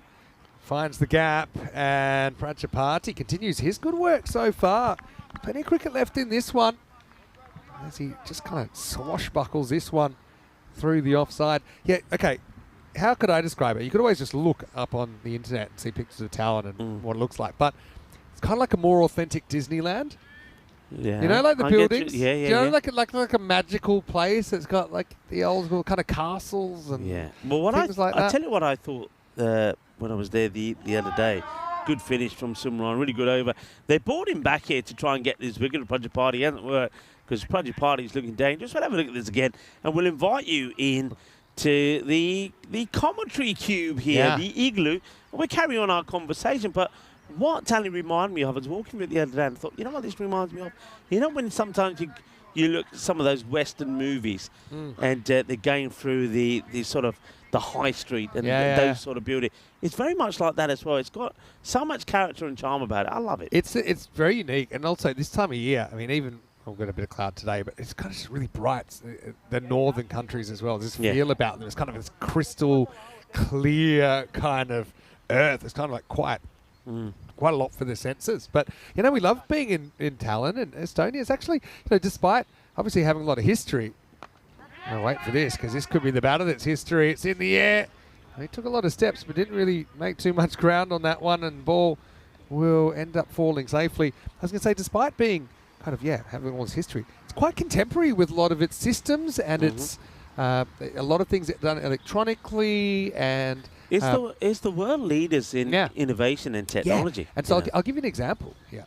There's Mohammed Usman Senior coming on to bowl his second over. When you're resident here, you get an ID card like you will most of Europe, but you then go buy like a card reader. You can buy them around the place. They're pretty inexpensive, and that means wherever you go, rather than have to go to the office and say, hello, here I am, this is what I want, you can just authenticate yourself through your computer. It goes, they're like, cool, we know this is you. You can sign these documents, you can sign these forms, you can apply for things. Right now, Zaman, monkey see, monkey do, because Prajapati's been moving along. Now, Roni Zaman goes the same way. Maximo, his first. Yeah, nicely hit. Gets that over that leg side boundary. Gives it a fair chunk. And yeah, Ronnie also, he packs a punch if he swings either. That's what he's got to do. This could be a really fruitful partnership here for the Riders, and it needs to be really, especially when they have lost some of the key batters already, Rahman and Chandarapa. So let's see what Usman comes back with. Wow, not a bad location. It's a pretty good shot, and it's just going to steamroll the fielder out there, the sweeper on the offside boundary. So the fight is coming from the Riders, trying to stay on this one. That actually brings up the 50 for them in the 6th over.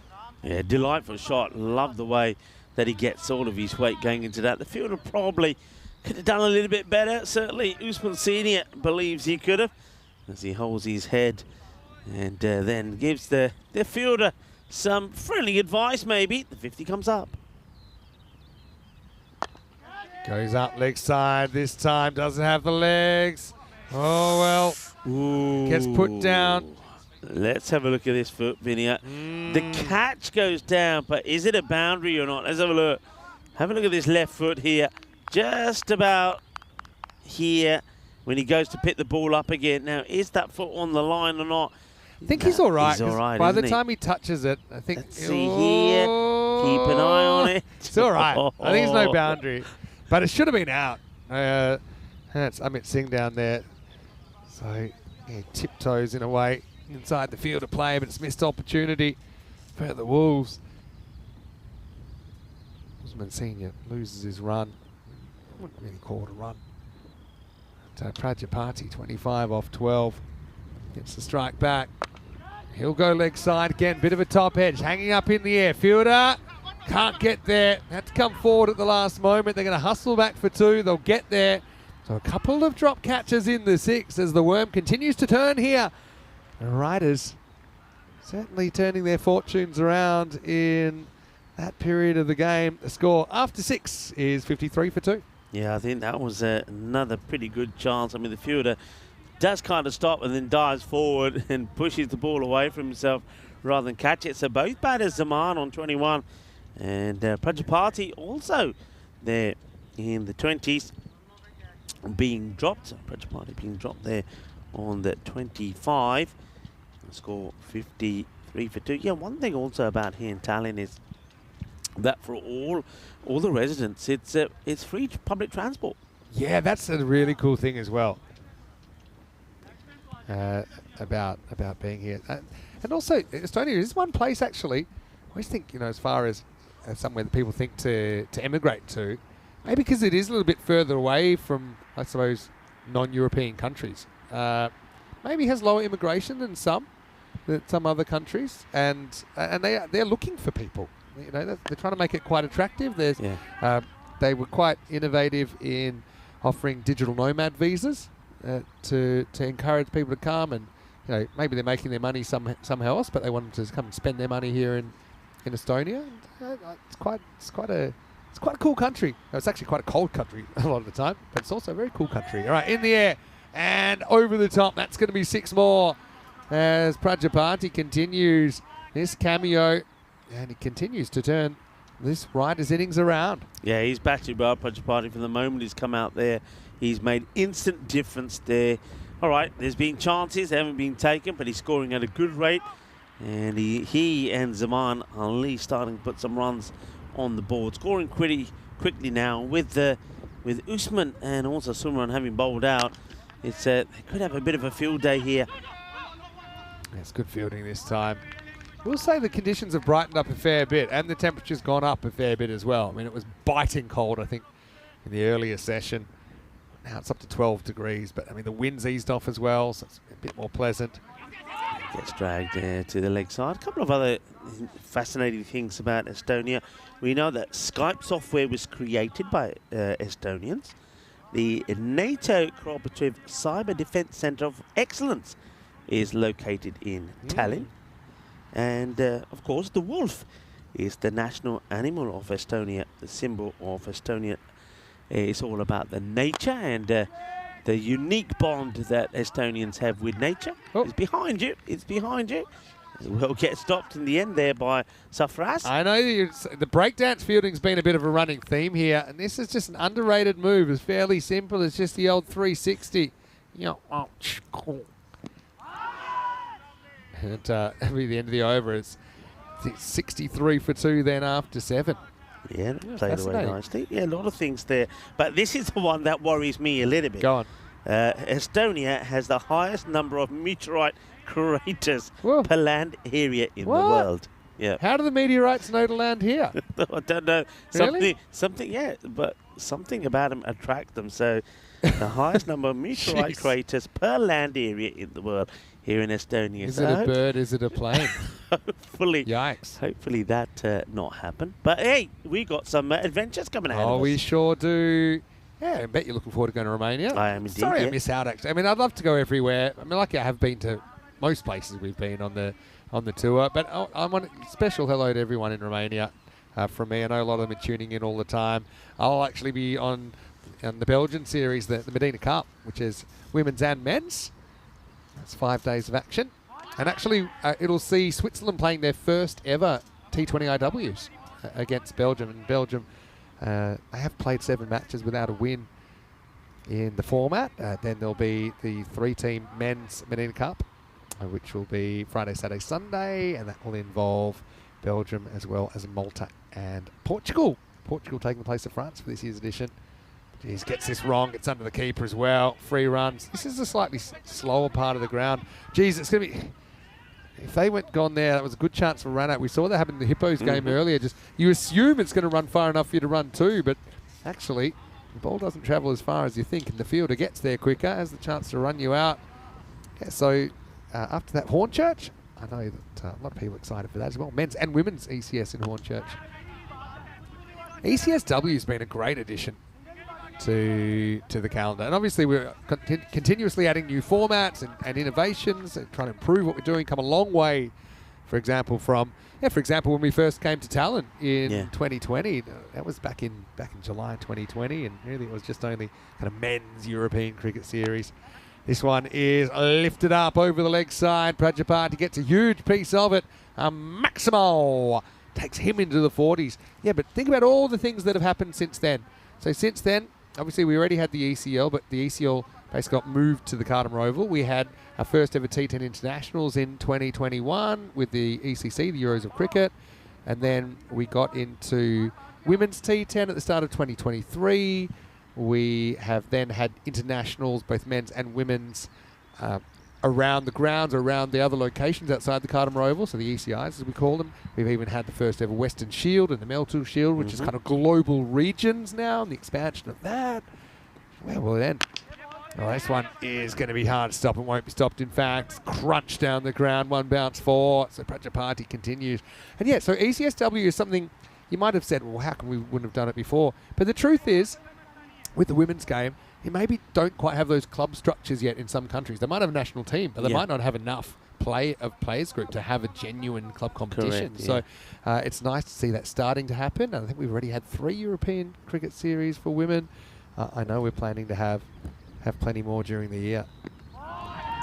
Going down the leg side, so not going to be out. Prajapati, he is going well. He's playing some lovely shots at the moment. This one, it just was a little bit fuller than he thought. Good dot ball to get in there by Safras.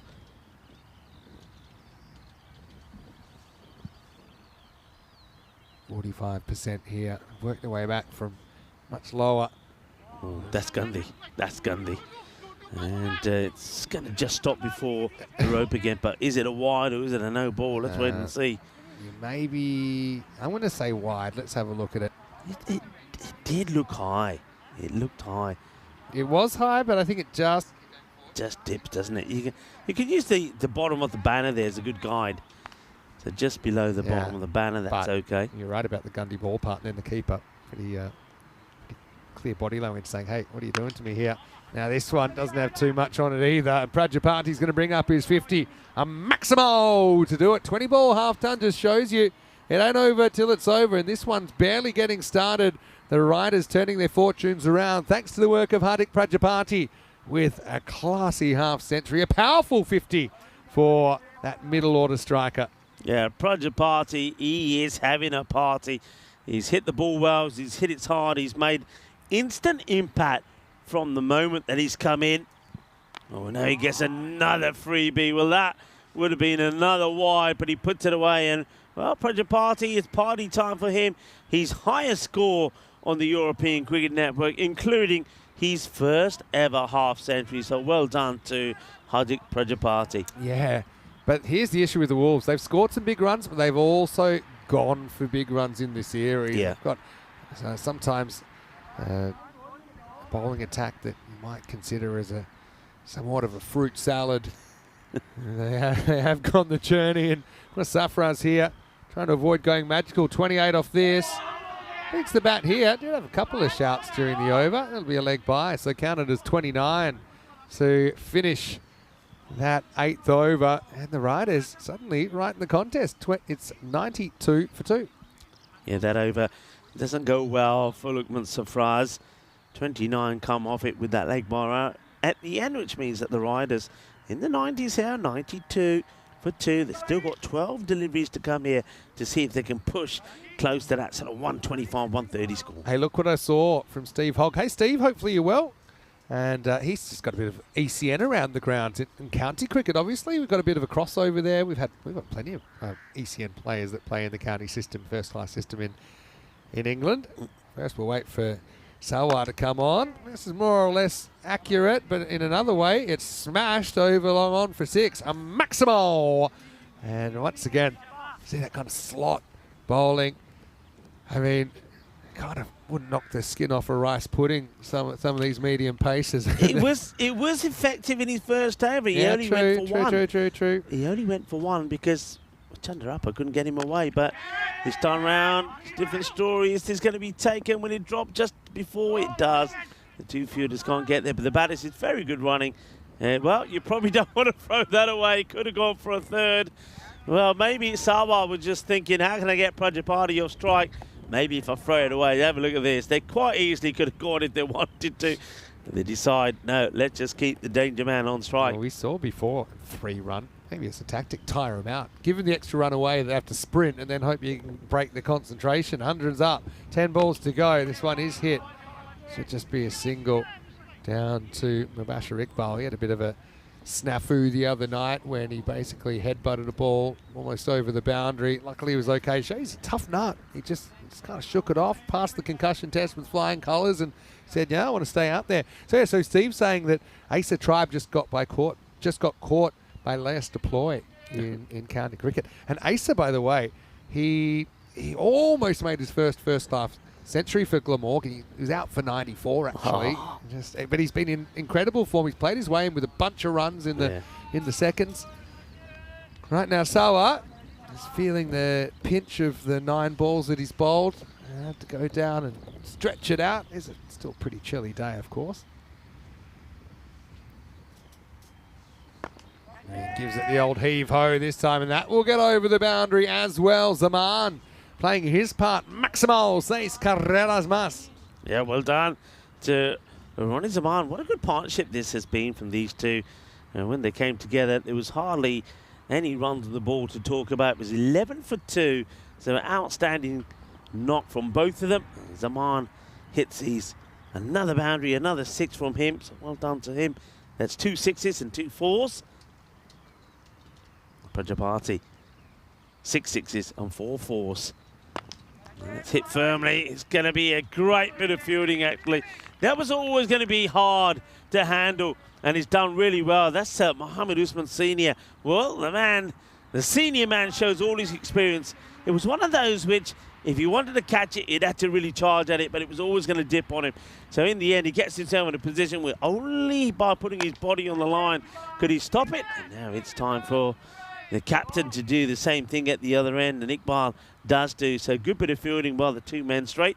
The two experienced men, and Sawa, well, he had a few aches and pains during the over, but he does get through it. The over comes to an end with just another single, 109 for 2 at the end of 9. Well, sometimes it does all happen in the 9th. Well, that one wasn't the worst.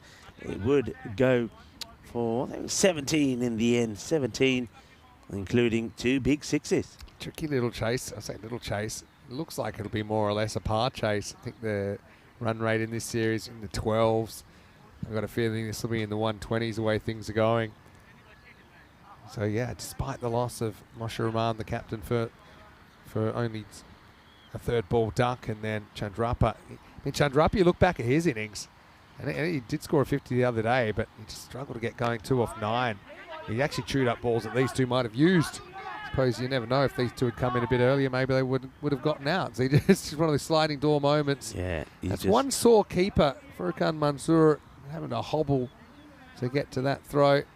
Yeah, Mansour, he's obviously got some aches and pains. We haven't seen him move too freely. There's been a few that have gone past him. Safraz, who went for 28 in his first over, being asked to bowl the last. Oh, that one swung a mile. It's not going to make the keeper any happier. That was a proper banana bender there, wasn't it, from Safraz? And we'll go down the leg side for a wide, plus the extra run. Watch this one go.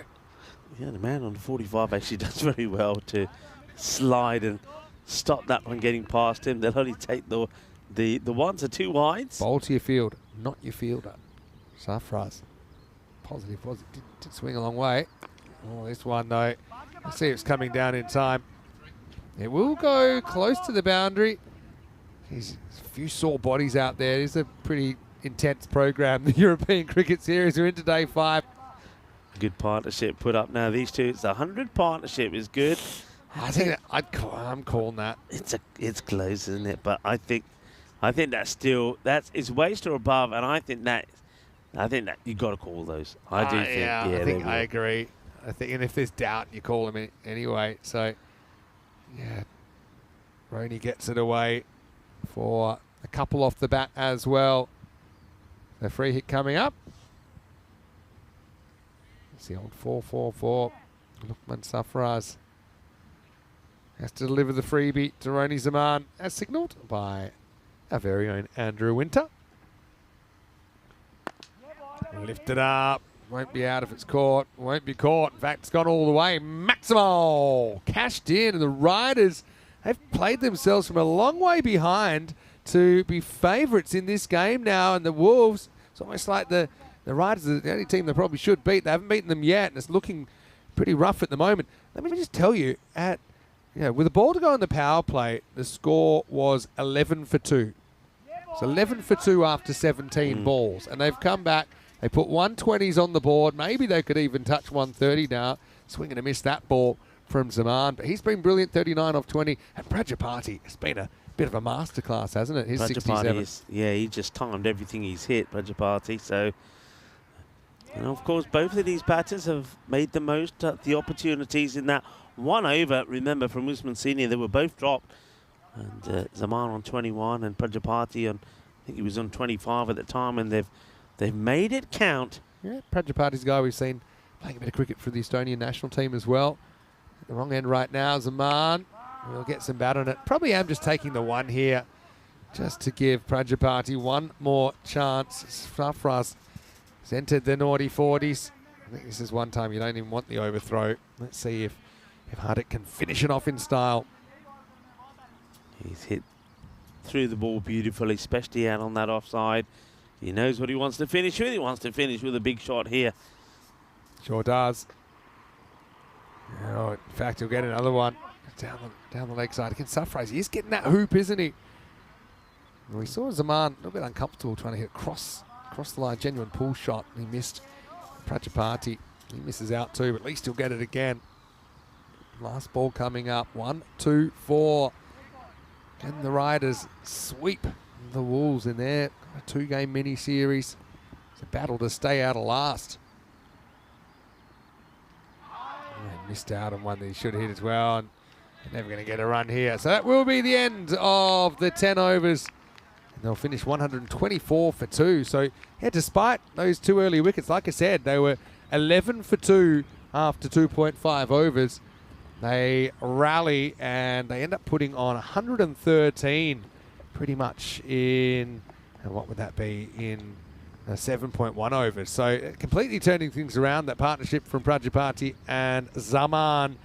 And the Wolves will have to chase 125 for victory. The Riders, I think they like where they end up. The Wolves, they find themselves with a tricky chase to try and pick up their first win of the series. Yeah, they certainly do. And don't forget they're going to try and do it without Ali Raza, who's been their informed batter in the side. So the likes of Mohammed Usman Senior and the captain, Mubashir Iqbal, become key. Early on, wickets were falling.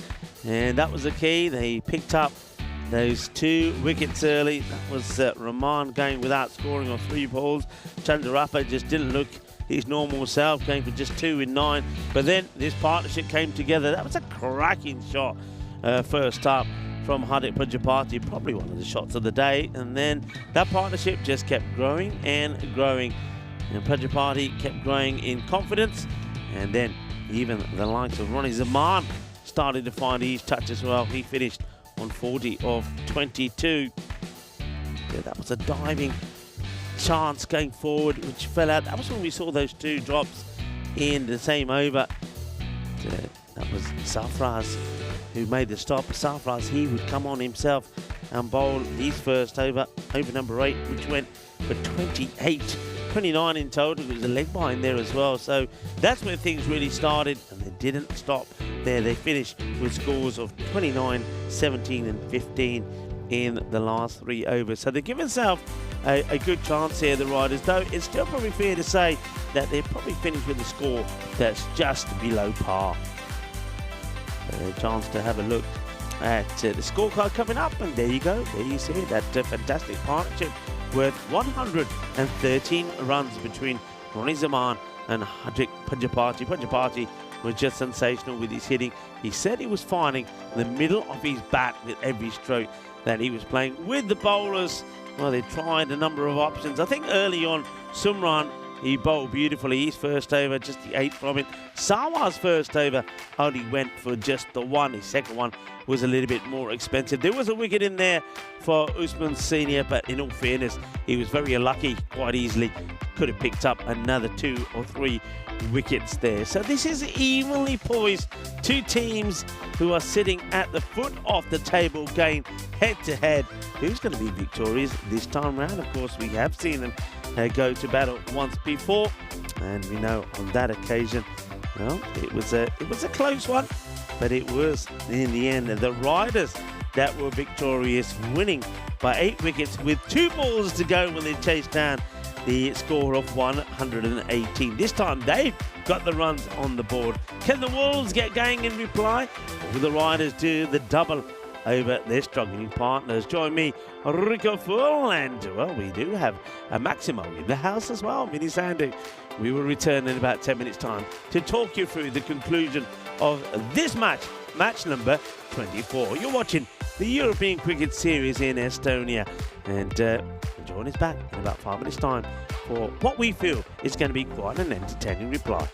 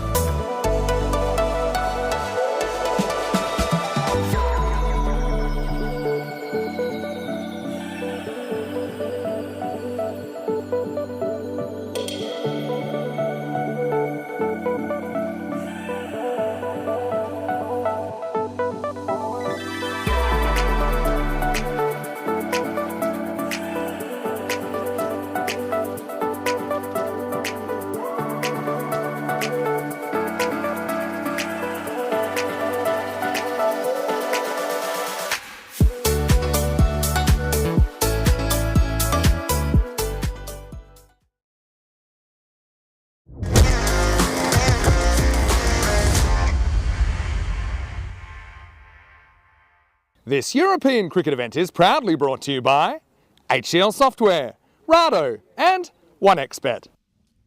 Hello cricket lovers and welcome back to Estonia. Good news, bit of blue sky even for this second half of match number 24 between the Tartu Wolves and the Talon Riders, two teams that have found it quite tough so far. They've got a combined record of just one win out of the 14 games they played coming into this, and that one was when the Riders beat the Wolves, so they haven't been able to beat any other team. But one of the teams will get a valuable win here. 124 in the first innings from the Riders, who recovered from a pretty tough position of 11 for 2 in the second over. They came back and have put more or less a pass score on the board. See 86 or less. If the Riders were able to keep the Wolves to that, they would take all 4 points. Of course, the Wolves could chase it in 7 and take all 4 themselves. But really, there's a battle here to stay off the bottom. I don't think any team likes finishing on the bottom of the ladder, even though I think these two aren't going to feature on final Sunday unless we see something quite dramatic in their fortunes changing. It's going to be Rishikesh Ram to get us going. 125 to win. Starts with a big... Oh, that could be out. Yeah, that's out. He's played across the straight one there. Camera 1, maybe camera 3. But, I mean, if there's no bat in this, it's gone. I got to say, my reaction straight away is this is out. Let's have a look from straight on. It's coming down. I just don't see what that's missing. It's definitely not going over, and it's not going under. I have to go back to 1. But, yeah, to me, I'd like to get the thoughts of Rico Full, though, as well. He's come back into the comedy box. Yeah, I mean, just coming back here, I actually feel there's a bit of bat on it. I think there's bat on this, and you can see when it's given out, he's saying, what about... I think if you slow it down the right point, just about here, he gets a bit of bat onto his pad. I mean, it's a tight one. If you don't hear or see the bat, then I think it's out. To be honest, he should have hit it in the middle of the bat and probably should have hit it onto the road. So I guess we'll never know. It's never easy to try and pick up little edges on the TV. With a royal duck. Royal duck. And I've got to ask you, where's the ducks? I was told that you would go to Jersey and you would find the ducks, and the ducks would be back. Well, I got to ask you about this as well, because we ain't met. They're coming in May. There was all sorts of talks about the duck not being Derek's anymore, and so, different names. What's going on? The thing is, Derek is taking a break. He's taking a mental health break. He's been overworked. This is the story, right? This is the duck story. By the way, Usman, remember he's coming off 81 last night. So he's just got out to what I would call a Gundy ball. It was straight, I guess. Still no runs. This is Mubashir Iqbal, captain, coming at number 3. So Derek, he wants to have some time out. Right. Fair enough. Good, yeah. We've found a potential replacement duck, Dudley the duck. Okay. I mean, no one's ever seen Dudley. Well, I was going to say... I thought, we thought Derek might just be having a bit of a makeover, but they've decided to go... Interesting, we're having duck talk with a man who's got the 2 laughing ducks on the back of his shirt, by the way. Number 22. Two little ducks. Yeah. So Dudley apparently was meant to hatch in May. It's May, what is it, 23rd? Yeah. Every week I get the update. Duck in production. So when Dudley is going to be probably the most fancy, well-prepared duck you've ever seen. But yeah, as far as, I mean, look, and let's be honest, the season's been going now for 4 months. And we've been duckless. Remember Derek made a cameo on ECL Finals Day? He did turn up. And I thought, that's it. He's here. He's back. We're good. But not to be. Anyway, we're still waiting.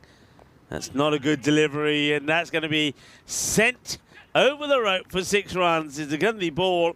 Well, he got away with 1 Gundy ball, did Rikesh Ram. But this time, this one does get rammed. He gets rammed for a 6.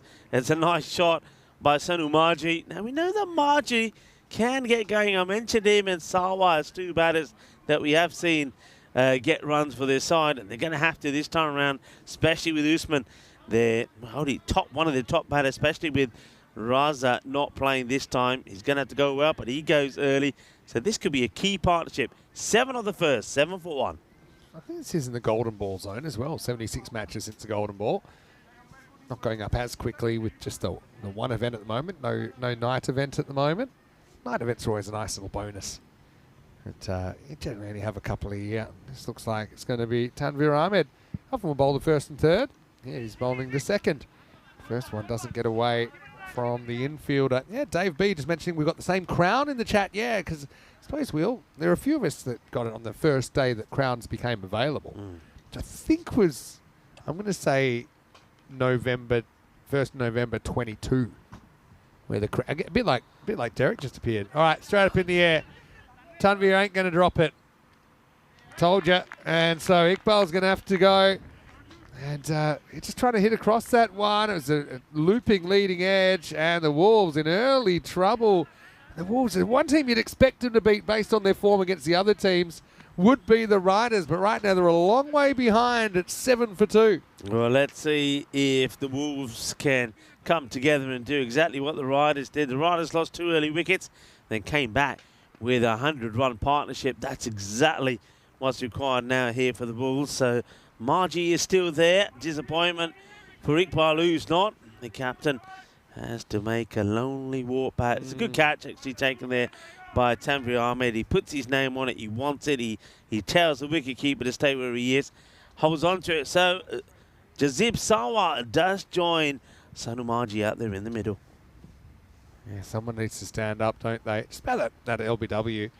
It's a good point that's made in the chat. That, okay, if it's a little nick, sometimes the umpire knows it, sometimes they don't. But it's kind of on the batter. You should have hit it better, especially a ball like that. But I'm not saying. We can't really tell. I mean, yeah, you picked something up there. I mean, straight away I said, well, if it's not hit, I think that's out. You know, we can't really tell. We can't hear what the umpire hears. You know, little deflections. Yeah, I mean, it wasn't a super obvious one. It's one that if you hit it, I'd say, okay, you know, the evidence kind of doesn't refute that. Margie, he wants to turn this into a big innings. Can they have that same counter-attack as you said, Rico? They need to. They're in pretty much exactly the same position that the Riders were in the first innings, but Margie's gone 2 balls, 2 sixes. That's a good strike, isn't it? That sounded beautiful out the middle of the bat as well as it echoed around this lovely cricket ground in Estonia. It is, of course, the international cricket and rugby ground. And very proud of the cricket and the rugby here in Estonia. And that's why I've been asked not to talk about the last time they played rugby here. And that's down the ground. Fielder running after it. It'd be a great catch. Oh, well, he's palmed it over the boundary rope for 4 runs. If he held on to this, we would have been screaming, what a catch. But in the end, it ends up being a bit of a clanger from Mushir Rahman as he dives to try and take it. But he's not able to hold it in his hands, and it's palmed over the boundary rope. 4 runs. A little bit of luck there for Margie. Yeah, very good attempt, actually. He's running back with the flight, but the old Arnold Palmer across the boundary. And this will beat the field as well. So another single will wrap up the over. But there was that opportunity there. The Tartu Wolves, 19 for 2 after 2. Yeah, it's a good fight back, good comeback. And that's what they've got to believe. Like I said, it's all about partnerships. And we've seen that today. We saw a healthy partnership when Stephen Gooch was out there in the middle with Jordan O'Brien and put in 102 on the board. So have a look at this. I mean, you couldn't really have more daylight between 4 and 5. So I think these two are just fighting for position and to stay off the bottom. The wooden spoon. I wonder where that comes from. It seems like, yeah, like a trophy that's obviously not worth much.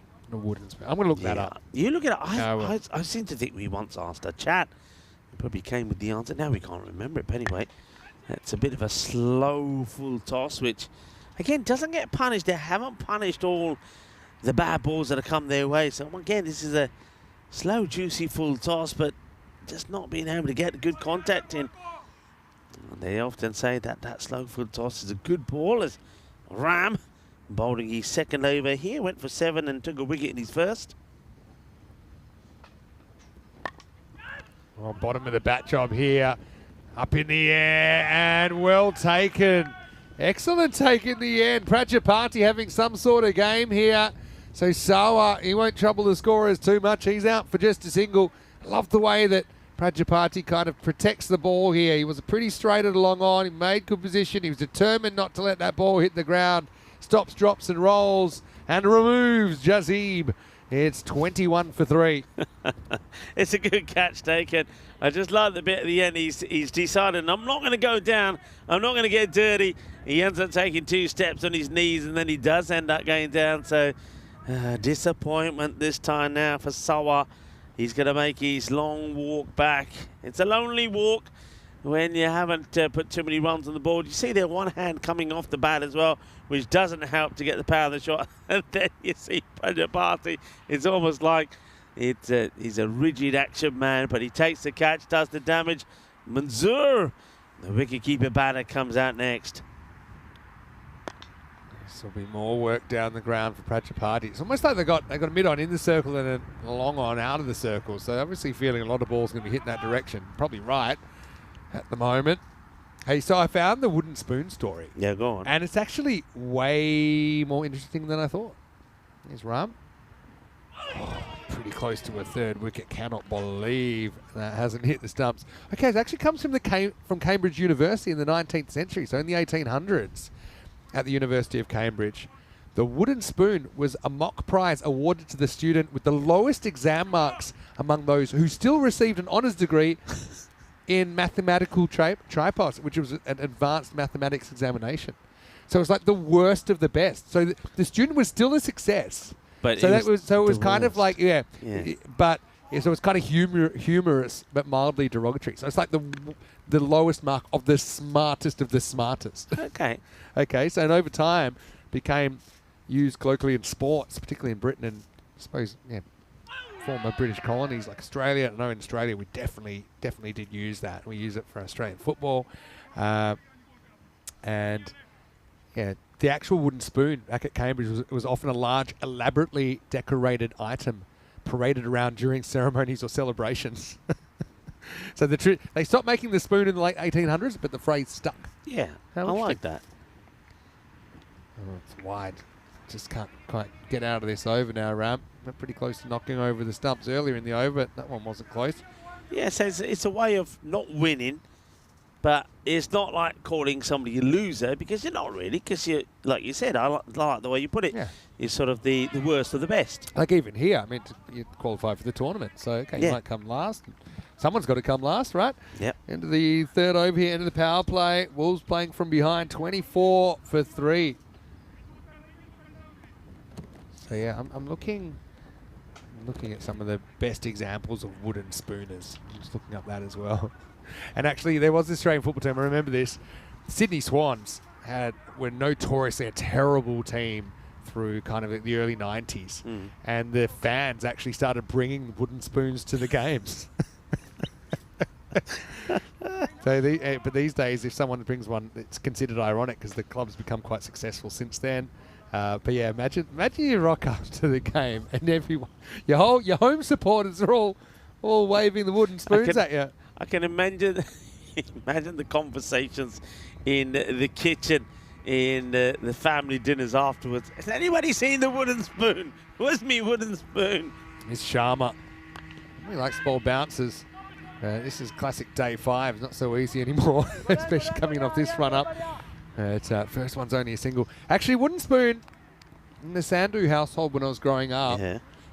That was the weapon of choice for Mother Sandhu. If one of us, I was one of 4 boys, if it's out of line, it was used mostly as a threat. Have I ever told you the story, the wooden spoon story? I don't think so. Short, turn around the corner. This should run away for 4, and it does. So Margie continues his good start to the innings. See if he bats the distance. Could still go down to a finish here. Yeah, short ball played away. Yeah, you saying? If I was naughty, she'd say, hey, don't make me get the wooden spoon. And occasionally, and I mean only occasionally, I know this is an ongoing debate in the 21st century, I'd get the wooden spoon. I've met your mum. I reckon she's pretty handy with that wooden spoon as well. Well, I tell you even when I first went to school in year 1, at a private school in Perth, they still had.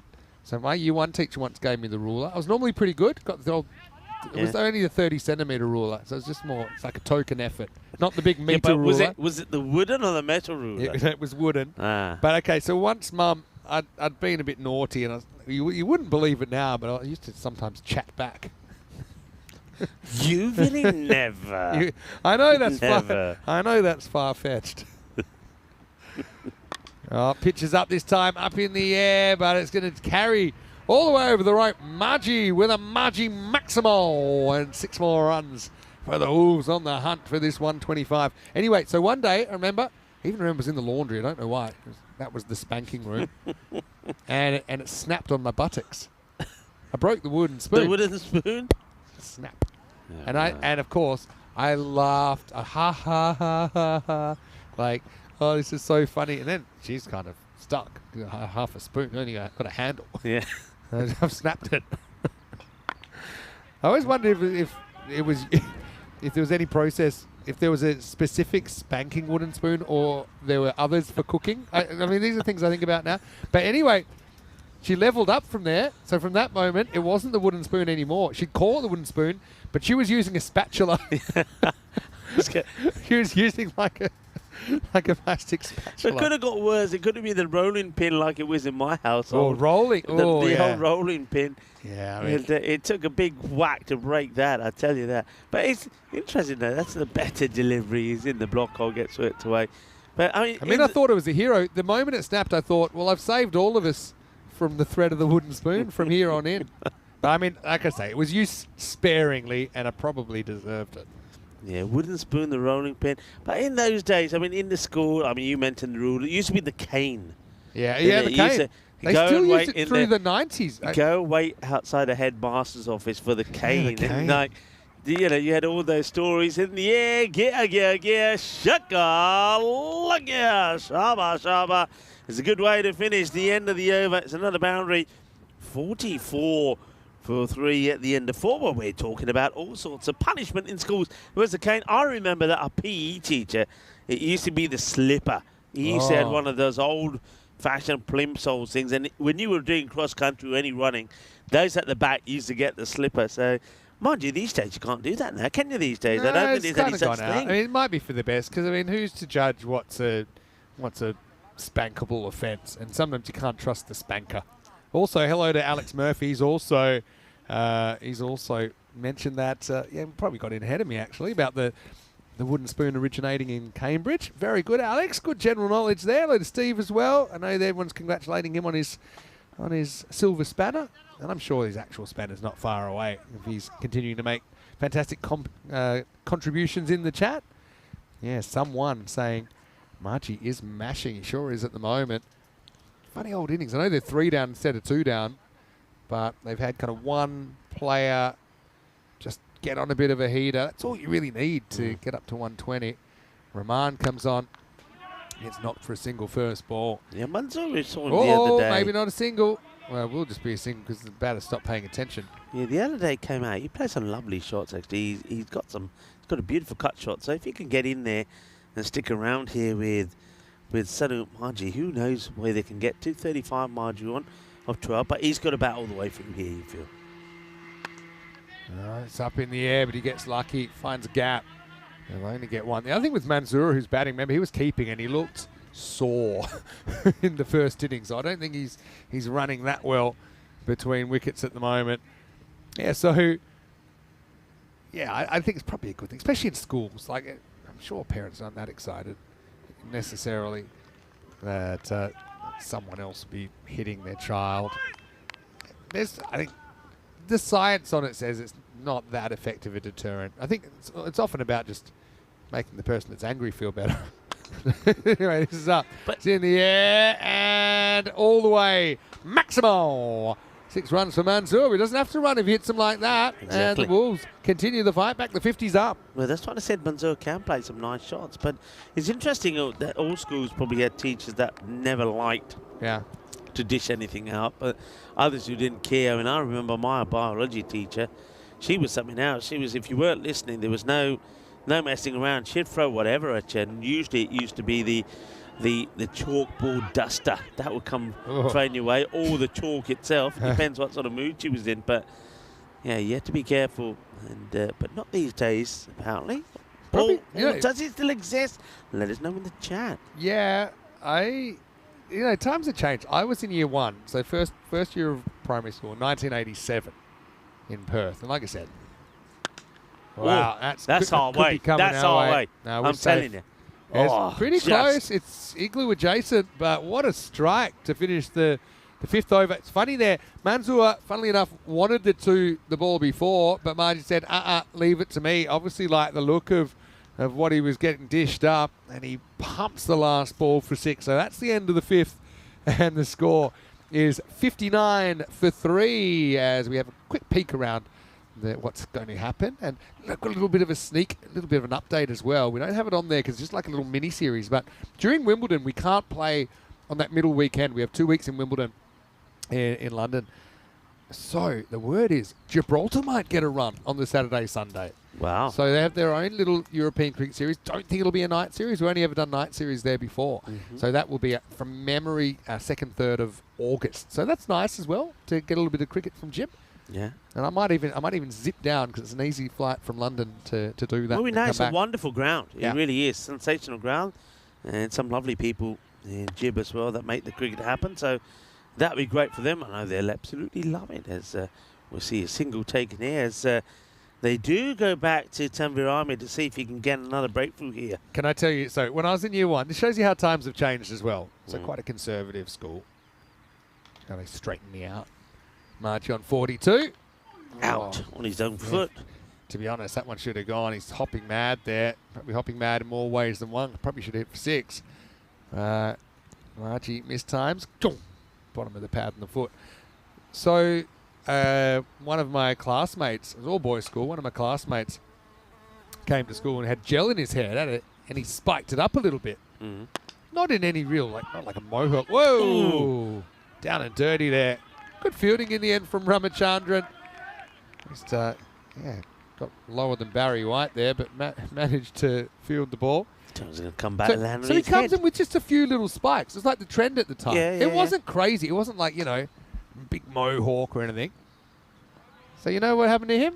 Go on, They tell me. picked him up, took him into the staff room, and they put his head under the water because he had gel in his hair. And that was against the Who's school they? rules. The teachers.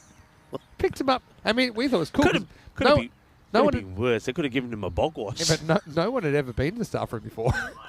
Oh, no, it's going to get under the keeper. This is the slow bit of the ground. They're going to go for 2. Did this hit anything? I didn't think No, so. I think it just went all the way through. Again, this is Syed Askar, the finisher behind the stumps. But have a look. Oh, it's like he's in the quicksand here. That's a classic case again. Assumed it was going to hit the stumps. Assumed nothing. Just you and the ball if you're keeping. And 2 extra runs. Yeah, so he got the old free hair wash. That's it. But a few years later, that was absolutely acceptable at school. It's just at the time wasn't the done thing. Right now, wow, it would have been an amazing catch. That's Managaran who was going back out of the circle. Put up the hand of hope, but the ball didn't find it. Could have tried to take this Cobra style, I think. Look at the old Cobra fielding, but wasn't able to take the catch. So there's creating chances, but not taking them is probably what you can say about this inning so far here from the Riders. 4 overs to go, though, after this. This should be a single, an awkward one. But Prajapati, it's good fielder in a key position there. So it will be the end of the 6th over, 67 for 3. 58 required off the last 4 overs here in match 24. 2 teams that only have 1 win between them, and that win came when they played each other. So let's see if we have a big finish here. Yeah, schools in those days would be funny. And I remember if you turn up in school maybe with the wrong coloured trousers, the wrong shoes, they'll just send you home. Right, go home, get changed, come back, and then of course you'd have the detentions that you're sitting afterwards. And yeah. I mean, I was pretty good at school. Probably a nightmare at home, but at school I put my good behaviour on. All right. So let's call it 15 and over. So you need to be on track. You need to be 82 after this over. So this is where I think you have to start treating it like it is the last over. You still got 7 wickets in hand. Margie, he's the man you want on strike right now. Maximo to bring up his 50. And that's exactly what he'll do. Puts it up and over the top. Maximo! A Margie Maximo and a Margie 50 here, keeping the Wolves in the hunt for their first win of the tournament. Fantastic innings, fantastic fight back from that player. Yeah, well, Margie's been leading the way. Somebody had to have said that if they're going to win this match, Margie's becomes very important and he's going to have to bat all the way through to do it. And at the moment, that looks like exactly what he's trying to do here. Wow, that one's hit even better. Wow, he's just got a nice, free, easy swing of the bat. Margie, he's making a difference. He's making a charge. Maximo, back-to-back for the Wolves. Yeah, it's good. Well, they are the Wolves. And remember, I already said that here in Estonia, that the wolf is the key animal.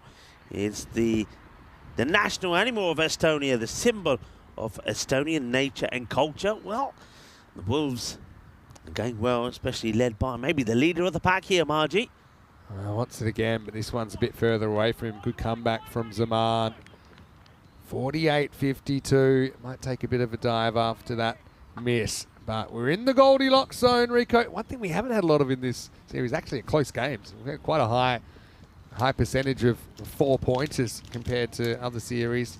It's been one of those weeks, but this could still go down to the wire. This one will be called. Another wide here, but we already mentioned that Prajapati brought up a personal best in his first half century in this series. And now Sonu Margie has done the same. His highest score before this knot was 25 back in 2024 against Tartu CC. Well, he's bettered that, and he's got to a half century, so congratulations. And he ain't done yet, as you can see here. That's another one that's hit out of the ground. Bolle. Que va, que genial, que grande. He's good, that's man. Yeah, again, giving him that length, and he's feasting on it. This over's gone magical in the 7th.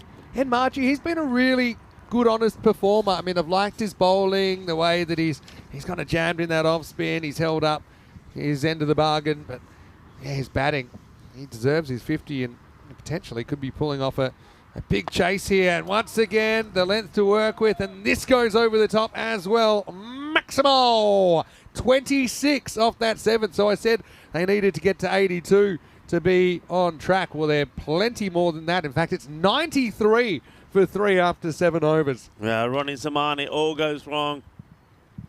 Ends up being too short. He's bowling into the swing arc of Sonu Margie, and Margie has a field day. 26 off the over finish and 93 for 3 off 7, needing just 32 and 18 for a victory. Let's have a look what's coming up. Tichapanwa comes back for the Stallions, along with the left-arm spinner. It was Mani Manapriyal.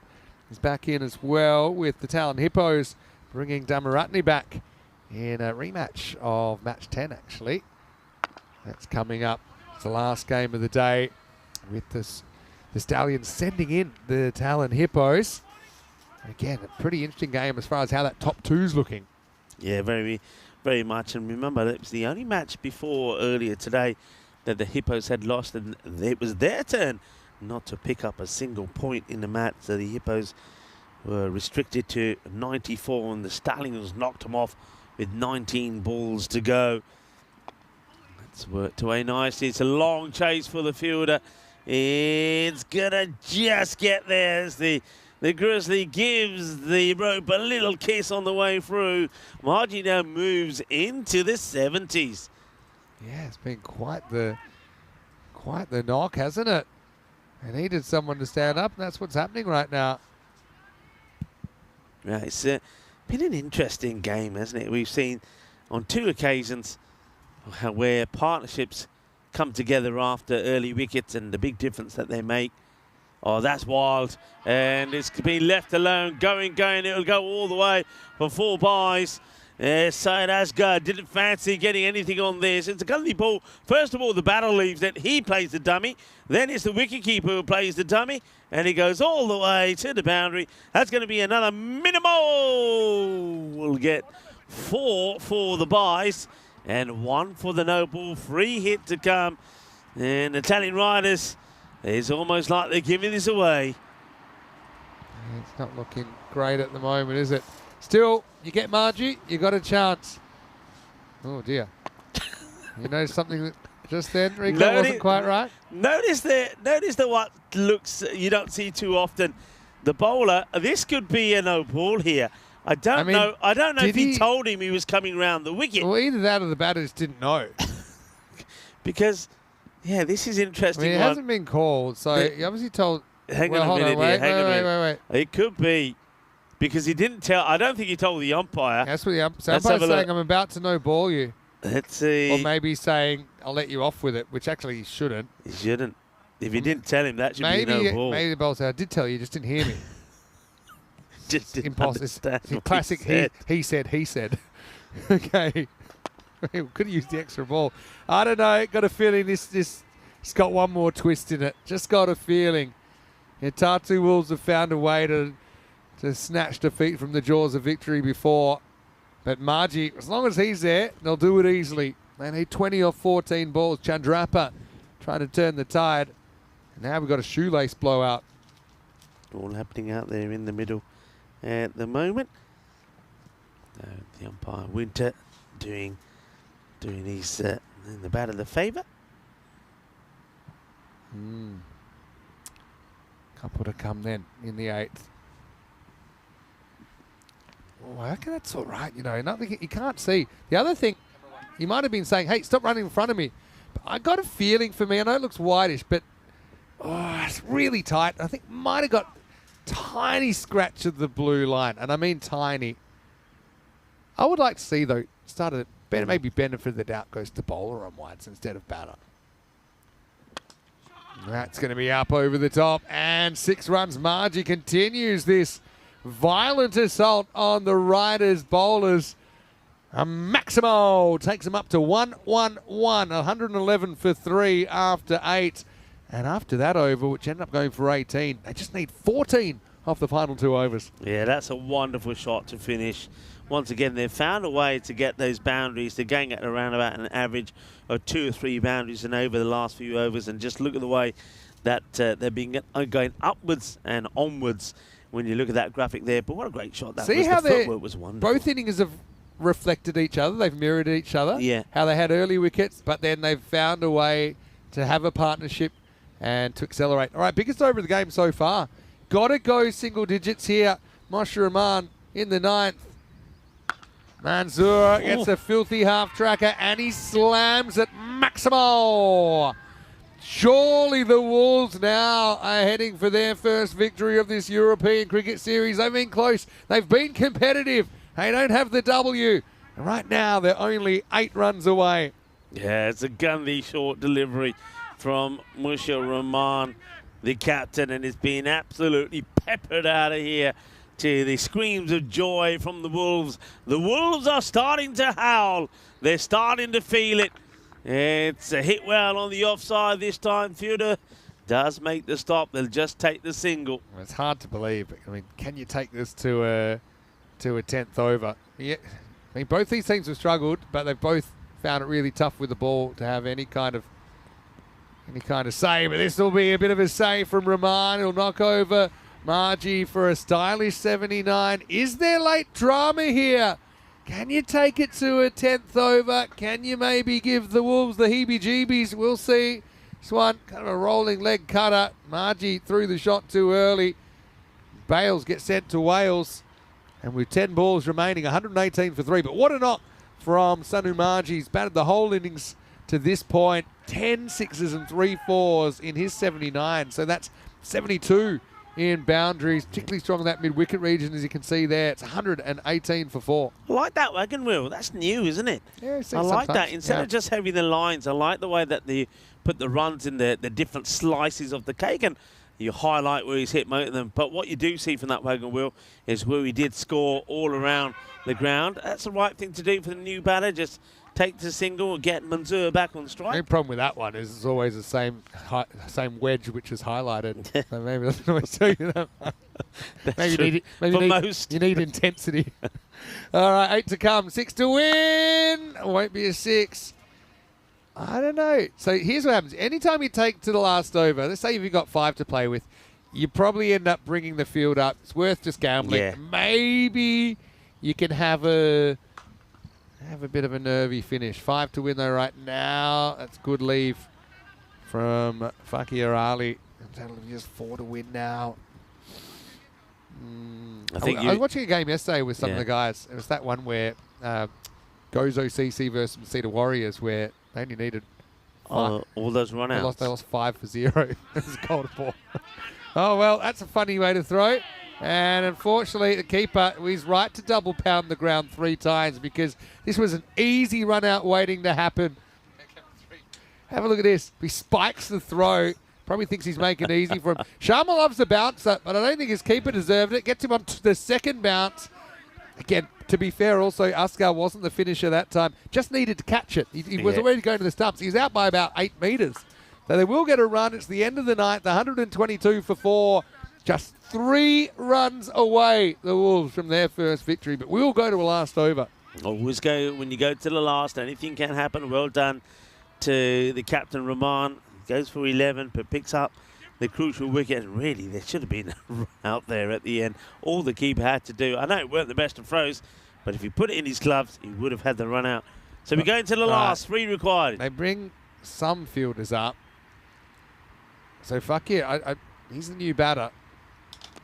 He's just looking for one. Oh, fumble from Sharma, who is lurking. Should have never been a single there. Yes, he blames the ground. He has to. They're giving him a hard time, Sharma. Oh, dear. If it's a long way down for the big man. I will say that. If he picks it up, underarms it in, it would have been trouble. Right, now that is trouble. That's the end of the match. It will be finished by Manzoor, who'll finish on 29. And there you have it, the Wolves. They will be partying tonight. You'll be hearing the Wolves howling tonight, everybody, because they get their first victory. Yeah, and so these two split their mini-series against each other, 1-1. And look, that means that every team in this European Cricket Series has a win now. And you can see there, Cooney just checking out the bat, saying, hey, yeah, you did well with that thing. Prajapati, I mean, he'll end up going down, but he was a real star, wasn't he, in that game for the Riders? But the Riders couldn't quite stay on, with the Wolves finally registering a victory. It's been a cruel kind of series for them. Plenty of losses. They picked up a point. That's why they're actually already above the Riders. You can see what it means to them. And they've been working hard. I mean, 5 days in here. It was their 8th match, the Wolves, but their first win in this ECS. You can see why they're happy. It just hasn't happened for them for various things. They've got the players, Mohamed Usman Sidi, Ali Raza, been good for them. I think the captain, Mubashir Iqbal. Then you've had the likes of Marji in there, Sawa, even Manzoor. They just haven't clicked at the right time. But even with a couple of outs this time around, they get maybe a slice of luck their own way, and they end up winning. So well done to the Wolves. They do get a win under the belt. But this is a massive match coming up. Now, when these two teams went head-to-head the last time, it ended up being a comfortable victory for the Stallions. Hippos will want revenge, and Hippos certainly won't want to be losing their second match in the day either. So a big match coming up. There was that LBW decision. A lot of people were talking about it. Well, we get a chance to look at it again here, actually. So why not, indeed? It's one of those. Funny how it works, though. Didn't waste any time, though. No. And despite the loss of those 3 wickets, yeah, the ball, not too many balls were wasted. We'll say Mubashir 1 off 6 doesn't look great, but it was all about Margie, wasn't it? He was just able to find those boundaries. Look, 10 sixes out of 28 balls faced. That's a very, very good maximo rate, isn't it? He was just able to just kind of break the circuit of the game. Riders didn't really have the answers with the ball. And along with Furkan, who, again, he looks like he's got around 10 rounds with George Foreman at the moment, does Furkan, but he digs deep. He's worked so hard all week. Yeah. And they do have their first victory. Yeah, and they thoroughly deserve it as well. So well done to the Wolves as we take a further look at this highlight. And there was the important moment. It meant a lot. First 50 on the European Cricket Network there for Sanu Margie, and that's something he'll remember for a long time. And like you said, Prajapati, he does the same, but he'll end up on the losing side, so the feeling is not as sweet as it will be for Margie. And also for him, he is almost there to bring it home at the end, 79 of 28. He just falls there doesn't he, at the last hurdle, just wanting to go for that big shot of Rahman. There he is. He's going to have to make his way back, but he's left his team in a good position. There was the captain clapping him back. They know that because of his input out there, that they're going to get this win. There was opportunities towards the end to make it even closer. Chandarapa, a better throw there. He would have had his man. Then there was another opportunity where a single was taken to him, where possibly if he picked it up, it could have been curtains, but it wouldn't be a victory. Well done also to Furkan Manzoor, getting 29 of 17 deliveries. So certainly he and Sanu Marji made a big and played a big part in getting that victory for the Tartu Wolves. Yeah, it's a funny one. That's 10 out of the last 11 games have been won by teams chasing. So quite an interesting statistic that, yeah, and for the week, it's 6 teams have won batting first, 18 have won batting second. So it's not often you see such a lopsided statistic that way. But it was all about Sanu Marji and his 79, his first ECN 50, and it ends up turning out to be the first win for the Wolves in this European Cricket Series. Mansour was a good foil for him as well. I mean, they battled together, didn't they? Came together with their team in trouble at 21 for 3 in the third over. But they would put on 97 before the partnership was broken just before the end of the game. Rishikesh Ram with a couple of wickets there, 2 for 12, including the wicket of Guzman, very first ball of the innings. 1 for 18 for Tanvir. Had another good outing, didn't he? He's been a consistent performer for the Talon Riders, despite all their troubles. And Moshe Rahman with the other wicket in there. We'll take a break. Back in around about 20 minutes then. The Stallions and the Hippos. We go from the cellar dwellers to the top of the tree toppers to finish the day, as they'll certainly want the points and firm their double chance aspirations. Vinny Sandu here, Mr. Maximo with Rico Full. Take a quick break. See you in 20 minutes. The exciting conclusion of Peacock Friday, day 5 here in the European Cricket Series, Estonia.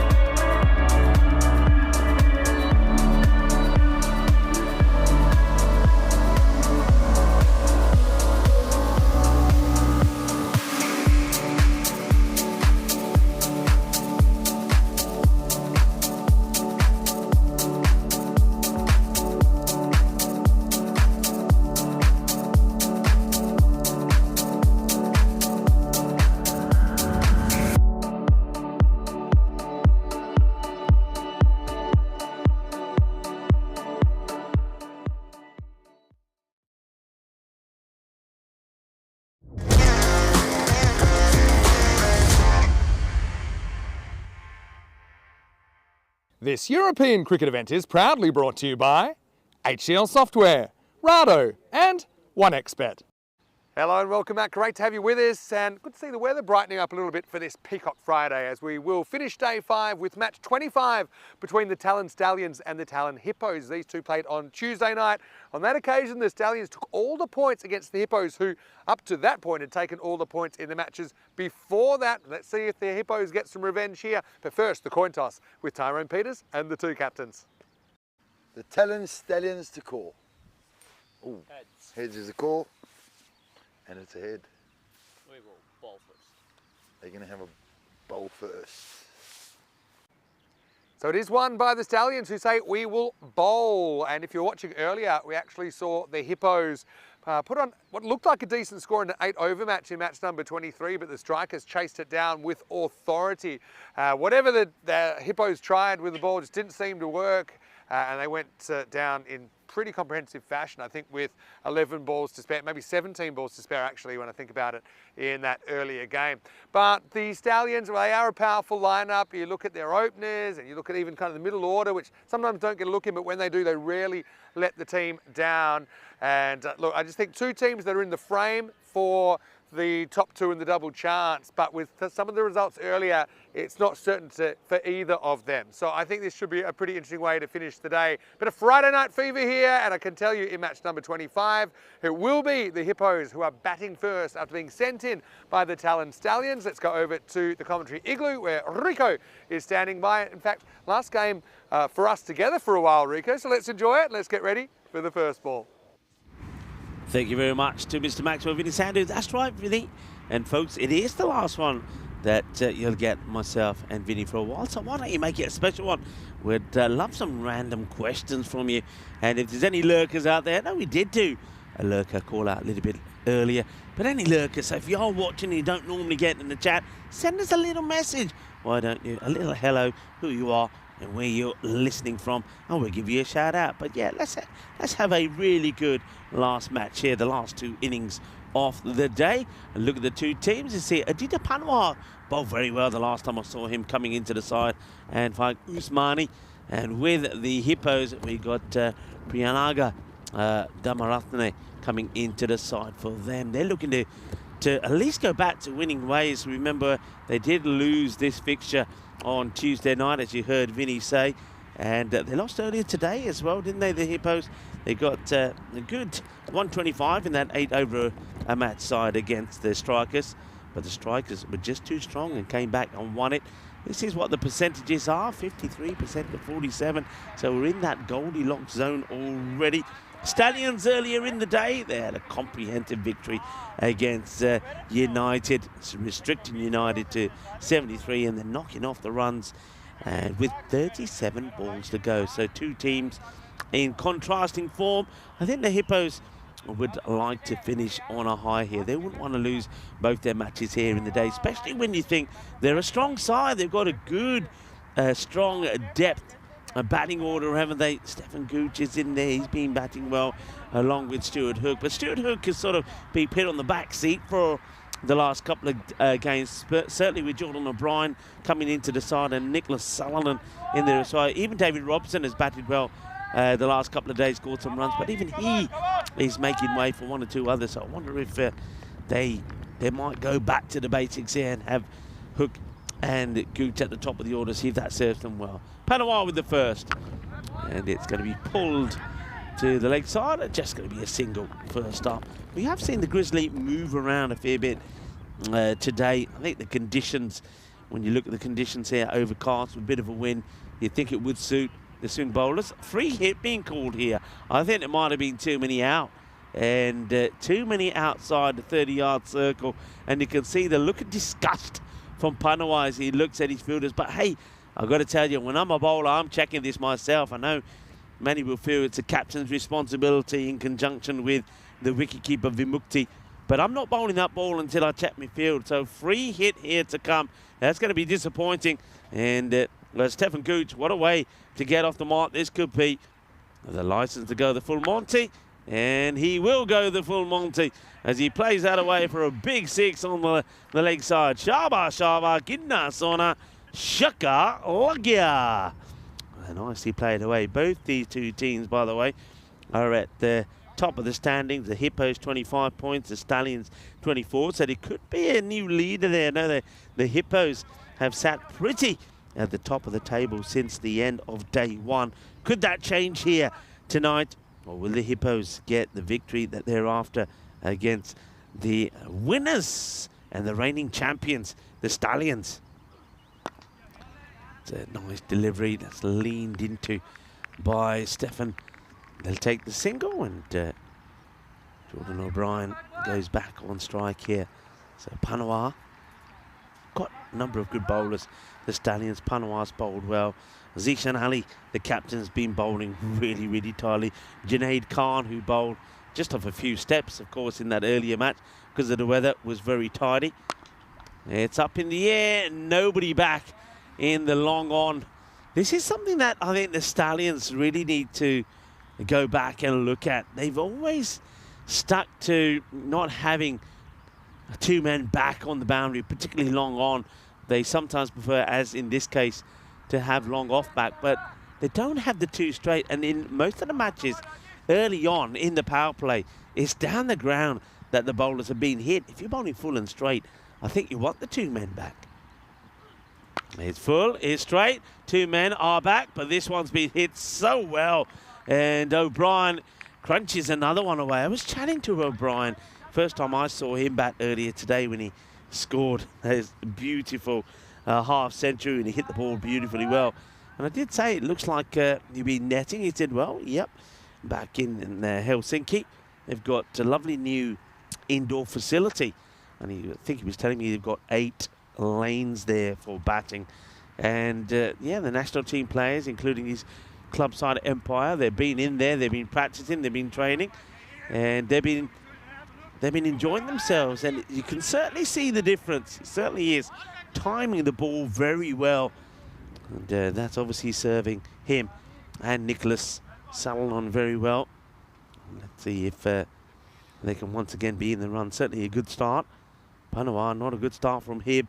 Wasn't helped with the free hit of the very first ball, which otherwise would have just been the single. Free hit, of course, the man on strike here, Stefan Gooch, put away with a big boundary on the leg side. And comes Panawa to him again. That's a good delivery. Steph gets to the pitch of it, plays it down the ground. Just be a single. It will be the end of the first over. It's going to be a magical start in this all-important match. So we can decide who goes into the penultimate day of the group stages tomorrow, top of the standings. And, of course, we know how key that is. Let's take a quick look at a 2025 calendar.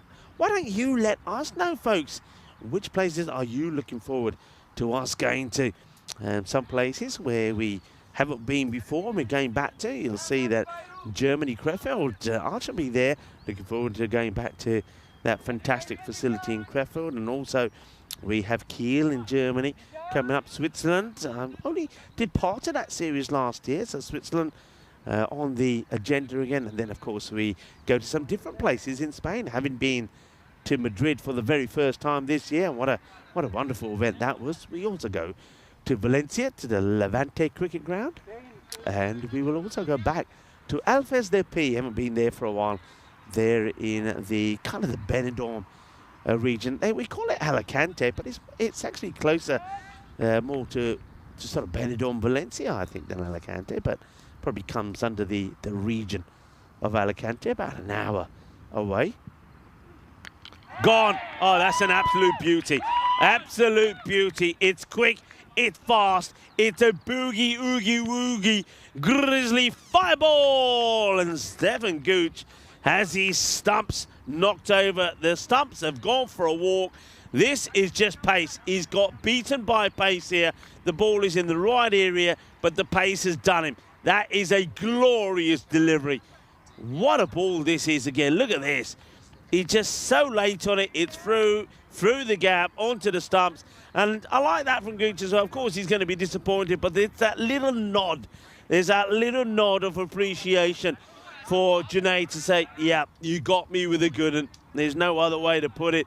So Gucci goes, and Junaid Khan gets a wicket of his first. And that's what we know he can do. That's a great delivery It's a joy for the bowlers. Stefan Gooch on this occasion goes for 8 or 4 deliveries. New batter is Nicholas Salonen. Didn't see him back yesterday, but I know he was also in the run, scored a fine half century. Well, that's hit firmly to the field. It's a similar ball actually again. Pitches it up. Salonen gets a fair piece of it, but doesn't get it past the fielder. And that's Saifur Rahman who's in that position. And just looking at the field here now, so the 2 men straight out inside the circle, and they've opted for 2 men on the offside on the boundary. That's guided, but they're taking this on. If it hits him, he's gone. Oh, there was slight hesitation from the fielder there as well, I feel. See this again, so it's guided to the fielder, and he just waits before he gets a frame, but I still feel if that hits, that would have been curtains for O'Brien. There you go.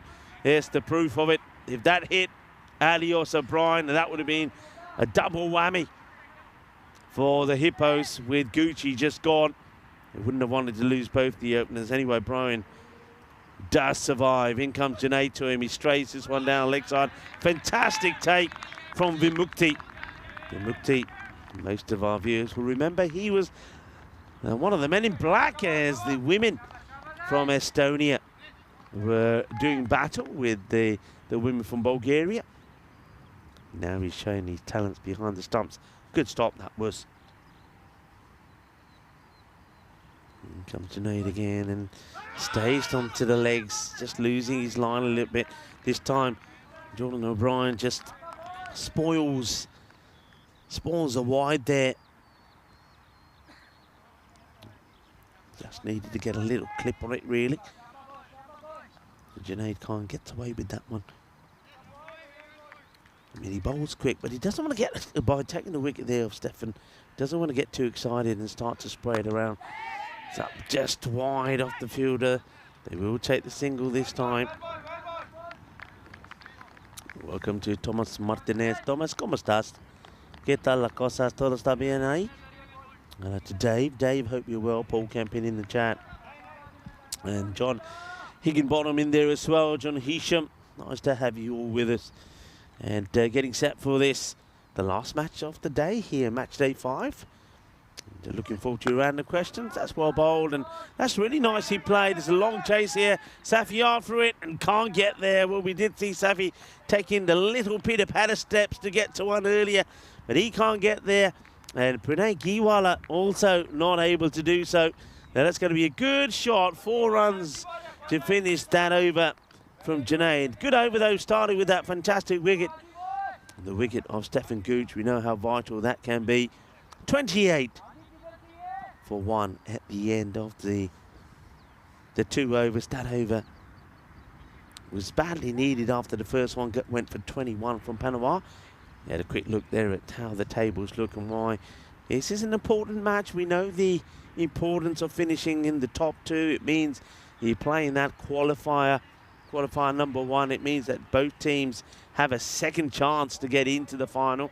If you don't win the qualifier 1, then it means that you can play the winner of the eliminator. It's that second chance, though. It's a match that most prefer not to be playing. Captain Zishan, oh, he starts with a very, I was about to say a Gundy ball. It's a full toss. Probably will be stopped. Oh, he's going to throw it over the rope. Well, that's not good fielding. And now he's, he's either going to try and hide himself, Padawar, because he makes the error, or he's hurt himself in the process. I think this just needed a little hand onto it and just stopping it.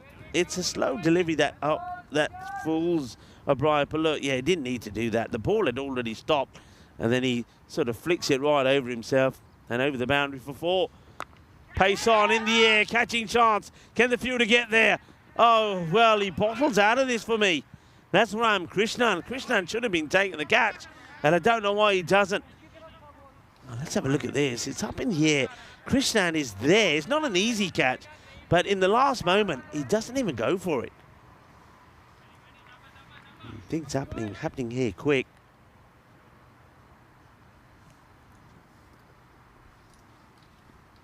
Oh, that's a good delivery. Well bowled. gets this one to come back in, Zishan. So it doesn't go back to Panawa. I'm not surprised there. The first one from him going for 21, they might hold him back for a little bit later. Firmly hit, and that's going to be one bounce, 4 runs, 4 carreras. Once again, they're reluctant, aren't they, to have the 2 men back. They have long on back and have a sweeper out on the offside. I just think if you know that most of your bowlers are going to be bowling pretty straight, and that has been the key so far, then I think you're better off taking that gamble on keeping the 2 straight and just saying to your bowler, well, okay, then bowl your line, bowl it straight. The chances are, with good hitters out there, they're going to clear that straight boundary. But if there is a miss hit, like that one was hit hard, but it was hit flat. And the fielder, certainly in the boundary, had a chance. And now they're just switching it around a little bit here. So long on goes to the mid-on position, and mid-off goes onto the boundary. Slow ball, that's well bowled. Good variations here from Zishan. Not bowling the same ball twice. This time he just uses a bit of flight onto it. That's a cracking shot. That's going to go all the way. Shaba, Hinna, Sona, Shaka Lagya. Nicholas Sutherland goes boom. Shaka Lagya. That is a beautiful shot. Glorious stroke, and the sound that made. Well, that was music to the ears of most batters. That's a lovely shot. 6 runs to finish the over. That's a pretty decent power play. You lose the wicket of Stefan Gooch, but this is how strong their batting lineup is at the moment. Gooch goes, and you don't really miss him because the batters that are out there are just keeping that score ticking, and there's so many good batters still to come. So scores of 21, 7, 15. 43 is that power play score. The 2 batters, 2 men from Helsinki, having a chat. They're probably having a discussion about the bowlers about to come on. So this is an interesting one. This is Usmani. I haven't seen Usmani have a bowl myself. I think he was in the credits yesterday. And they took 2 for 10 in the win against the Tartu Wolves. So time to see how Pike Usmani goes. We'll start off bowling to Jordan O'Brien. Yeah, it's not a bad delivery, but always going and missing the leg stump. Pick up and throw. It's kind of backed up. And a foot on it from Ankur Patel. Stops the ball. Going for an extra, which the batters were ready to take if the opportunity presented itself. The first Ankur is doing the peeling, and then he's doing the chasing. Oh, that's so unlucky. I can't believe this is missed. I really can't. We've seen this a lot of times today as Krishnan does the fielding where wicketkeepers haven't stopped the ball because they think it's hitting the stumps. How does this miss? It goes all the way through and somehow it misses the stumps. And the buys will be taking a look at, he's celebrating already, is Usmani. This time it's a little bit short, gets dragged to the long one. Of course, now we're outside of the power play, the field can change, and it's a pretty straightforward field here. You've got a mid-wicket, long on, long off, and 2 on the offside. You've kind of got an extra cover and a cover. Just chipped over into the long off position. They've hit that pretty straight, but will just be a single. Good contest this will be. This will be a good match. You can feel that the Stallions searching for another wicket. Hippos know they've got to keep the partnership going. That's well bowled again. Good delivery. It's all about the length, isn't it? And at the moment, Usmani has put that in a good area. He's not allowed the batters to get underneath it and hit over the top of the 2-man straight or the mid-wicket. That's so well bowled. Really good bowling. Quality over. It's a really quality over from Usmani. Well, I didn't see him bowl yesterday, but that is terrific bowling. He only goes for 4, gets a tidy dot ball and a tidy over in there, 48 for 1 at the end of 4 overs. A quick look at the way the field is looking there. We can also have a look at the worm. So it started well with 21 coming off the first, but then after that, I think the Stallions have come back into it pretty well, and you can see just why it still remains to be one of those matches which we say is in that Goldilocks zone. You'll see the percentages here coming up, and I reckon they'll be pretty even Stevens here. Let's see, yeah, look, 52% to 48 at the moment in favour of the Stallions. It's a good delivery from Zishan Ali, the captain, coming to bowl. He's second. One thing about Zishan, so have a look at this over, so ball by ball. Look how he gets those variations in. That's probably out.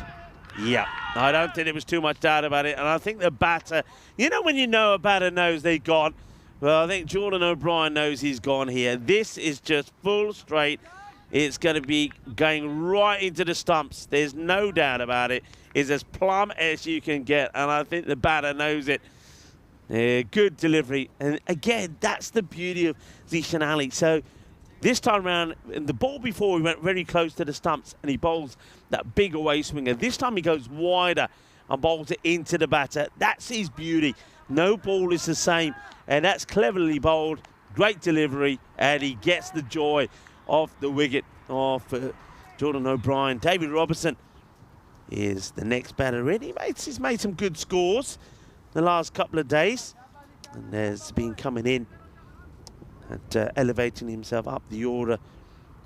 So we're coming in before the likes of someone like Stuart Hook. And I think the main reason for that is I think David Robertson feels that he's probably scores at a quicker rate than Hook. Also, he's a left-hander, makes a difference. He misses out on that one. He'll be disappointed with that. It hit me ball on the leg side, which most left-handers like to put away. He just needs to get a little bit lower, I think, here. Needs to get set for the sweep shot, get his body a bit lower down. Now this one is a quicker one outside the off, which he pushes this through with a bit of zip on it. Good bowling, really good bowling.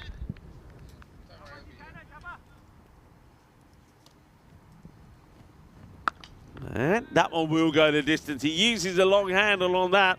Lovely jubbly. Captain Caveman style, that one from David Robertson, the captain. And after missing the first two, he's not going to miss that one. That's been clobbered. Lovely jubbly. And that will go all the way. Oh, we're getting to a ball to go then. And at the halfway point, expected score about 120. I think they need. Me personally, I think they should be looking around about the 140 mark. So one more to come. And then Vinny Sander will join myself in the igloo. That one gets worked away. Doesn't get it out in the middle. It goes to the fielder. We've got the lines well covered at the moment. And that man bowled beautifully well. I wonder if Usmani will come back here again. So at the halfway point, 55 for 2. And we welcome you into the cube now. It is the last match of the day. And I know, as you said, the two of us are not going to spend too much time together. So if there's any questions out there, bring them on. Put them on the chat. Because I don't get to see you so much, it actually makes me feel a little bit... Wait, what's this? What are you doing here? Trying to turn the smile upside down. You've lost the smile now. Oh, there you go. You got it there. Rico's great. I'll just do a handstand I don't for you get to say this instead, on air too much, man. I say it to you a lot. You're an absolute engine. The ability for you to keep your energy going on. And you've got a couple of years, I mean, not too many. I think it's incredible. So let's shout out for this guy right here because, Rico, you will just keep on trucking. Romania next. I know you've got so much more coming up as well. We're just talking about the schedule. But, yeah, we do it because we love it. We love it. We love it. It's long. It's always interesting. We love the fact. We love it, and we love the fact, of course, that our viewers love it as well. That's what makes it even more entertaining and exciting for us as well. So you keep up the good work as well at home, wherever you are. And that goes out to, of course, all our moderators that do a fantastic job. Yeah. Good start here from Usmani. Now that's a full toss. I think that's a Gundy ball. That's got to be a no for me. I think it's called on the field of play. That's a 7 up. Yeah, it's definitely high. It's about chest high. And Robson, he's sometimes fighting his inner demons and just want to go to cow corner all the time. But I think some good advice for him would just be, don't go overly looking for the leg side because you'll know when to do it. The line will dictate, or the length will dictate it. We saw him yesterday get out and then kind of practice hitting through the line of the ball because he does hit straight very well. He hits through the offside very well. I think he knows that, but sometimes the left-handers in a Demons come over. I know I've played with quite a few that occasionally they say, you know what, sometimes I want to take my chances because they love that swipe across the line. This is one that he does go straight though, and he will get the journey. So it just shows he's in a good headspace there. A maximal for Robbo as Usmani goes the journey. But you're right, Usmani's a good bowler. We saw him coming into the series. He's got a good action. He's got good accuracy. But yeah, he posed playing from behind, I think, in this one, but still very much in the mix. Yeah, I just think he's letting himself down here. I think changing his angle. Usmani, and he's bowling. Oh, well, hang on a minute. This one's going to be okay. The towel comes out of his pocket there. Now, we've seen on occasions all sorts of different calls for this, but I think that's the right way to do it. It hasn't caused any problems, no distraction at all. So I don't think you naturally call that. I actually think a dead ball. I don't think this is explicitly covered anywhere in the laws, but I think the sensible thing to do is actually give the batter the option. Yeah. Do you want the ball re-bowled or do you want to take what happened on the ball? Because it could be distracting. It's thumped, and it's a great catch. Oh, that is superb. Absolutely superb. Saiful Rahman, well, we know he's got huge hands. I mean, those hands are like buckets, but still, the movement. Now, we know that he's not the quickest of runners, and sometimes he looks very casual and cool, but this time he had to just get a bit of a move on. He patrols the boundary beautifully, and he holds on to an absolute, you know, I suppose the way you call this a stinger of a catch, because that ball was hit hard. Yes, stinger's a good way to put it. Saldon has been in good form as well, and that would have gone for 6, so Saif robs the Maximo. And you know what, Rico? That's the difference between 13 degrees and 7 degrees of temperature and rain and no rain. If Saif had that this morning, I mean, it's already a pretty good catch, but it would have been about 10 times harder. Yeah, great catch. That was hit really hard. So Stuart Hook now joins his captain out there, coming in at number 5. I told you about Saif. You know, if he needs to move, he will. Just, you know, the situation needs to dictate it. If he can stay still, he will. Hook comes in at 5. This is where I think they'll end up batting, Stu, even though he opened. There was a game that went down, actually, the other night in this corresponding fixture, and he'd end up scoring a century, a half century, I should say, but probably not quite the strike rate you'd want out of an opener. But having said that, he had wickets falling around him. But when he's been batting for Estonia, he's been batting in the middle order, and he's just really plucky. He'll get you out of a tight spot if you need to. Shot. Cracking shot. I just don't think Usmani's got it right to Dave Robson. I think he's better off sticking round the wicket. I think by coming over, he's putting the ball with a left-hander. Loved it. Robson is getting the width. He's getting a good chance to look at it. He's able to move into that. I think if he keeps coming around the wicket, he will make that just a little bit harder for Robson. Robson will have to try and play different shots in different areas. So a few errors there, I think, for Usmani, certainly bowling to Robson, but no errors bowling to the right-handers. 76 for 3 at the end. I think of also 6. You've got to give credit to Robbo there because he does kind of practice what he preaches. He hits through the line of the ball, keeps his shape, still get that power, goes miles over the boundary. 76 for 3 after 6. That was an expensive over. Expensive in terms of another magical one. So 2 magicals, starting with 21, and the 6 goes for 21. And they go back to Panwar, and Stewie didn't know too much about that. As that ball comes back to him, Panwar, his first over, but that was the other 21 that we had. So you feel that they did and would have to use him at some point. And he comes again. Let's see if he can keep it nice and tight here. Bowling to Stuart Hook, who's only just come in. He got off the mark straight away, but he has to dot that one up.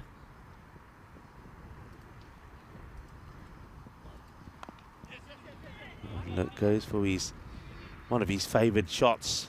Hook leans back to cut it, but gets a single. I suppose that's the important thing at the moment, the way Robbo's hitting the ball. 26 of 9. You want to try and get your captain on strike as much as possible. Now let's see how Panwar bowls to Robson here. One thing that we've seen a lot of in this series, I certainly have, is that bowlers have struggled to bowl to left-handers. I just wonder here, Vinny, if maybe a slight error perhaps from the Stanleys not going back to Junaid to bowl at Robson. That one gets sort of scuffed away onto the leg side. They're thinking of a second. Going to have to run hard here. It's a good throw. Oh, he's... Well, I wonder if he takes this cleanly with Mukti, if there was a chance here. I guess we'll have a look at this side on. It looked like a good throw. Picked it up pretty cleanly. Throws it in. Good arm. Let's have a look here with Mukti.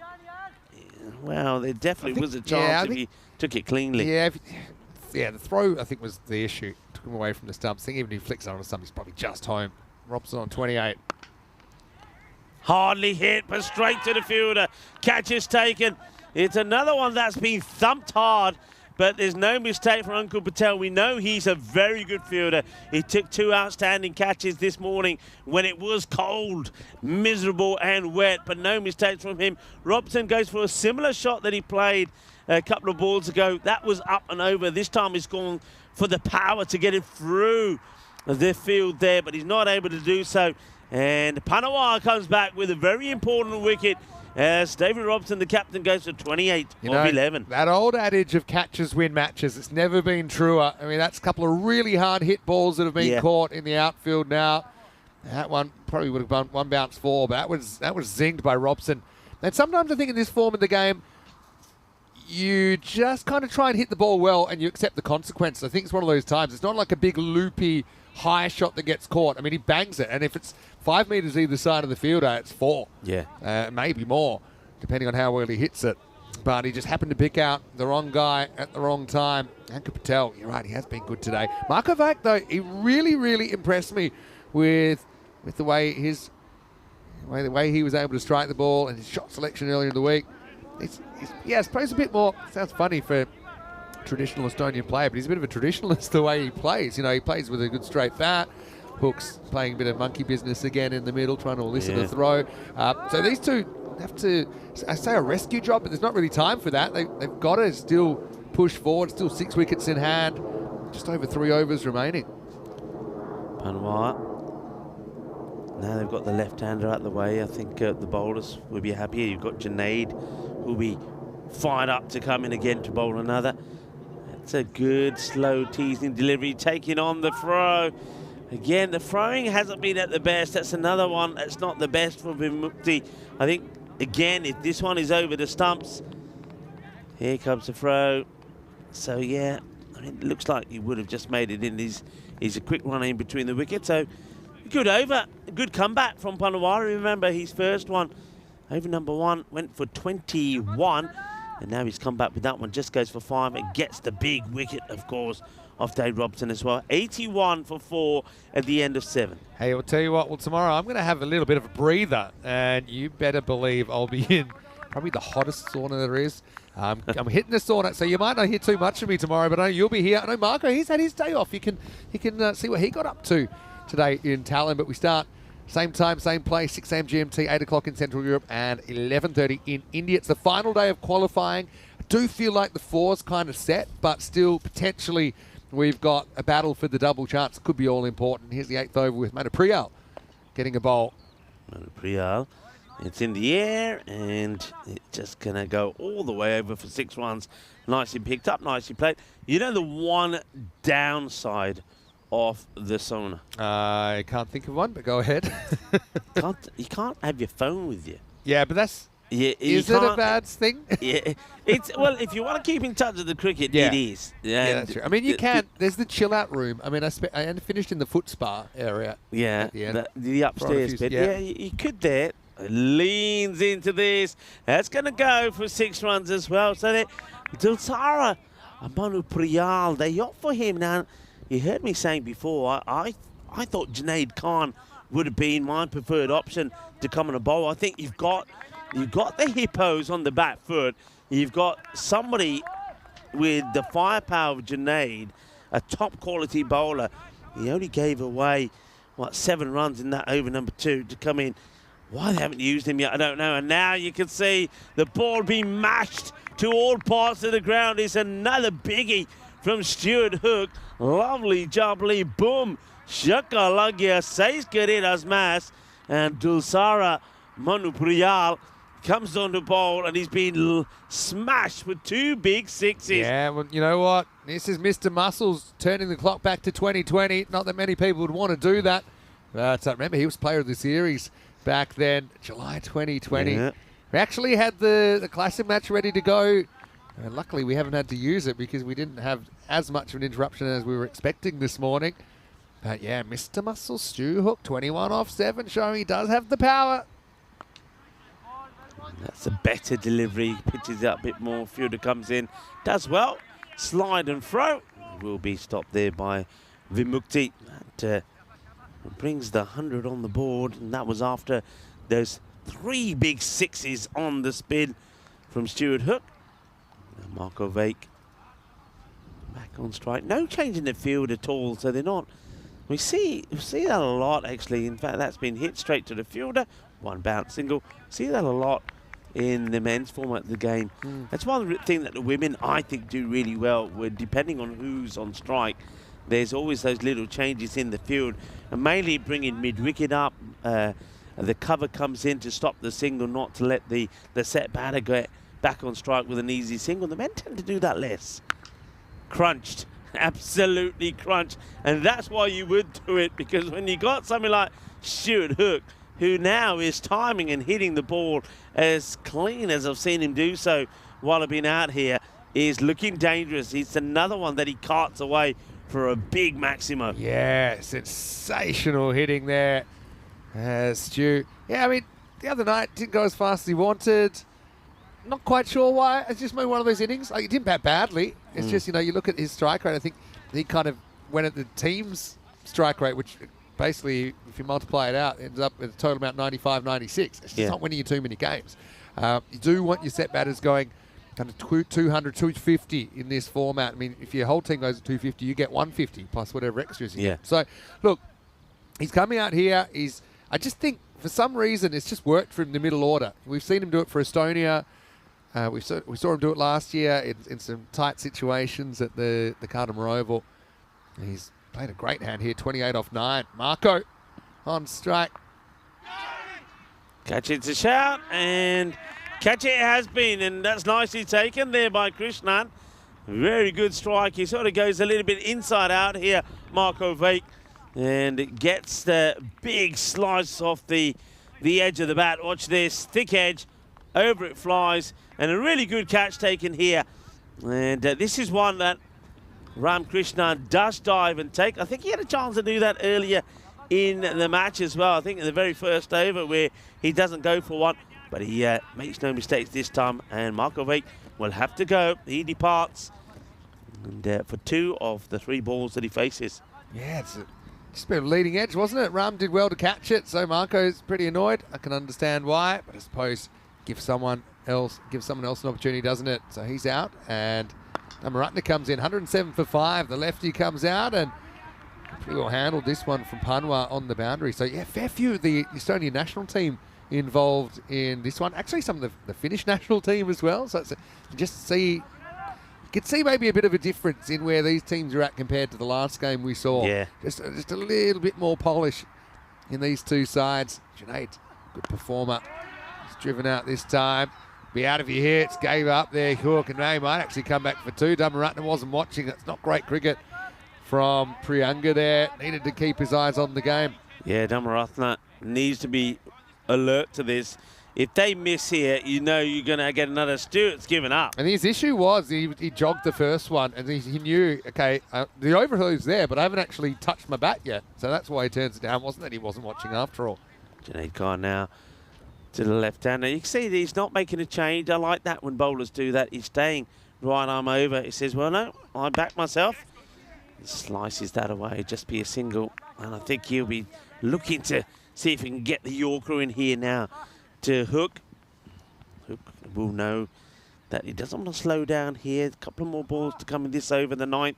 And Junaid with excellent figures once again, 2 for 10.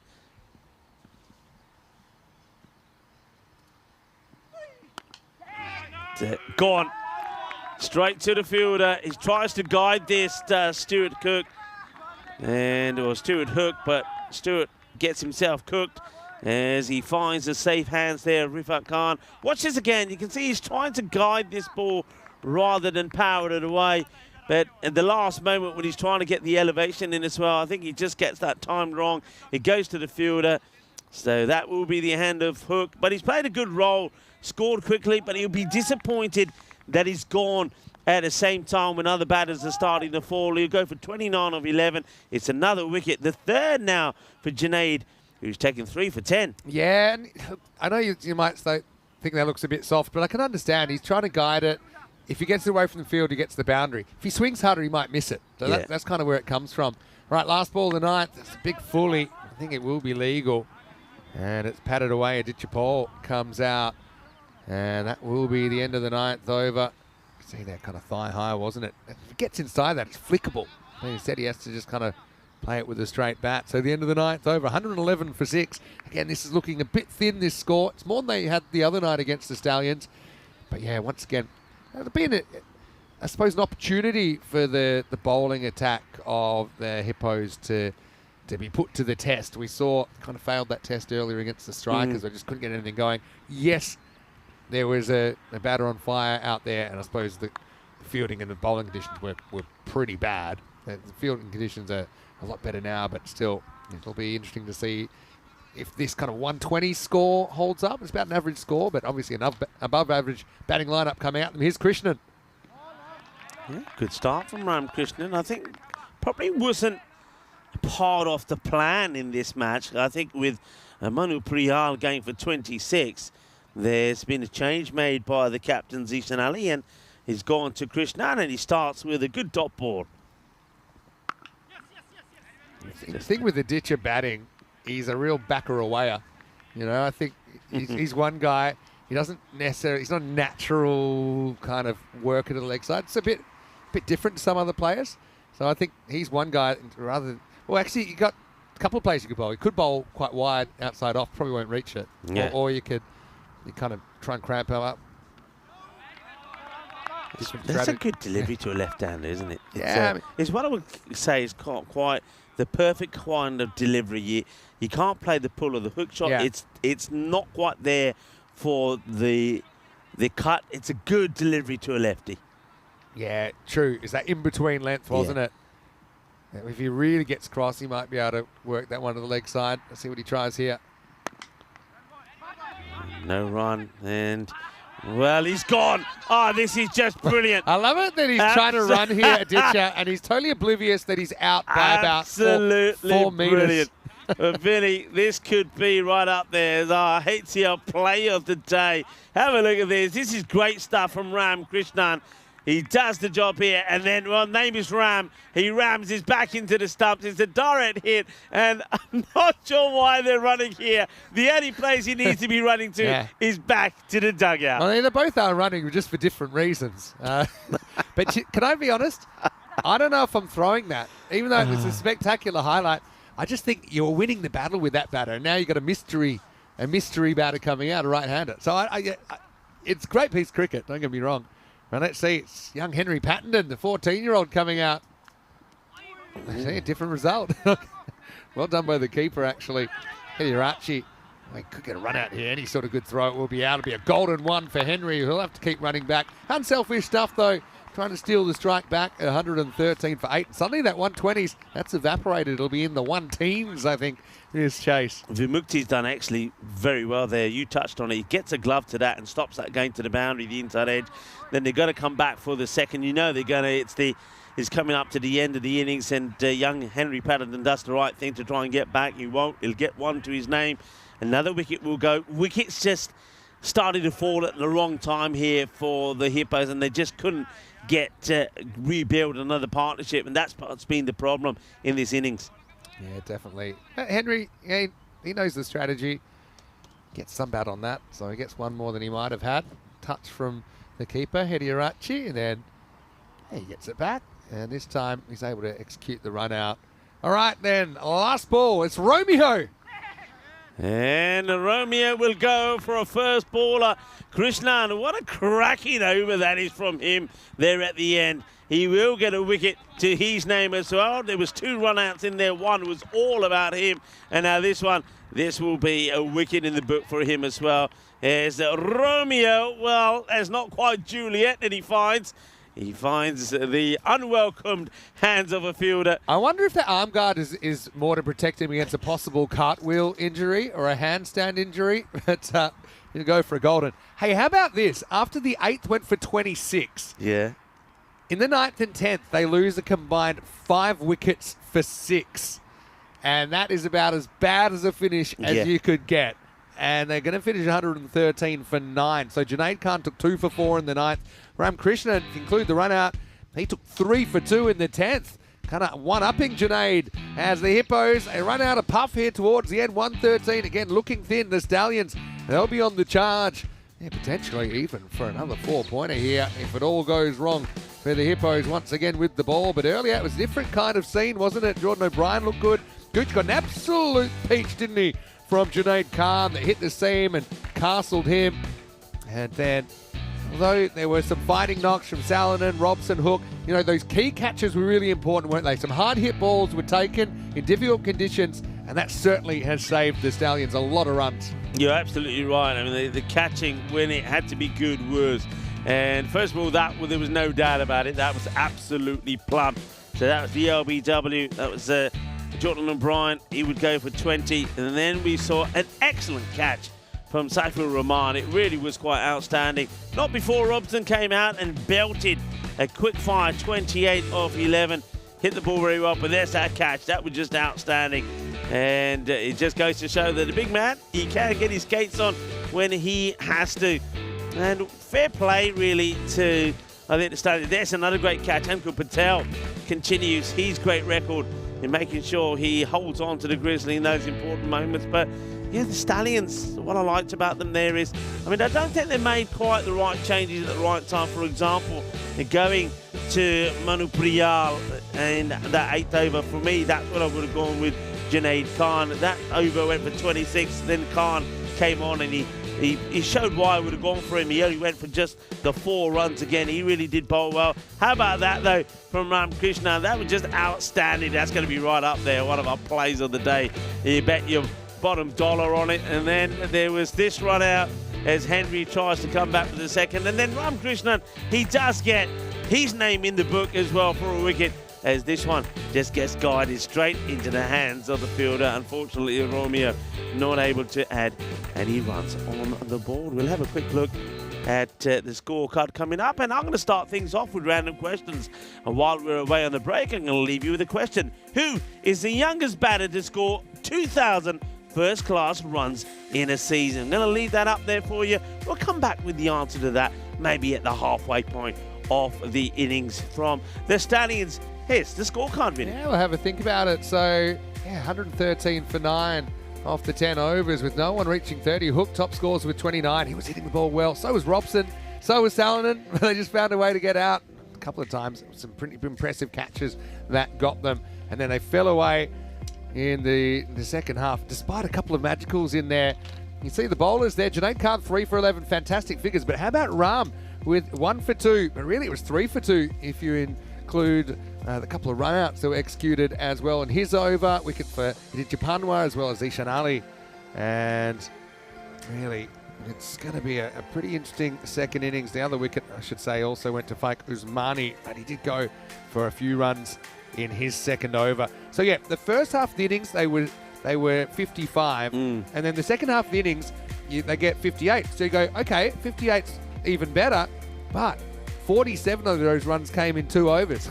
The other 3 overs in the second half only went for 8. So it was really strange. It was kind of like there were 4 good overs there and 6 terrible overs. And the Hippos end up with an underwhelming 113 for 9. But they're not going to go quietly. And I don't think there'll be anything quiet about the Stallions' bats when we return. The Baltic Boss will be in session. 114 for the Stallions to sweep their mini-series over the Hippos. Of course, 2 teams that might meet again on Finals Day Sunday. Vinny Sandu, Mr. Maximo with Rico Full. We'll see you when we return for the final innings of Day 5 right here on ECN. You're watching the European Cricket Series.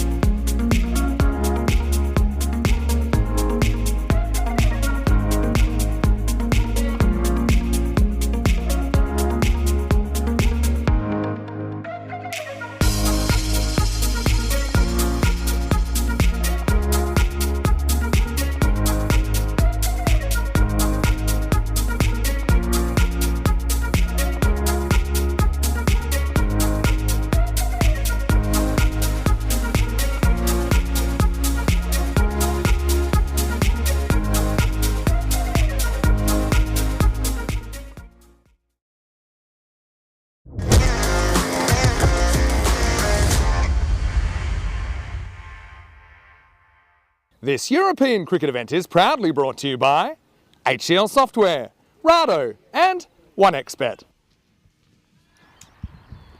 Hello viewers and welcome back as the umpires take the field, and it will be the Hippos that will follow them out there in the field looking to defend well, in the end it turns out to be a pretty low below par score, 113. It's a little bit better than what they did when they played the Stallions in match number 10 when it was 94 for 4, and the Stallions knocked those off with 19 balls to go, taking all the points. Let's talk about this day in 1963. Given his record, a Trinidad paceman, Tony Gray, who was born today on this day, was a bit unlucky not to play more than 5 Test and 25 one-day internationals for his country. His stats are sensational. Gray averaged 17.13 with the ball in Test and 18.97 in one-dayers. He took 6 for 50 against Australia on his home ground in 1991. A height of 6'6" allowed Gray to generate disconcerting bounce, which combined with genuine pace made him a fearsome proposition. But injuries and the emergence of the likes of Ian Bishop limited Gray's appearances. Tony Gray, born on this day in 1963, a tall, fast bowler he was indeed. Talking about demon bowlers, well, the Hippos are going to have to be quick and fast themselves, maybe, or maybe just slow and wily to try and get some breakthroughs here. We do know about the Stallions. We've seen them stumble once when they themselves failed to get to a low score. It was a score similar to this, 101 they failed to get to against United. It's going to be Damaratne to start with the ball. He's going to start with one that's too wide. Encouraging swing and movement, as there has been throughout the day for a number of the bowlers, but that one is just too wide. And just to remind you of our question, who is the youngest batter to score 2,000 first-class runs in a season? In comes Damaratne again, and gone. Knocks the stumps over. That's a horrible shot from Rifat Khan. We've seen him do this from time to time. He does like to play straight down the ground, but he just throws his bat at this. It looks ugly. That's the best way to describe it. It's an ugly-looking shot. And this time the ball, I mean, there is a little bit of movement. I suppose it does kind of start towards the leg stump, but it's not a good-looking shot. So Rifat Khan, who did bat well the last couple of days scoring runs, he's not been doing too well here today. He's going to go early. As the end of him, it's going to be, well, I suppose it goes down as a golden duck. So he's going to get the old...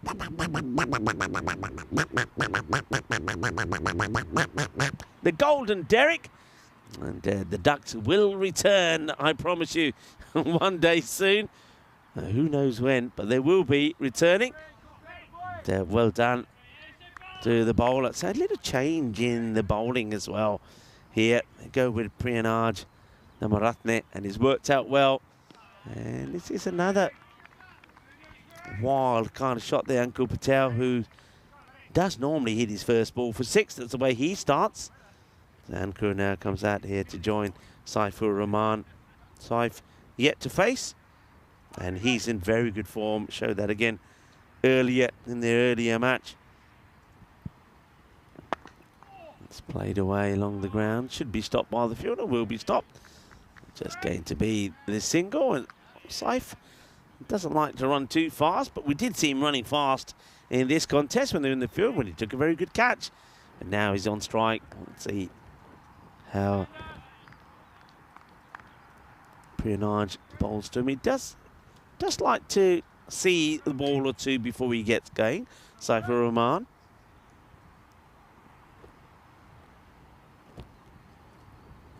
Well, that's not a good delivery. That's going to be a no ball.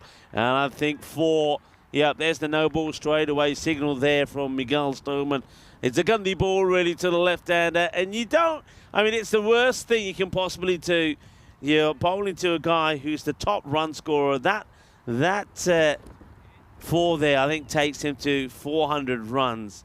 So you bowl him a full toss, which he puts away to the boundary. He gets 5 from it with the no ball, and now it's a free hit.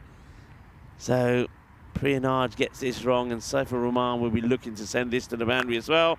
Hits it well, and over it goes. And that's why he lets himself down there big time. Priyanaj Damaratne gets the early wicket, gets the big wicket of the opener, Khan, and then he deals, or dishes up's the right word, that Gandhi ball to Saifur Rahman. To Rahman, he's up and running again. Remember earlier, we saw him score another half century. 58 not out of 16 to get the Stallions the win over United.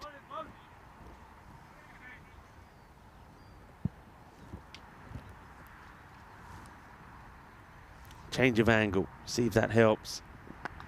It just gets tucked away off the hips, and well, they should have been a single actually. This is where I think they could run into trouble sometimes.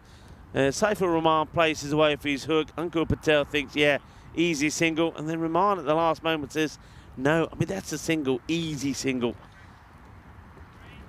Can quite easily, miscommunication like that can result in run-outs that can cost you. That's going to be, it's a nasty one actually for Marco Vake, who's behind the stumps. And just have a look at this. It's definitely a wide, but I think it just gets him after that second bounce right at the side of the face. There's Marco. I'm sure his son Rasmus is watching. Rasmus, hello to you if you are. And your dad won't be bowling today, so we're not going to see any moonwalk celebrations from him like the last time that I was watching him. Played away beautifully. Lovely shot. Elegantly played. Sometimes when he's batting, it's like he's got so much time in the world. Just have a look at this shot. Beautifully played in the gap all the way along the deck. Quattro mas. It's the end of the over. There was a wicket from it. That was a good thing. The bad thing was there was 16 runs that came from this as well. So 16 off the first. Khan did go for a golden duck. It wasn't a good shot from him. But Priyanaj then doesn't really follow it up with the rest of the over.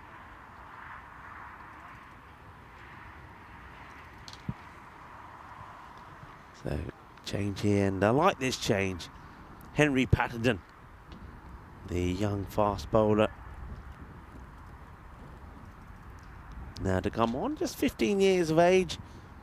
Be celebrating another birthday, I think in July. There he comes. And gets a wicket straight away. It's a boogie, oogie, woogie. Grizzly 5-ball. Ankur Patel plays all around this. Oh, well, it's basically, he goes the same way that Khan went. It's not a good delivery. Look at that movement away. I mean, if that gets him on the pad, he's gone anyway. Just try to, I don't know if he was trying to intimidate the young bowler there, but just moving early. But I liking that from Henry. He just goes full and straight. Ankur Patel, it's his turn to depart for just one of the 3 deliveries. Bowl full at the stumps. Get it right and get your reward. It's an ugly looking shot once again. Patel will go. It's a shot that he plays pretty well. And when he pulls it off, it goes a long way. But when he gets it wrong, it looks messy and untidy. Aditya Panwar now comes in at number 4. Henry, great start from the young bowler. It's that harp in the air again. They're taking the single on. Panwar will get home, but it's uppish, you know. He's getting good movement away, and it's pretty late as well. I wonder if it's worth maybe next time round, even here to Rahman, just having one of those fielders a little bit closer on the offside in a catching position. Let's see how the young man deals with Saifur Rahman, who must be feeling that he's got to once again put a big score on here. If that Yorker is well bowled, but more of a controlled stroke from Saifur Rahman. It's a really good start, this from Henry, getting the ball full and straight. That's all you can ask from him, really. Yeah, I'd have a catcher just a little bit closer. We've got a good ring here. Got 1, 2, 3, 4 in the ring. I just have one of those fielders in cover, just in that catching position. So played away on the leg side. Just a single. Good work, quick work from the fielders there. That's Kalevis Lapu.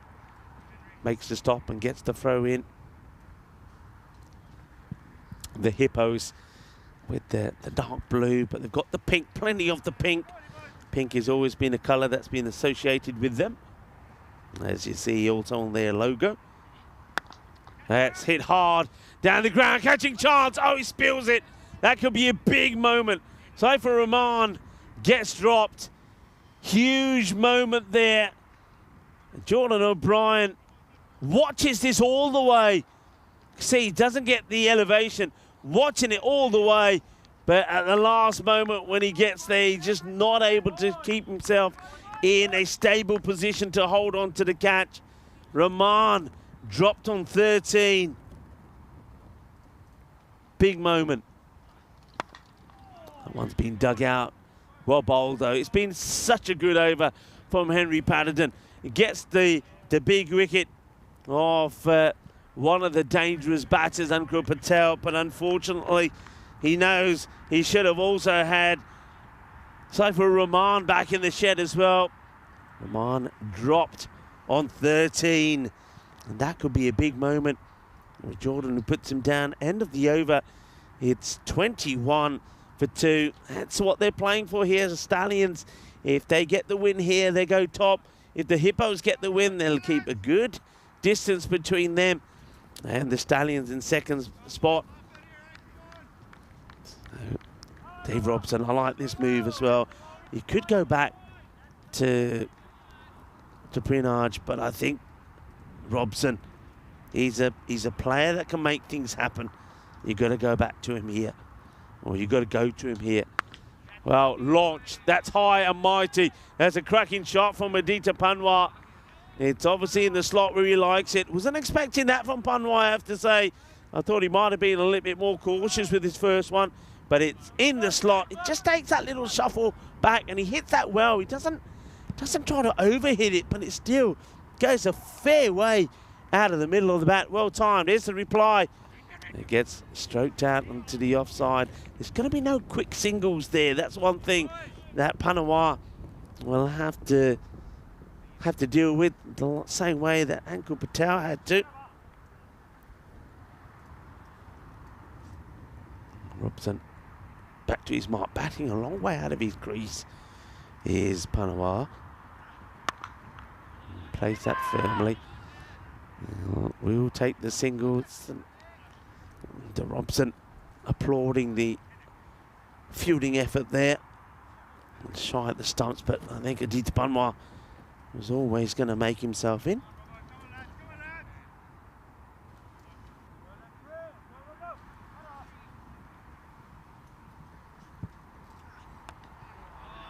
Works that away, fine. Good bit of fielding, good throw. And I think here I'll be inclined to go straight back to Henry Patterson, their next over. I know sometimes that the Hippos, we've seen them on a number of occasions use 5 different bowlers first up, and then they start to pick and choose who they want to go back to. But I think the way Henry bowled that last one, he created a lot of problems. I'll go straight back to him.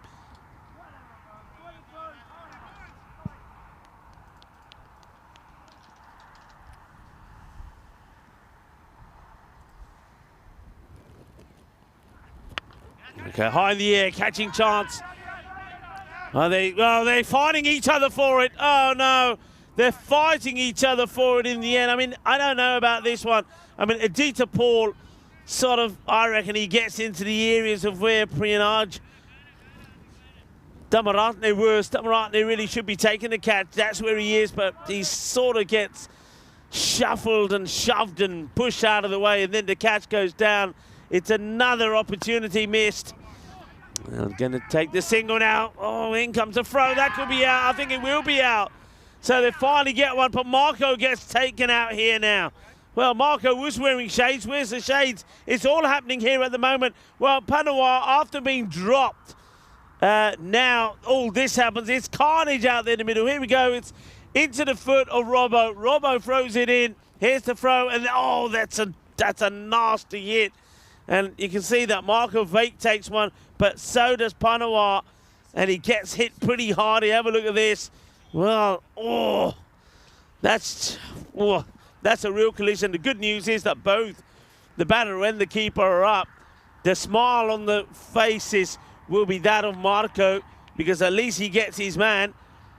And I tell you who else is smiling.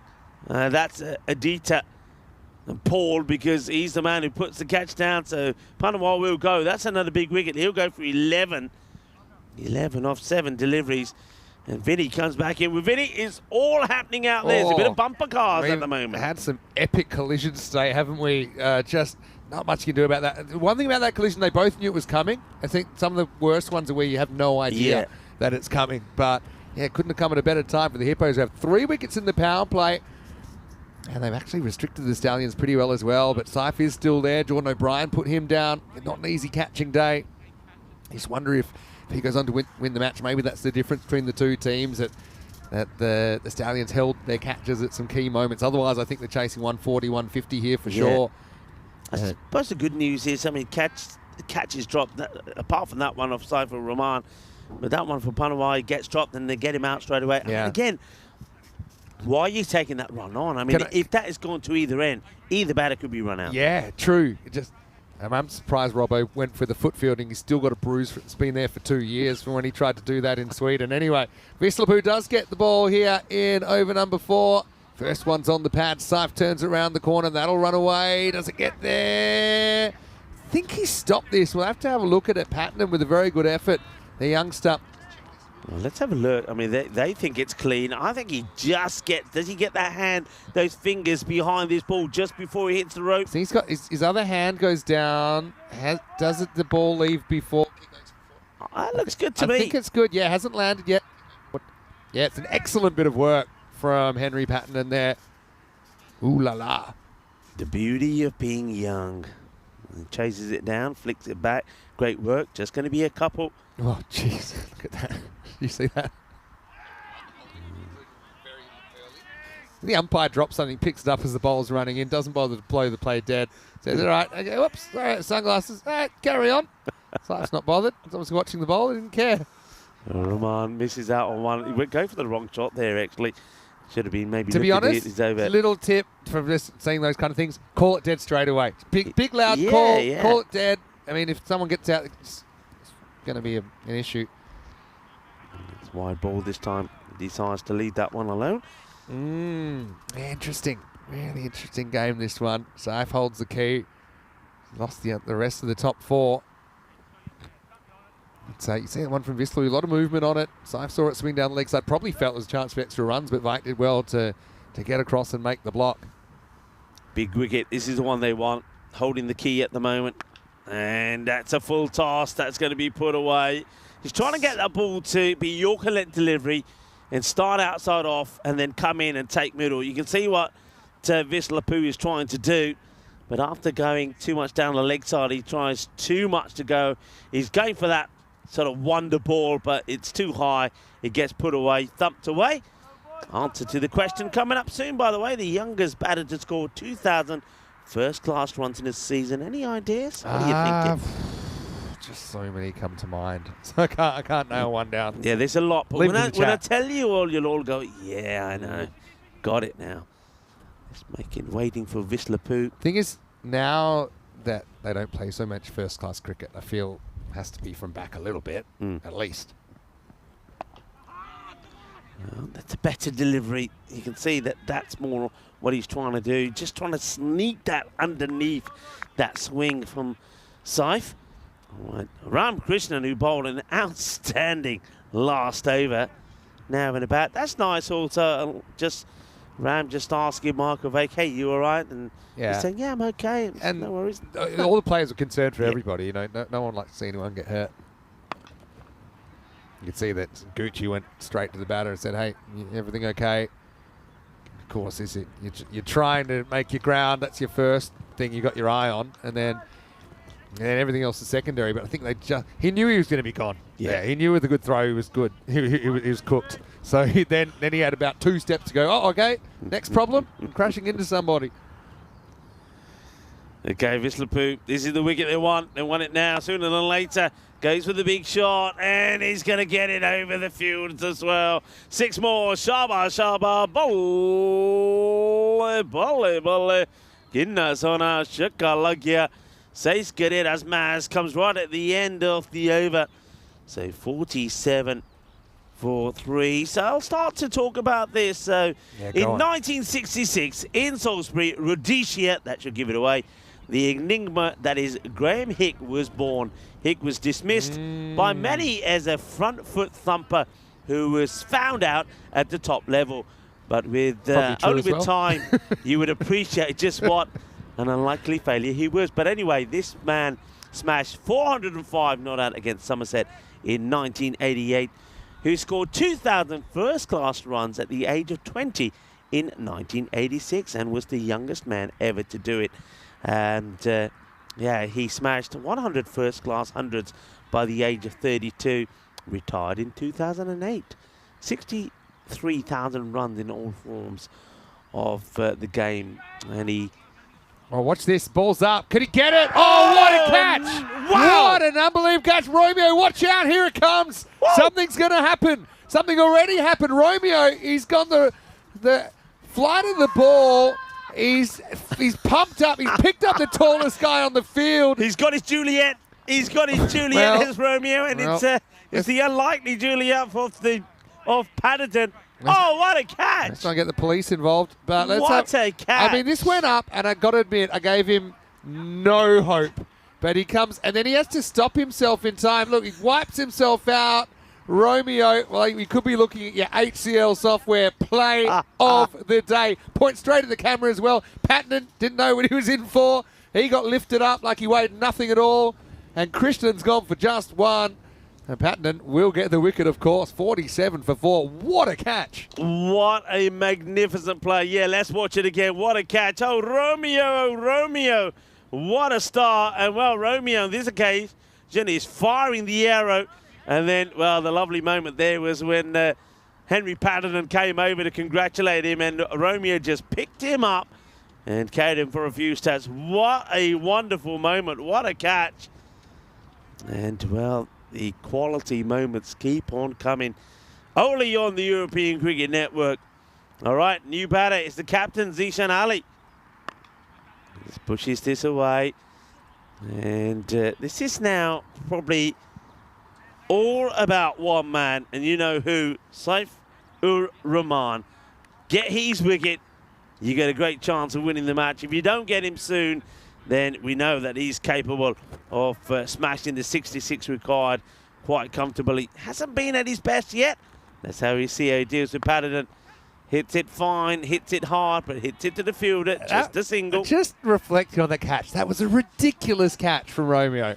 Had to turn. He would have felt he was alone and there wasn't another person in the world, right? He's just running into a meadow and he's saying, I just hope this ball comes down somewhere near me.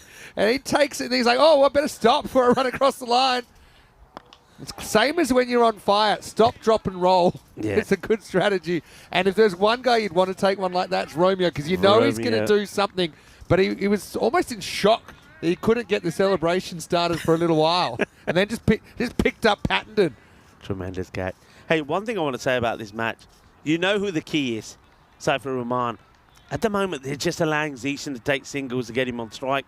I'd like to see them be a bit more aggressive in the field here, the Hippos. If you're going to win this match, you know how you're going to win it. You've got to keep this guy off strike. That's why, because he smashes the ball huge for 6 for fun. He's a powerful hitter. He's the match winner for the Stallions. And when he's not on strike, the likes of Zishan is just going to try and take singles. So put the pressure on Zishan. If he's going to go for a shot to go over the top, let him do it. But don't let him get the singles to let Saifur Rahman get on strike so easily. Yeah, the thing is, for all the kind of mini highlights they've had, or even big highlights, Saif's still there. Yeah. And if he's there, they win. Oh, well, a rare false shot from the big man. Goes for that lofted hit into that cow corner area. Doesn't get it. Patterson gets a dot ball through. That's nice. And a nice moment there shared here. Have a look at this. Patterson and then Saifur Rahman. And then, well, he's doing what old fast bowlers like to do at a young age as well. Yeah, get in their face. Let him know that you beat him. 2 for 14. Really well bowled by Henry Patterson. And the Stallions at the halfway point, 56 for 4, needing under 12 and over for victory. Yeah, so Saif had a few close calls, but he's still there, like I said. Let's have a look where we'll be over the next few weeks with Romania, ECS next week. Same format as this one. And this one I think's been pretty entertaining. I'm sure Romania will be just as good. A couple of new teams there as well, as we saw earlier today. Belgium also with T20 series there next week, so you can double screen it again. I know maybe you got one lonely screen and one screen on us right now, but don't worry, next week that'll be solved. And of course, Hornchurch and Czechia, which is my new hometown. Oh! Wow, hello, what's up? And Ooh, that's la, going to be la. 6. And that's the one thing about Zishan, in coming in any situation, any time. These two could easily be opening the innings. And you can see there the raw power. That one sails over the ropes. Well, Zishan Ali unleashes one, and that was clean out of the middle of that bat. And that was sweet. Sweeter than a bowl of rasmalai. What a clobber that was. And they do go back to Damarathanek, who went for 16 in his first, but he did take the wicket. Just with that patented. Oh, he's got to run hard here.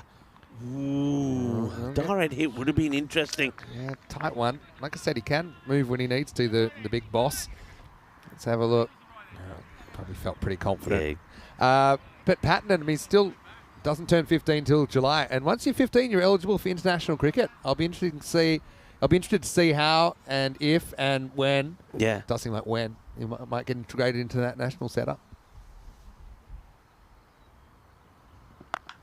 Oh, that's clobbered, isn't it? That's clobbered. Just a little bit too short. And Saifur Rahman holding the key. He's got his captain out there to give him a little bit of support. Too short. And when it's short, it goes. And that disappears. It's a powerful hitter off the ball. Saifur Rahman, and he's leading the way. Also the leading run scorer. Just scoring. I think he's already scored three half centuries and a century. Yeah. And he's on his way to another 43 of 17. It's well bowled and gets respected on this occasion. That's the other thing about Saif. If you bowl him a good ball, Vinny, he's not afraid to defend it or dab it out and take a single or just dot you up. He's not afraid to. He just knows that he can catch up afterwards. Yeah, you're exactly right. He's a good decision maker at the crease. He knows he can catch it up. Have a look at what he's done to this rate. He's got it down to pretty much 10 and over. Zishan doing his bit as well. It's not out the middle. And where's Romeo when you need him? Oh, Romeo, it was the best of times. It was the worst of times. Oh. And if there was such a thing as a reverse celebration, now would be a good time to bring it out. Well, I said it was Romeo when you need him. There he is. And on this occasion, he gets it all wrong. I hope we can cut those two together. That's definitely, it will be my suggestion. The good and the bad, it can happen all in an instant. And another boundary. That's hit well, but only as far as Robson, albeit a single. It's a good shot for one, that one from Ali. It's the end of the over. And 6 completed. It's 75 for 4. Yeah, that's cricket, isn't it? He just did something almost impossible, then something that seemed very likely somehow got away. So, yeah, 75 on the board.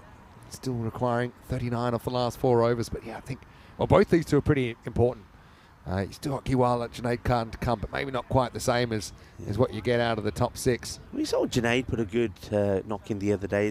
He was the only man, actually, when they lost to United. He scored runs, 30-odd.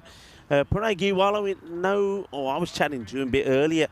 I just asked the question why we haven't seen him bowl much, and he told me he's got an injury that he picked up there from Malta. He's has bowled a few overs since then, but he doesn't feel right, so he's resting his bowling arm as much as possible. Robson needs a wicket, comes back, strays down the leg side, will be called a wide. Interesting, he's going pace on here, Robson. I think part of the reason he's got the lefty, I actually wouldn't have minded him going kind of spin to the right-hander and then pace to the left-hander. I think that's something he'd be able to do, just with the different shapes he'll get, but he's decided to go back to the medium fasts. You'll appreciate me putting the fast on the end of it as well. Of course, we saw him bowling earlier, and this is what he bowled earlier as well. Yeah, he went for the pace, got that run out, didn't he, after the catch was dropped, and did come back and get a run out, which made a big difference. So he got 1 wicket in that over, but this is the one now. This is the test. Get a wicket here, you get yourself back in the match. Full toss. That's not going to do it, is it? It's going to be sent away over cow corner. Not a good delivery there from Robson.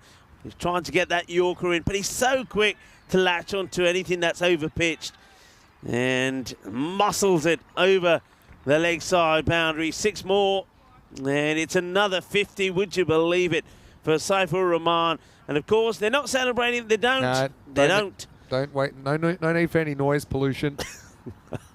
Just leans on his bat. Just says, yeah, I know it's 50. I can count. Just leave me alone. I need 31 more and can get home. Probably have a nice hot shower when he gets home tonight, Saif. Robson wants to change the narrative. Even that doesn't mess with it. Saifur Rahman just seems so calm. Seems to have a ridiculous amount of time at the crease. We saw him actually playing for Estonia in the ECS a couple of years ago in that Sweden tour where Robson got his leg busted. He's Robson, I think, trying everything, trying to get inside the head of Rahman. And Rahman, well, he replies with the bat. That's what good batters do. Didn't work. And good players do. And on this occasion, Robson just turns around and says, yeah, okay. He's a good player, isn't he? He's a class player. Very good. But again, look at the shape that he keeps on this. Yes, he rotates body slightly, clears the front leg slightly, but it ain't a slog. It's just an elevated drive. Rahman 56 out of the 90 so far. Oh, that's better ball. Even this doesn't try and do too much with this. Says, all right, you know what? Just don't want to miss it. I'm happy. Even if I have a dot here, I can handle it. Because with him there, they're 4 hits away from victory. Don't have to do them all at once. Robson, has he got that one special delivery? 2 to come in his spell. Can he get his man? Slow ball, takes the pace off it. But there's enough power in it from the batter to send it all the way. Que guay, que genial, que grandísimo. Este hombre es una máquina. Tiene mucha fuerza. 6 carreras más. It's another biggie from the bat of Rahman. Hate to say it, but if there's a car around, it might be time to get it started, because I can't see this game going too much longer. Once again, it's the late game blues for the Hippos against the Stallions here. Rahman 62 and ticking. And, well, if you call that ticking, I call it thumping. He's thumping the ball to the boundary. It's a big over. Robson will get taken for a magical one. And there's plenty of pain in that one for Robbo. That's another biggie. That's 27 that come off the over. And they are almost home. That also brings the 100 up. 102 for 4 at the end of 7. ECN cricket's a cruel game, isn't it, sometimes? I mean, right now, Jordan O'Brien probably feels like the Herschel Gibbs to the Steve Waugh of Saifur Rahman. He's just basically torching the bowling to all parts. So what's coming up tomorrow? I know Marco's back. He's in for me tomorrow. And then it's actually your last day in Estonia tomorrow because you're already on the way to Romania on finals day. So starting the same time, 6 a.m. GMT, 8 o'clock in Central Europe, 11:30 in India, starting with United versus the Riders. I think, like I said earlier, I think the 4's pretty much set, but the battle for the top 2 is pretty interesting. I mean, the Hippos are kind of not necessarily a lock now after taking 12 out of 12 points to get their tournament started. Here's Colour. Be a wide ball down leg side. It's one that Zishan misses out on, but he'll get one more knocked off the target required, which now goes down to 11. Interesting matches tomorrow. If you take a look at the Hippos, who they got, I think tomorrow Hippos play just the one. Yeah, I think they just play the one, yeah. Yeah. So then they'll be watching out for the strikers, maybe potentially overtaking them. Slow ball, well bowled. Asking the question and out. It's full and straight. The only thing they're going to say to me is where this pitch is. Does it pitch outside the leg? Is it going to miss leg? No, you'll see this one nips in, and the only question is it going to miss leg? That's a possibility. But I actually thought umpire was going to give it straight away, then thought about it again. But I just nips back a bit, hits him in front of middle and leg. I don't think it's going to do too much. I think it's going to crash into leg stump. You actually see where it hits him on the pad. It's on this side of the pad as well. And yeah, I think it's a pretty good call. Zishan gets done by a bit of seam movement there from Colour in the end. It's weird because the umpire, his hand went, and then he said, well, hold on, I don't want to rush to any conclusions. Yeah, Colour, again, kind of, I don't want to call it drift, but it comes out slower than his arm suggests.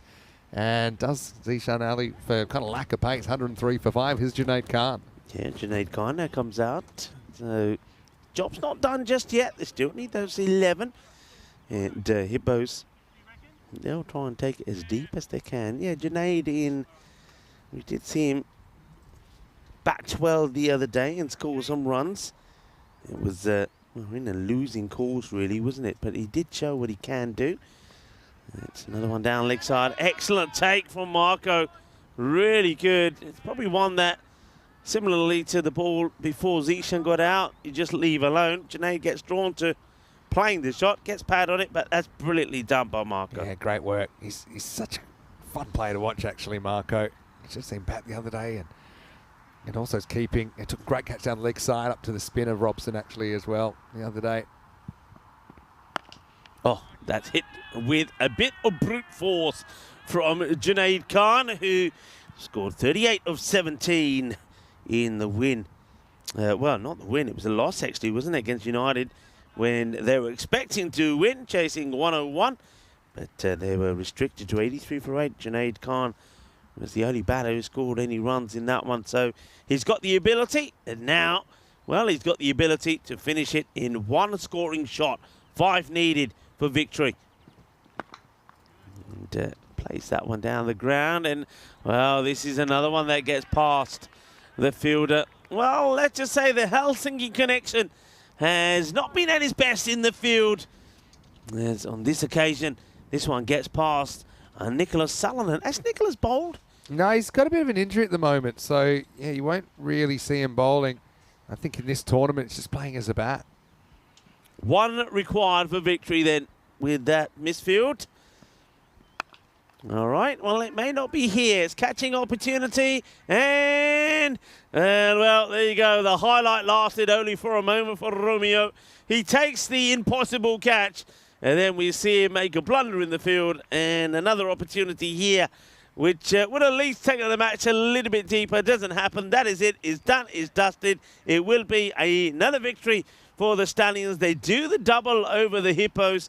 This time round, the Hippos will take a point away from the match, but it's the Stallions that'll be victorious. Another fine knock from Saiful Rahman, 68 not out of 23. Yeah, and they had that opportunity. They didn't take it. And yeah, I mean, the Finns are both very, very good fielders, but I suppose in these conditions, everyone's going to make mistakes. And I think it did come down to be one of those things because, I mean, Saif took a very similar catch on the boundary. Yeah, probably just as tough. And he ends up on the winning side. So the Stallions do the double over the Hippos. Hippos, I know they were so disappointed not to be able to make the final last year. Just fell away a little bit towards the end.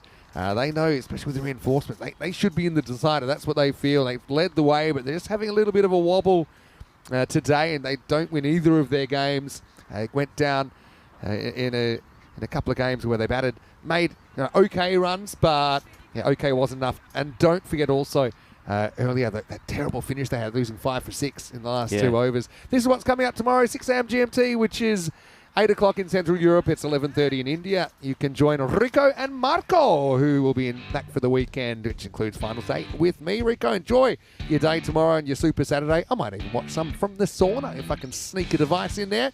And nothing sneaky about the start from Dhammaratne.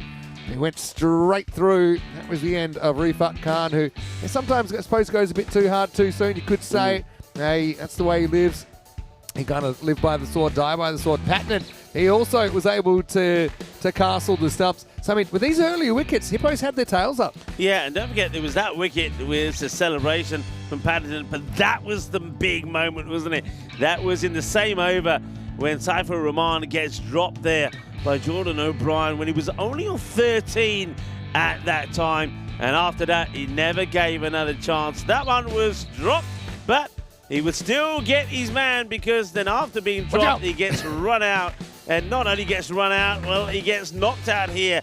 Well, that could have been nasty. It was Wake and it was the batter, Pandawar, that smashed into each other.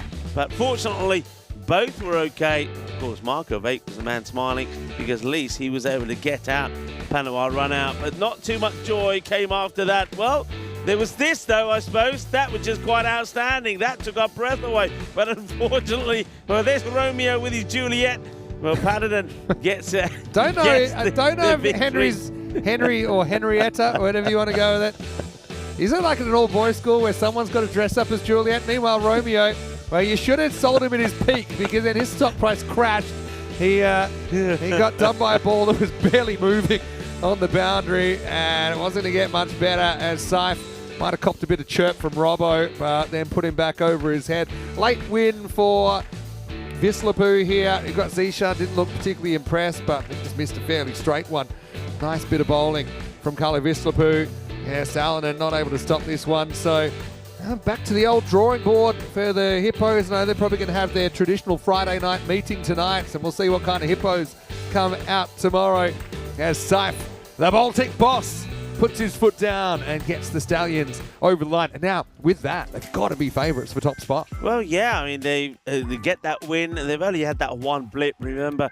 But since then, they've been putting things right, and even when they have that wobble at the top of the order, that's a major wobble. When Rif Khan and Ankur Patel, when they're not scoring any runs, when you're relying on one batter to get you through, and Saifur Rahman does do it well there. Good little partnership between him and Zishan Ali, but you still got the likes of Junaid Khan, who we know can bat a fair bit as well. So Stallions will be happy with that victory over the Hippos. Hippos will be disappointed. They'll be disappointed for two things. One is the way their innings ended.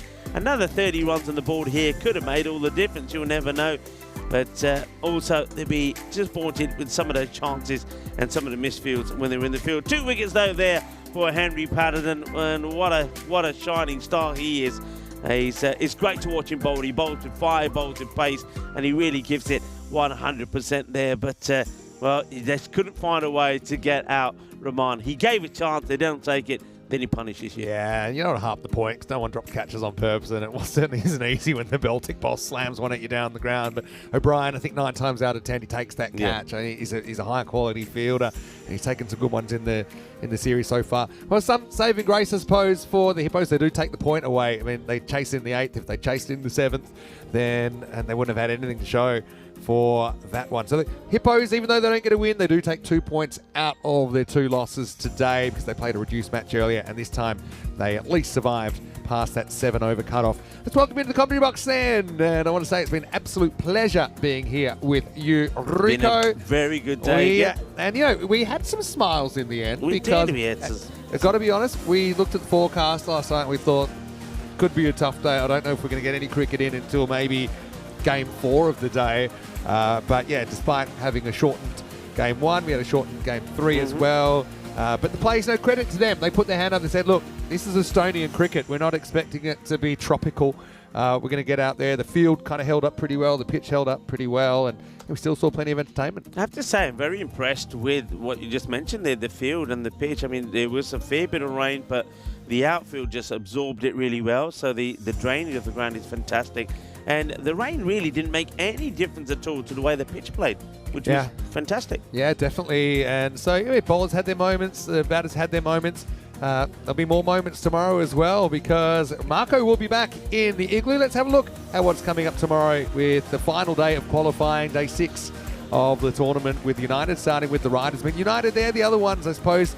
They'll want to hit some sort of form. I wonder if Sahil Chand might come back. Of course, it is the weekend. Maybe the work issues won't be so bad, and maybe United can get more of their regulars on the park and start to make a bit of a run towards finals on Sunday. And of course, the Riders and the Wolves, I think it'll be their last chance to play some cricket. I just don't see a way that they'll be able to play their way into the 4. But again, they've got some games there, and they'll be hoping that they can win them and just kind of walk away on that winning note. Everyone loves winning their last game, even if you don't make the finals. I mean, look, I think those two teams, they haven't had the best of times, the Riders or the Wolves, but they've got some good players in there. Yeah. And I still think that they'll be looking for the opportunities to go out there, shine, and win. You know, it's the platform, it's the stage that these players want to play on, and it's a chance for them to have that magical moment, that highlight, to maybe enter a Hall of Fame, and I think they're going to give it the best. Well, I've got a date for you. Have you now? 30th of July. Not a date. I haven't brought anyone. 30th of July. 30th of July. What's happening? I think it's the next time we commentate together, and it's in 2 months and a week. So it's not often we get the pleasure. Like we're like ships in the night. So it's been It's been great. Absolute pleasure. I'm glad we got some cricket on. Enjoy this. I know you're going to be hitting that spa tomorrow. I don't blame you because it is 100%. Unbelievable. You enjoy your time in the spa. Enjoy your break, and I think we'll catch up with each other before we We're always in disappear, touch, but it's hard to be in the same place at the same time, such as our It's a bit like that European at the moment, cricket schedule. And of course, so it's going to be multi-events. So we might be working at the same time, but we're rarely working together. Great job. You're doing a great job. Thank you, man. You're doing a great job. I don't need to tell you. You're doing a I don't great need job to tell as you well. every day, but I will. Big thanks to everyone in the chat as well for your company and for being so supportive. And we couldn't do it without our community. We say it all the time. Yeah. We really, really enjoy what we do. There's long hours, long days, but the feedback and from the players, everyone that enjoys the broadcast really makes it worthwhile. So before we go, just a final reminder. I'm sure you have, but if you haven't, just check you've clicked the thumbs up button in the YouTube video. If you are watching on YouTube, don't forget also to subscribe to the channel. We are heading up. 500,000 next. We'll be half millionaires one day. We're not going backwards. What we do, we have to plan what we're going to do when we get to that mark. Remember, I just hope it's a hot sunny day. I hope it's not strawberries and cream and Pims under in a thunderstorm. That was what we did with 400,000. There's our social media at European Cricket. And don't forget EuropeanCricket.com. You can actually check out some of the squads. They're starting to come in for Hornchurch. You can start to pick your favourites. Some interesting teams in London, and obviously Romania next week, and a couple of new teams there as well. Let's get going. Can see our bus has pulled up. It's almost like an armoured vehicle we get. I mean, that's the kind of... It's pretty snazzy, though. It's nice pretty there. fancy on the inside, yeah. It's a good bus. Anyway, I'm going to stop yammering on. It's Vinny Sandy and Mr. Max on behalf of Rico Fawn, all the crew here, all the blue crew, and everyone on the ground in Estonia. Stay happy, stay safe, and enjoy the weekend. I'll certainly be enjoying mine. The Marco in for me tomorrow, the Rico, and I'll be back for finals day here in this ECS Estonia. Now enjoy the best bits of a Peacock Friday, day 5. Hasta pronto. Ciao, ciao.